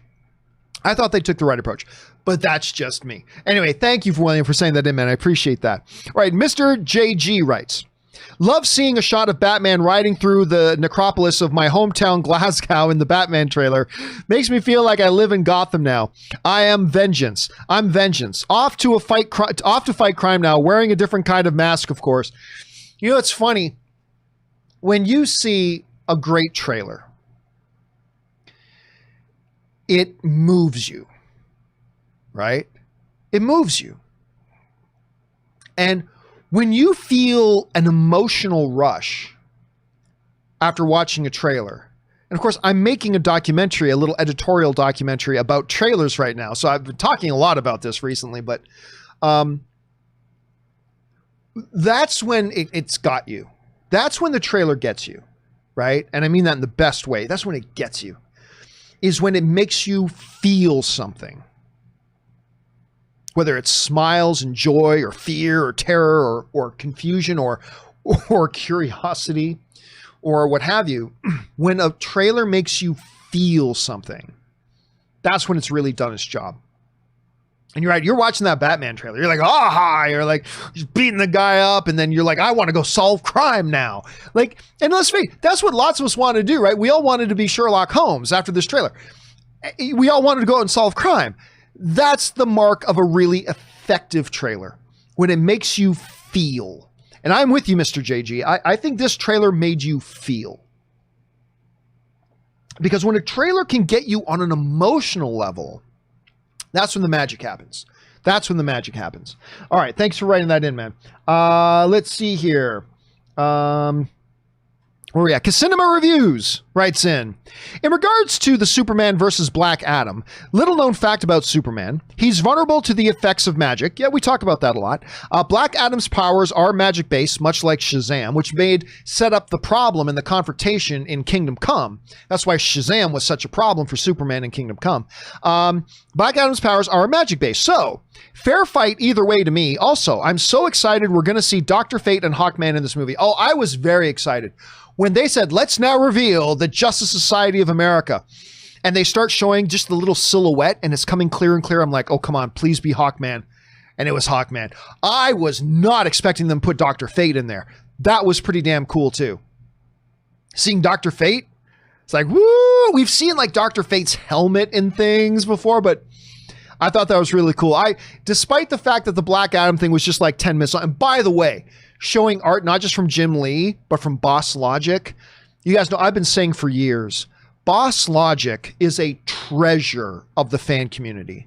Boss Logic is an absolute treasure of the fan community. I've been saying that for years. I mean, I always look forward to anything he publishes and puts out. He's just an absolute treasure for the fan community. I'm so happy for him that he's actually like doing stuff with The Rock now. And I was so excited to see that. All right. William Powell also writes, going to New Mutants this Friday in Vegas at the AMC as well. Oh, you're going like one day after me. I'm going on the Thursday night. You're going to be there on Friday. I see you. If I see you all wave from 6 feet away again, I'll be back home by Friday. I'm driving out there Thursday night. We're going to do the John Campea Show on Thursday. I'm immediately going to get into the car. Rob's going to come over. We're going to get in the car. We're going to drive to Vegas. We'll probably get into Vegas maybe about 2 hours before showtime, find a nice outdoor restaurant where we can go and sit down and eat, relax a little bit, and then go in and watch New Mutants. I'm very excited about going back to the movie theater. Hopefully when I get there, I don't see everybody acting like stupid morons. If so, I'll be able to go in and enjoy my movie. Very excited. Very excited. All right. I hope you have a good time at it too, William. All right. Tom writes, thanks for the idea. I booked my Tenet IMAX tickets a couple of days ago and my flight to Vegas yesterday. There you go. Also drinking Zevia like it's going out of style. And I just took my girlfriend to an anniversary dinner at Cass. Oh, really? So you're in the Los Angeles area. Maybe I'm watching too much John Campea Show. Once again, Zevia. See what's happening? See, Tom bought your soda because of my show. You sons of bitches. Where's my check? Where's my sponsorship? Although, to be fair, I should point out, full disclosure, that Zevia a rep from Zevia has reached out to me a couple times, and I've been very appreciative. They've sent me several cases of Zevia soda. You notice I go back and forth pronouncing it as Zevia and Zevia. I just go back and forth. I always, shut up. So they have sent me a couple of cases, which I'm very grateful for. I love this stuff. I do. I drink it all the time. Hey, how about with the next case, you include a little little something something in the box there for me, huh? How about a little check in there? Just a little check. It'd be nice. But no, honestly, they've been great, and I love the product. I'll talk at list. Then they know this. I'm going to talk about their product, even though they don't give me anything for it. That's probably why they don't sponsor me, because they know why should we sponsor this guy? He's giving us free publicity all the time anyway. What do we have to give him money for? Yeah, true. Yeah. I kind of screwed myself that way, didn't I? All right. I hope you have a great time, Tom. All right. Jesse C writes, Hamada said they can tell any story that they want since they're not hamstrung to one timeline. Oh gosh, if only we've heard somebody saying that for years now. Oh my. Yeah, it was really good to hear Hamada say that, actually. My pipe dream is for Man of Steel 2 with Snyder directing with Black Adam as the villain. WB still figuring out what to do with Soups. So why not just keep it going for now? Here's the reason they don't just keep it going for now. Because they did a Man of Steel with Henry Cavill and Zack Snyder directing, and half of the audience hated it. That's why. Doesn't mean it's that they couldn't go back and try it again. That doesn't mean they couldn't. But if you're asking, well, why not just keep it going? Why not just go back to it? If you're going to ask that question, the answer to that question is because they did do it once, and it still made money, but it underperformed. Half the audience hated it, and half the critics hated it. I don't know what's wrong with y'all, because that movie is freaking awesome. I just want to, remind you guys. I don't think I have this plugged in. Oh, I do have this plugged in. Just a reminder to everybody about this. You guys know what I'm going to do here. You guys know what I'm about to do. I want to remind everybody that I keep, now he's no longer right behind me, but in my studio, I keep Henry right there. Man of Steel, buddy. Henry Cavill sits there watching over me like an angelic angel, watching over, protecting everything we do here. Henry, hey, you're looking good, buddy. You're looking good. That's what I think of Henry Cavill as Superman. Always there, watching over and protecting the John Campea Show. But I mean, the reality is, and I will keep trying to convince people to give it another chance. I will keep trying to convince people and explain to people why it is so brilliant, but it's all subjective. Some like it, some don't, and that's fine. But if you're going to ask the question, why not go back and just do it again? What a Warner Brothers rep will say to you, well, if you're asking why not, we did do it before. It underperformed. Half the audience hated it, and half the critics hated it. That's a pretty strong reason. That's pretty strong logic. Now, people like you and me can scream and argue that it should have been more appreciated by the audience, and it should have been more appreciated by the critics, and we can yell and scream at people about that, but it doesn't change anything. The reality is they did do it, and they didn't get the results they wanted. Is there any reason, they may ask, to believe that if we just do it again, we'll get different results? What do they say is the definition of insanity? Repeating the same pattern and expecting different results? But again, Walter Hamada coming in now with a new philosophy and saying, oh, we can try it again, but this time we're going to do it with a different philosophy. This time we're going to do it this way. And maybe Walter Hamada says, yes, check, let's do another Man of Steel, but with these new guidelines, and let's really set it up for success. And if they do, maybe it can happen again. I mean, fingers crossed. We'll see. The job Zack Snyder did on the first Man of Steel was monumental.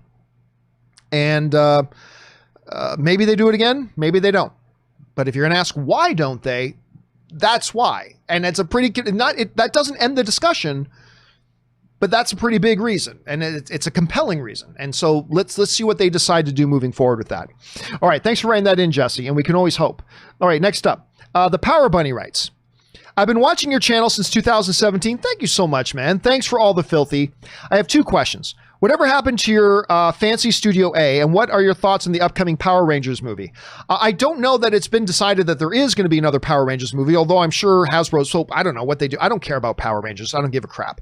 The last Power Rangers movie surprised me. I actually enjoyed the last Power Rangers movie. I thought it was a stupid idea. I thought it looked dumb. I went to go see it expecting to hate it. It's like, you know what? That was kind of fun.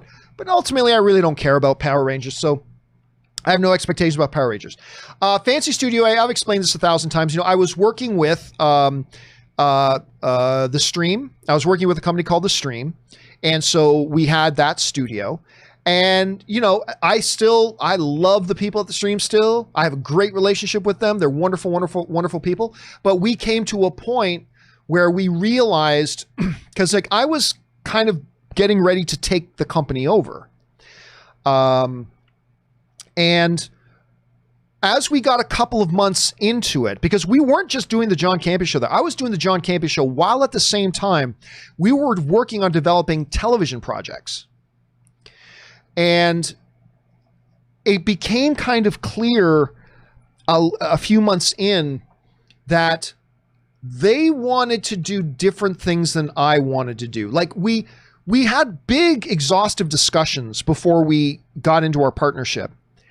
And as we got further into it, I could tell that that's not really where their heart was. Like where we had decided and agreed that we were going to go wasn't really where they wanted to go. And I think as I started taking us down a certain route, it became apparent that that's not what they wanted to do. And there was nothing wrong with that. That was cool. They were processing things and coming to things, and so was I. And we finally had this one big meeting where we just basically said, you know what? We love each other. This is great, but we have different visions for this, so we should probably not work together right now. Now, at the time, we had moved out of Studio A anyway because we had like 27 leaks in the roof and it was destroying all the equipment and it needed to be repaired. And so we were like out for a month anyway. And it was during that we just decided, you know what, this isn't working. We just want to do different things. But so yeah. And, you know, I remain in communication with those people and they with me, and we may do some things together again in the future, but that's why we moved out of that studio, moved here. And you know what? It was all for the best because I really do prefer I loved that studio.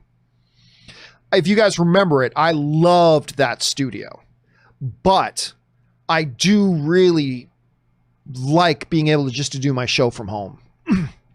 I like not having to drive a half hour into Hollywood, you know, do the thing there, drive a half hour back. It's kind of nice just being able to do it from home. But anyway, yes, there you go. All right, next up. Who was that? That was the Power Bunny. Next up, we got Starscream who writes, hello, John. Happy Sunday. Hope all is good. It is all good so far. I just noticed they took Snake Eyes off the release schedule. My fear is that it will be dumped on streaming, not allowing me to see my G.I. Joe on the glorious big screen. Here's hoping. From what I understand, they fully expect to still put that up theatrically. By the way, did you guys notice during DC Fandom, one of the themes of DC Fandom, like every panel, they emphasized and stressed theatrical on the big screen, in the movie theater, theatrical. They really went out of their way a lot to like emphasize to everybody, while Snyder Cut is going to HBO Max, Wonder Woman, you're going to see it on the big screen. Suicide Squad, you're going to see it on the big screen. Black Adam, you're going to see it on the big screen. Like they really went overboard, almost emphasizing over and over and over again, theatrical. So I just thought that was interesting. So to your point, Starscream, look, any movie right now, especially not the big ones, and let's face it, Snake Eyes is not a big one. It's one I'm excited about, but it's not a big one in the grand scheme of things. I have heard nothing to suggest that it's not going to get, you know, rescheduled to theatrical. I haven't heard anything to suggest that they're going to move it to streaming, but any non-big major film right now, they could look at that. So for now, I'm going to let you know, unfortunately, it is possible. But fortunately, I haven't heard anything that suggests that they're doing that yet.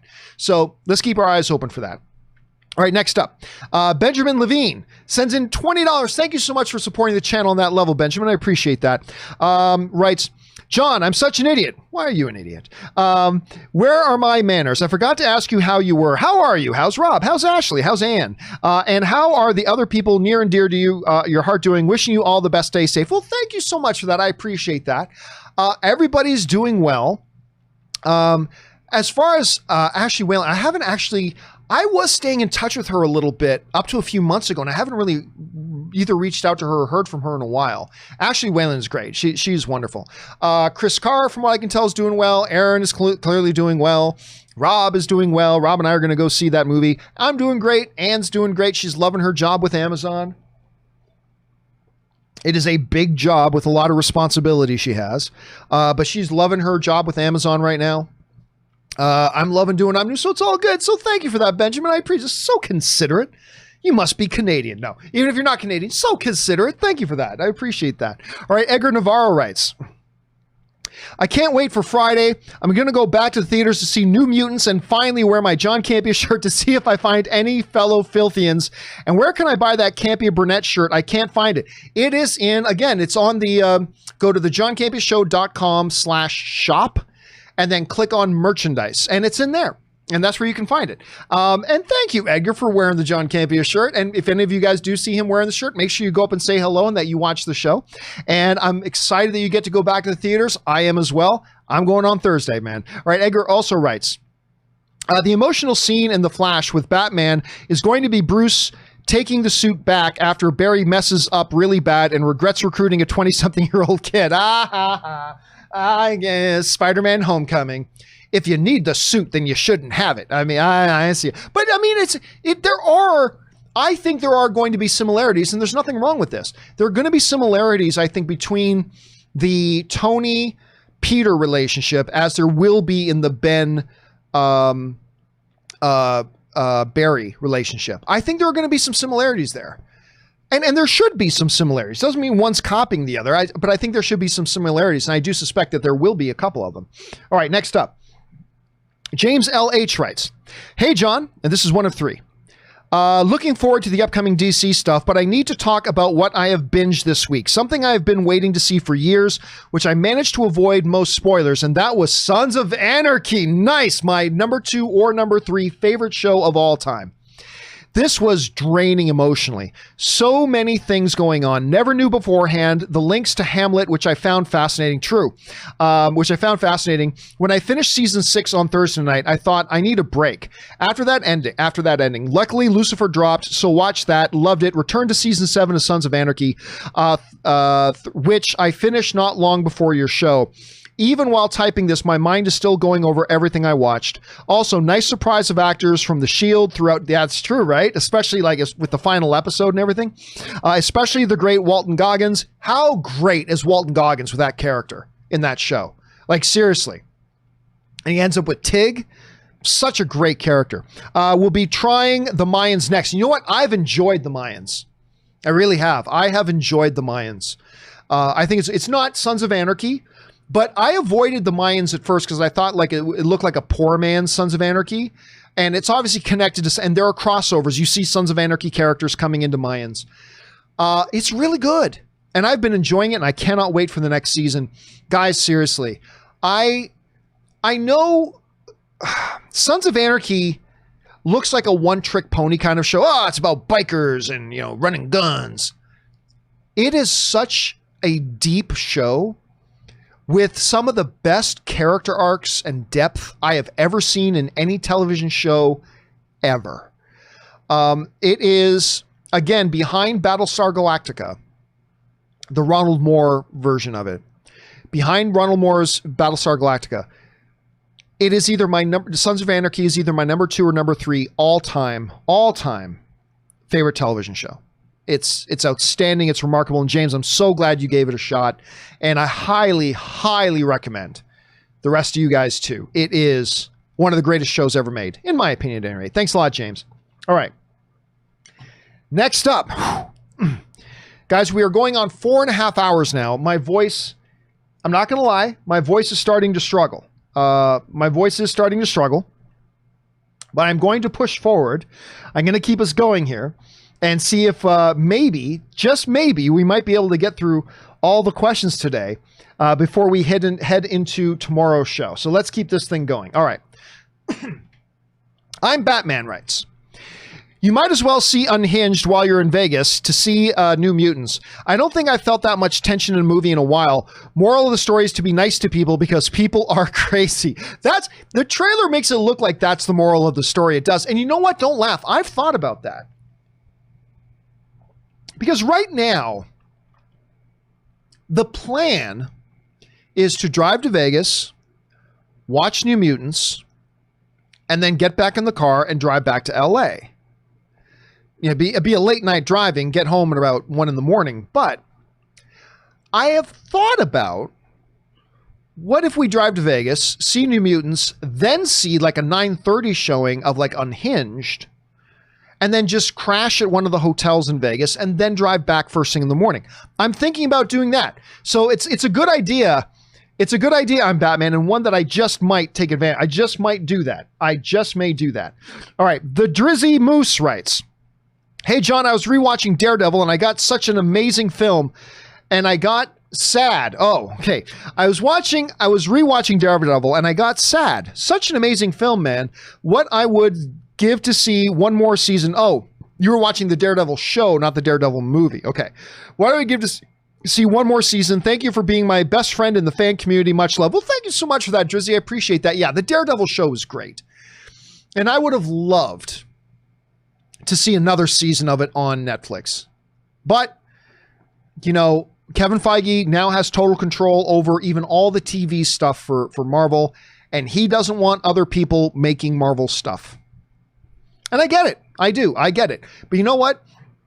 You know, the old saying is, 'tis better to have loved and lost than never to have loved at all. Hey, man, let's just be so happy that we got those 3 seasons of Daredevil, got to enjoy it so much. It ended great. It wrapped up the Kingpin storyline. So at least we got to that. And you know what? It was a satisfying ending. I would have loved another season as well, but it's so good. So let us not lament that we're not getting any more of that Daredevil. Let us celebrate that we got 3 seasons of it. Let us celebrate that, and celebrate that at some point Kevin Feige is going to give us a new Daredevil. And it'll be interesting to see where that goes. Thanks for writing that in, man. All right, I'm Batman writes, AMC nailed it on their safety protocols, and you would think that they would have cut down on the trailers and things, but my showing was at 5, and they didn't play the movie until 5:20. Listen, one of my big pet peeves in all of film fandom is the fact that they play 20, 25, 30 minutes of trailers before a movie. I love trailers. But that is too much. That is absolutely too much. And I'm surprised. You're lucky your movie starts 5:20, because that means they've reduced it, because AMC generally goes 25 trailers. So that means they cut out 2 trailers. Good. But given the pandemic, it's even more important to just be in the theater as little as you need to be. You know, show 3 or 4 trailers. Give us 10 minutes of trailers, then get to the movie, then let's get out. I don't know. But that has always been one of my big pet peeves, Batman. I love trailers, but if you tell me a movie starts at 7, you damn well better be starting your movie close to 7. Because I've paid to be here. It's not like a free website. You go to a free website and an ad pops up. That's fine. I'm getting a free website out of it. You're watching something on a streaming service that is a free streaming service, and they play ads and commercials like with the CW app or things like that. That's fine. I get it. I'm getting free TV. So yeah, I watch some ads. That's fine. But I paid to be in that movie theater.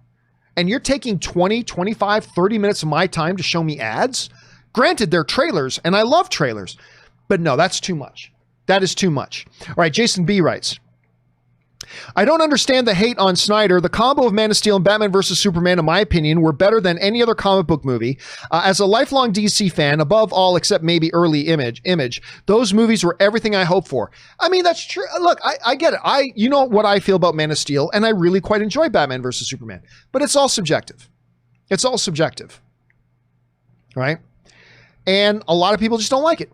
That's fine. Like, there are movies I love that a lot of people don't like. That's fine. A lot of movies that I hate that a lot of people like. But that's true of all of us. It is the subjective nature of film. And while you and I may have loved Man of Steel, we just have to accept and respect that there's a lot of people who don't. I don't have to understand it. I don't have to agree with it. But I respect it. I mean, we all feel differently about different movies. That's why all films are subjective.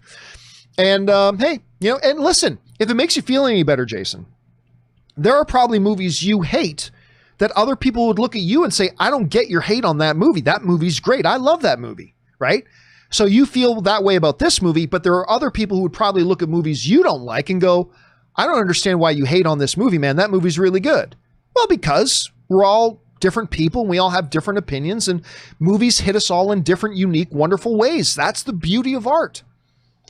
And so you and I can love Man of Steel, and you and I can like Batman versus Superman, but they clearly didn't work for a lot of other people, and that's okay.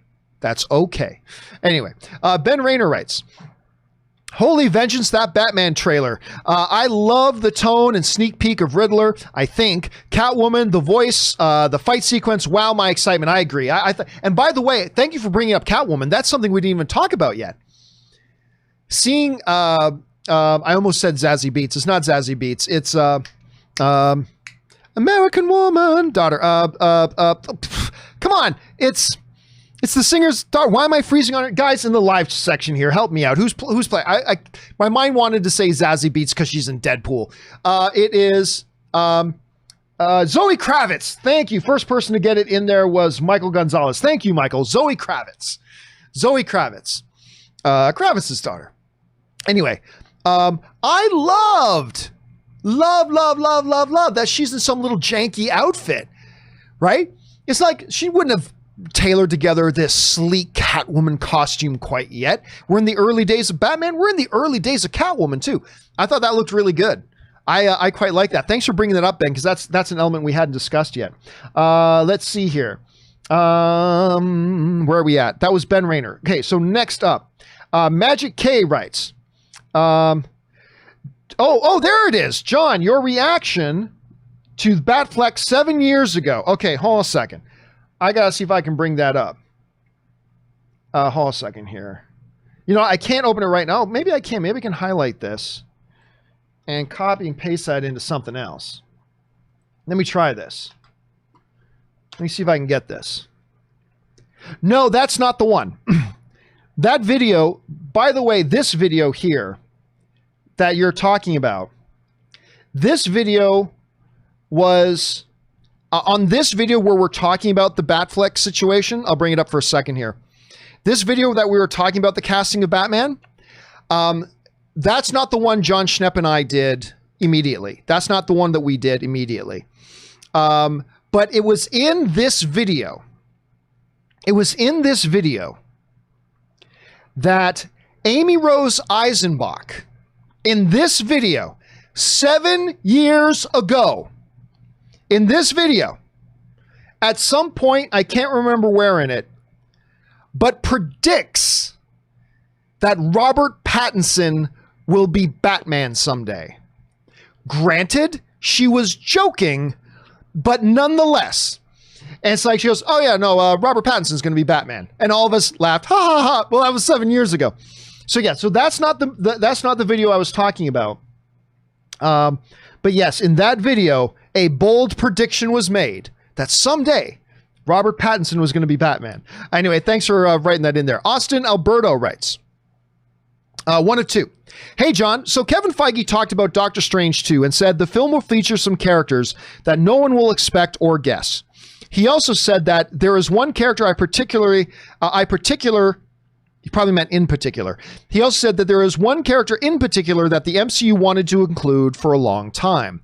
I know I'm talking from my heart and not my brain, but with Sam Raimi coming on board to direct, is there a chance that we could see Tobey Maguire return to Spider-Man, even for a scene or as an integral part of the film? They did bring Simmons back. I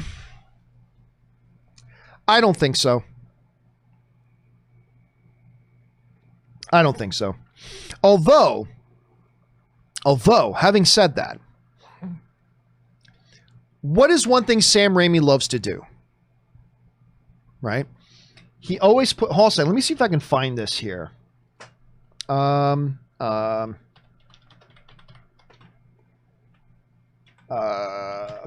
What is one thing Sam Raimi loves to do? In many Sam Raimi films, Bruce Campbell pops up, right? So in a lot, he even popped him up in the Spider-Man movies, right? Because of that. So the idea, although when he pops up in Sam Raimi's films, he's not playing Ash. Like when he pops up in Spider-Man, he's not playing Ash. Could we see Tobey Maguire pop up in a quick cameo in Doctor Strange 2? I don't see why not. I mean, not as Spider-Man, but it would be consistent with what Sam Raimi has done before with other actors popping up in his movies.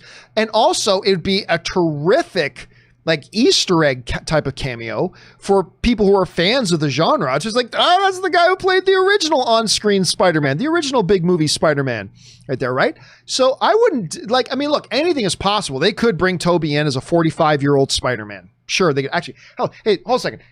Okay, Google, how old is Tobey Maguire? I know he's in his 40s. I don't know. Oh, he's 45. I got it right on the nose. So yeah, I mean, they could bring in Tobey Maguire as a 45-year-old Spider-Man. Sure, they could do that. It's possible, not impossible. I doubt it, but possible. I think it's more likely though that we see just a Tobey Maguire as another character cameo. Because again, it's consistent with what Sam Raimi has done in the past, and it would be a great Easter egg for a comic book movie. I mean, it just seems good. So I wouldn't put that by them. I wouldn't put that by them at all, Austin. All right. Next up here. Anthony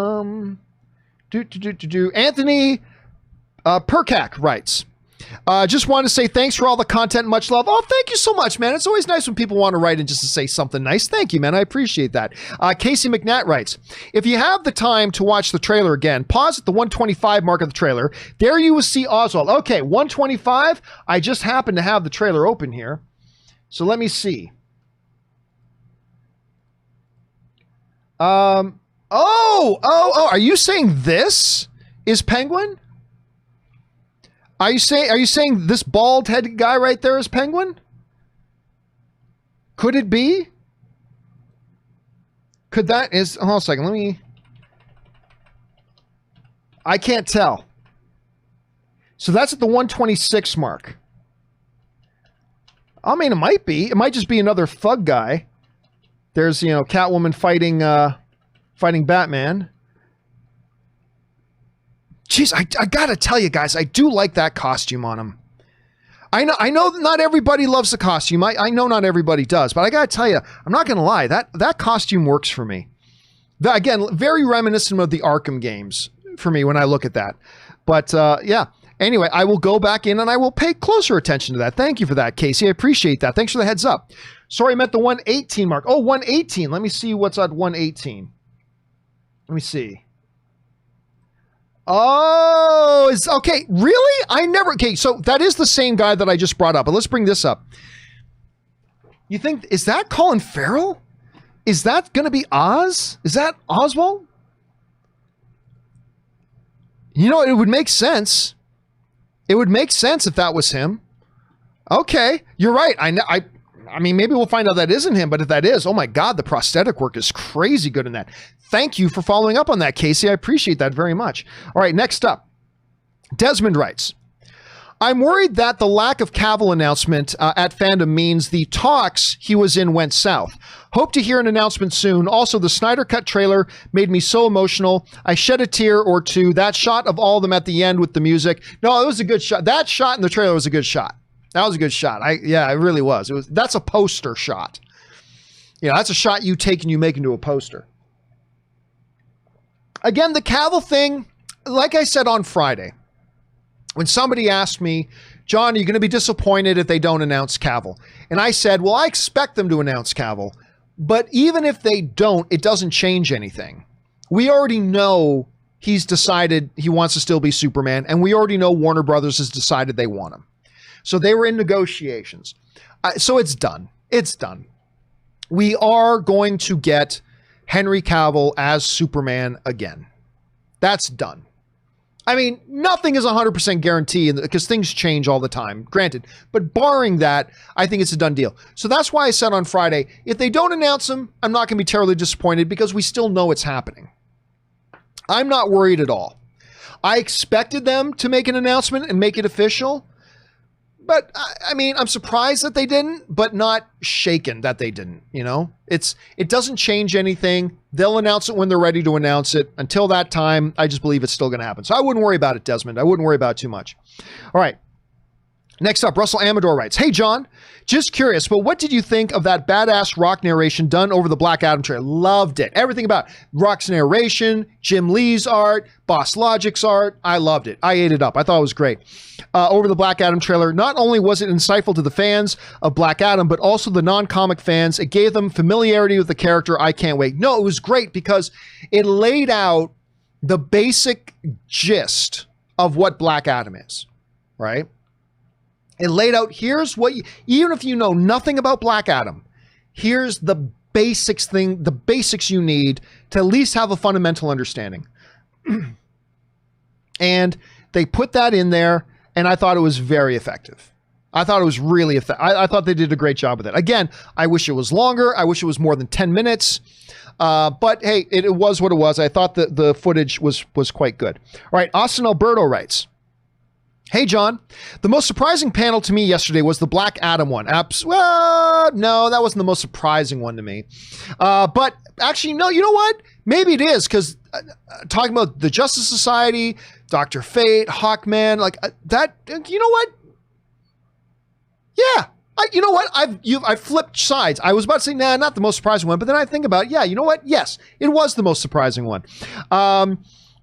We got a lot of story and a Mortal Kombat sequence for backstory. I was happily surprised we are getting Dr. Fate and Hawkman live action in the movie. Cannot wait. No, I agree. I mean, that you're right.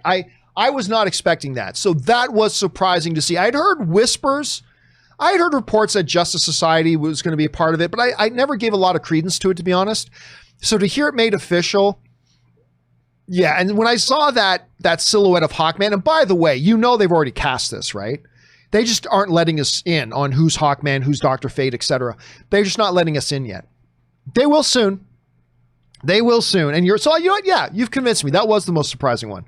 All right. Grittier Plays writes, "Hey, John, I'm glad that you like the new Battinson trailer. Question. Was that a Wilhelm scream when the Penguin shouted at the end of the trailer based on what's happening when he does that? I really like the use of that effect." I'm not sure. I'll have to go back and watch it again. But the Wilhelm scream is a thing that's used hundreds of times every year.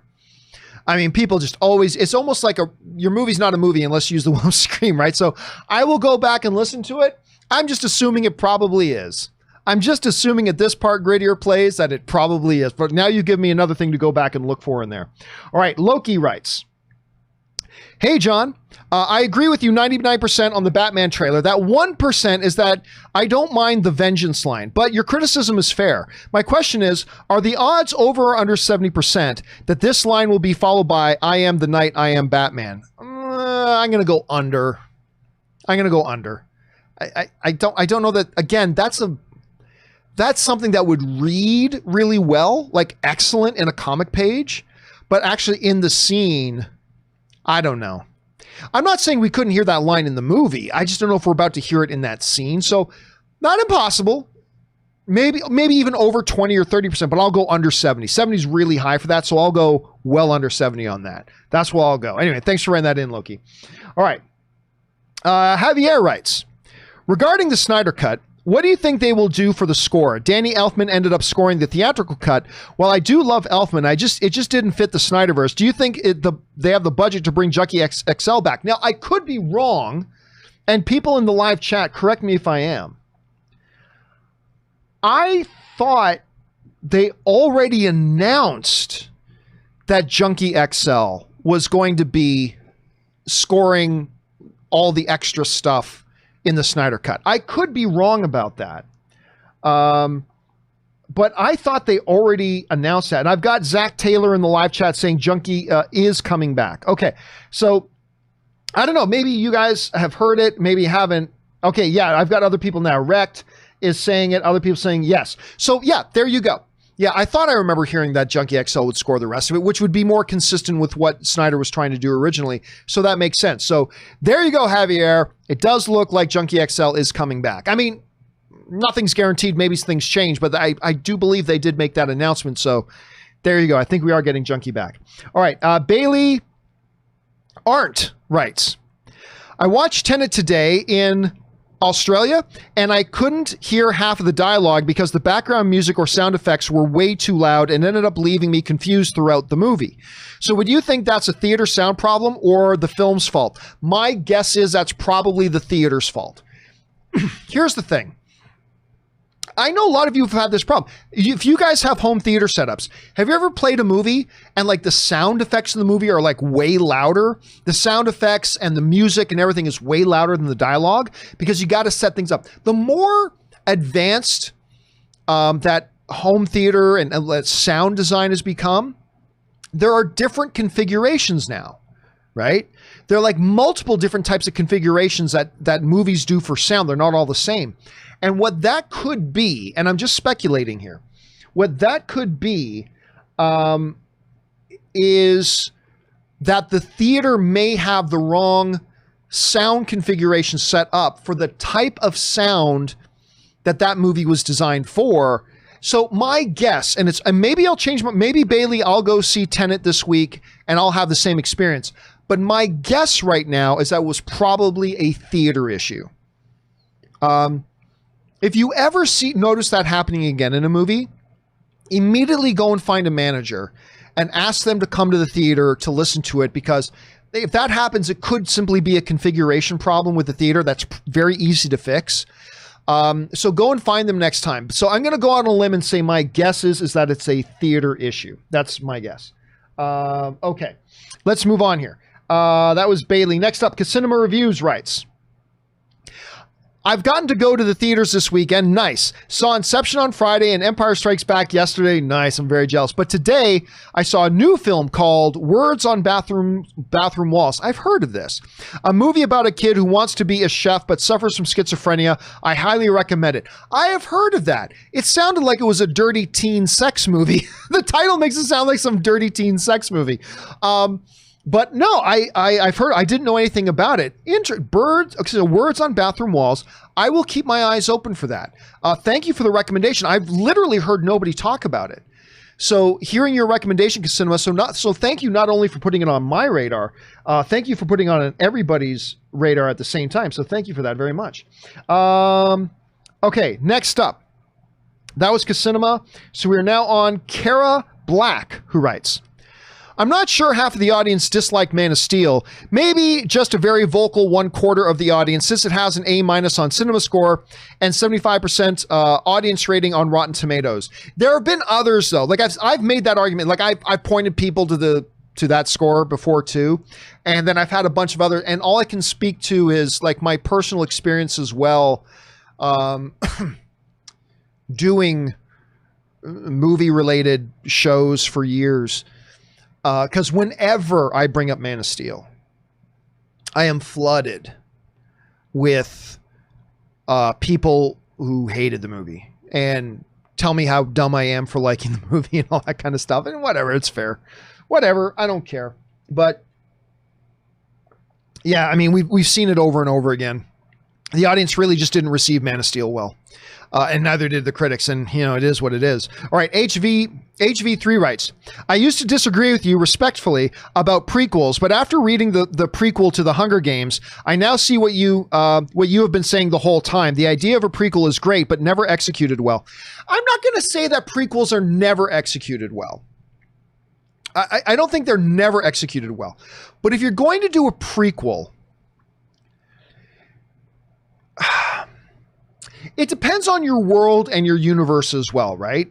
Like, I'm not all that interested in going back and covering ground on characters I already know everything that happens to them and all that kind of stuff. I'm not really tremendously interested. If you're going to do a prequel, like with the Game of Thrones prequel that they're planning on right now, it's hundreds of years earlier, if not thousands. And so it completely becomes disassociated from narratively, consequences of narrative. Doesn't matter. You can do anything when it's several hundred years or several thousand years earlier. But no, like anything else, a prequel can be executed well.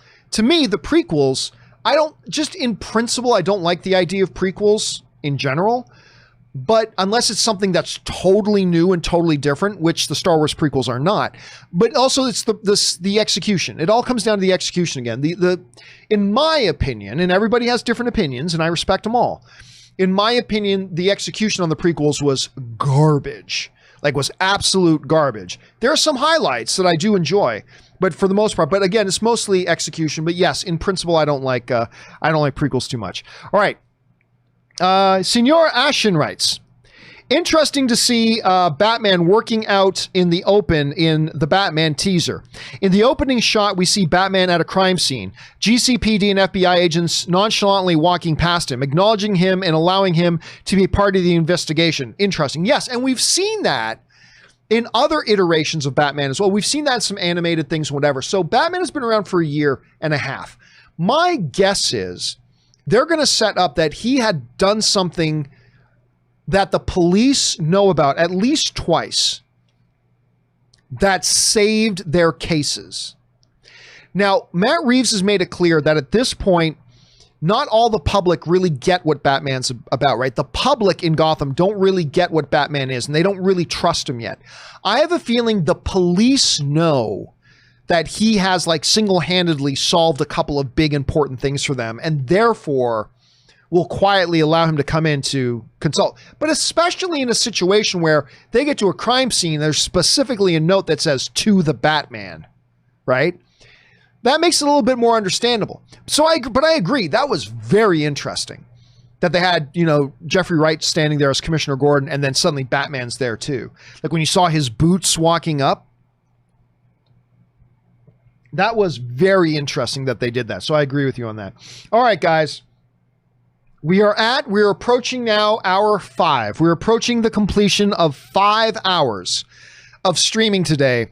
My voice is a wreck, but we made it. I swore today we would get through every question that we had, both that we were backed up and all the new ones today, and we have done it. It's only taken us about 5 hours, but here we are.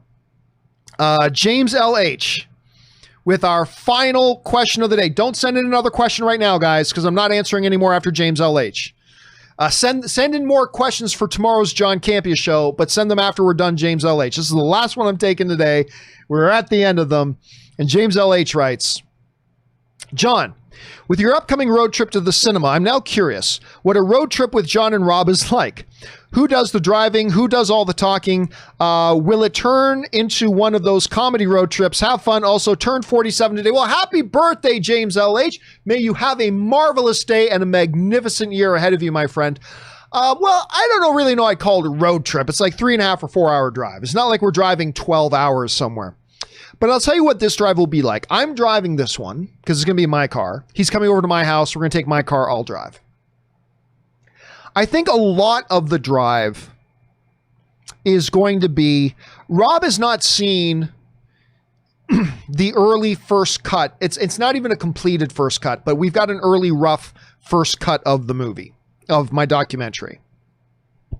We have cut it down to 1 hour and 32 minutes right now. And Rob hasn't seen it. So I'm thinking that a good chunk of the drive is I'm going to let Rob watch it in the car and I just get his input. Rob's a filmmaker. Rob is a filmmaker I respect tremendously. So I really do want to get his input on, what we've got in there so far. So I will probably take a lot of the drive will probably be watching it and rewatching certain parts and then discussing certain parts and what's working and what maybe he thinks isn't working. And so that's probably going to be a lot of the road trip. But again, it's short enough that I would hesitate classifying it as a road trip per se. You know what I'm saying?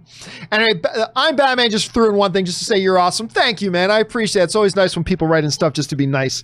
I appreciate that so much. And all right, guys, that will do it for today's installment, our basically 5 hour installment of Open Mic. Thank you guys so much for being here and making this a part of your day.